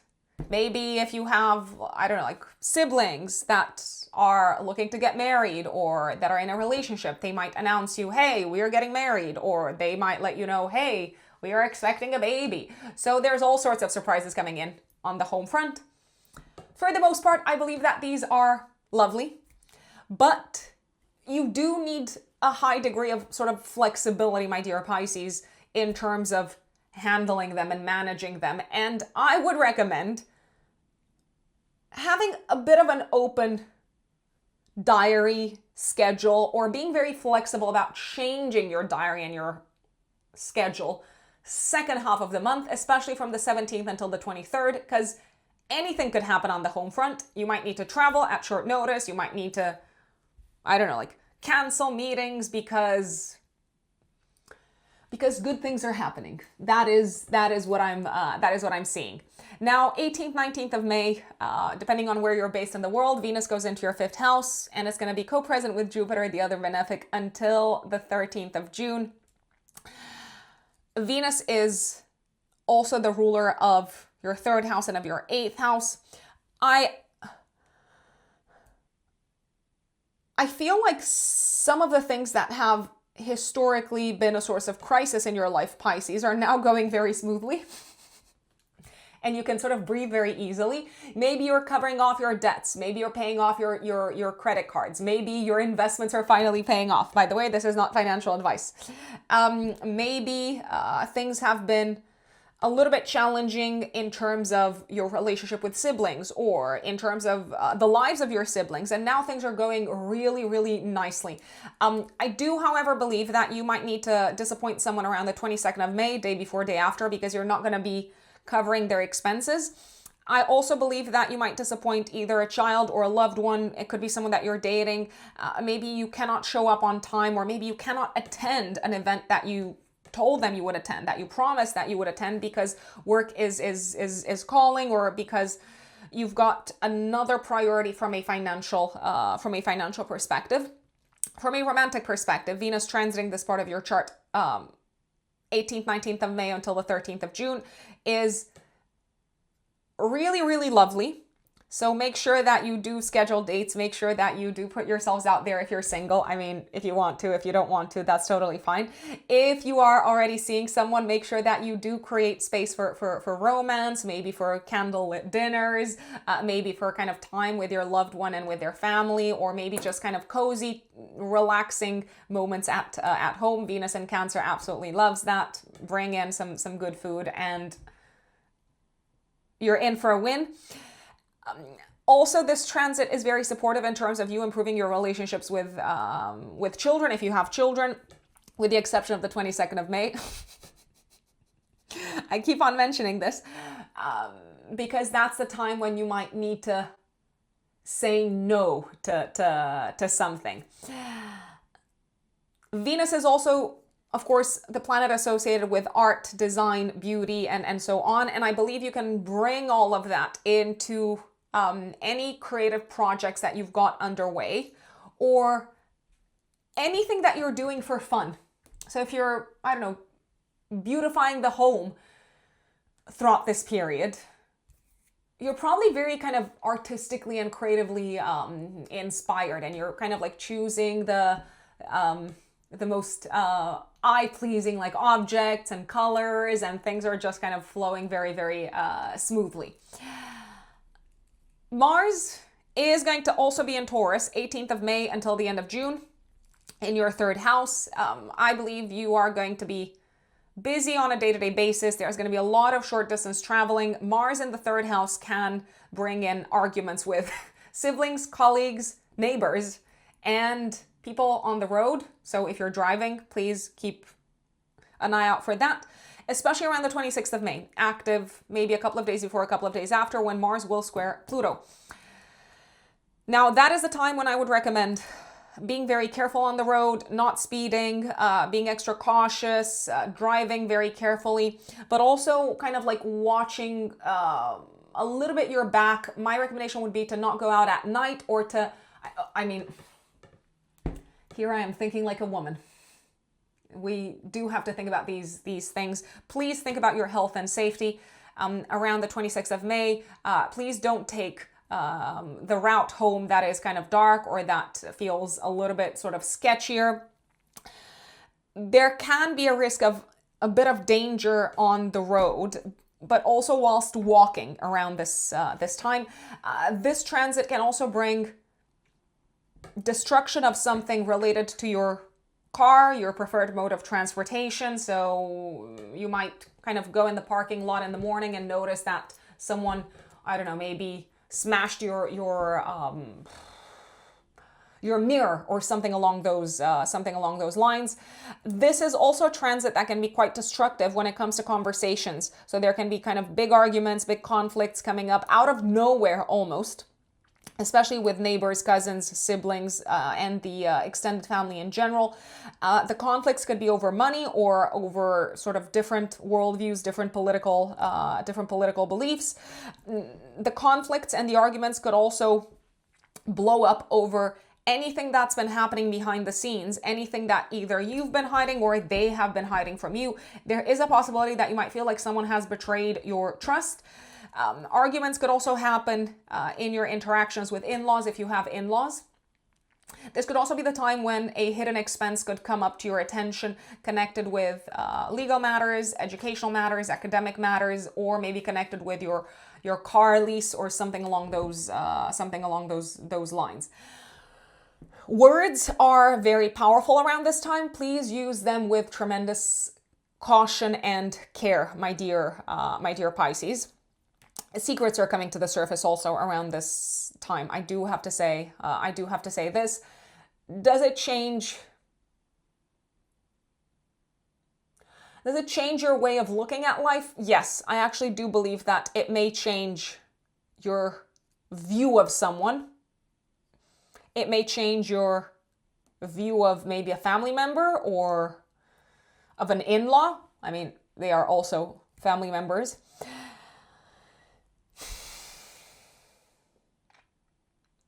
At the same time, what's done is done.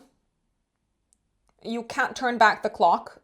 If they've made a mistake, you can't necessarily save them from kind of making that mistake or prevent them from making that mistake, but you could be there for them and offer some sort of emotional support, even if you very much disagree with their way of doing things. The sun is going to activate your fourth house of home and family and living situation from the 21st of May. It's going to go into Gemini for the next month. And the sun is also the ruler of your sixth house of health and day-to-day work. So I feel like you're going to be working on things around the house, but you might also be thinking a great deal about the health of a family member and maybe dealing with matters connected with the health of a family member throughout this period.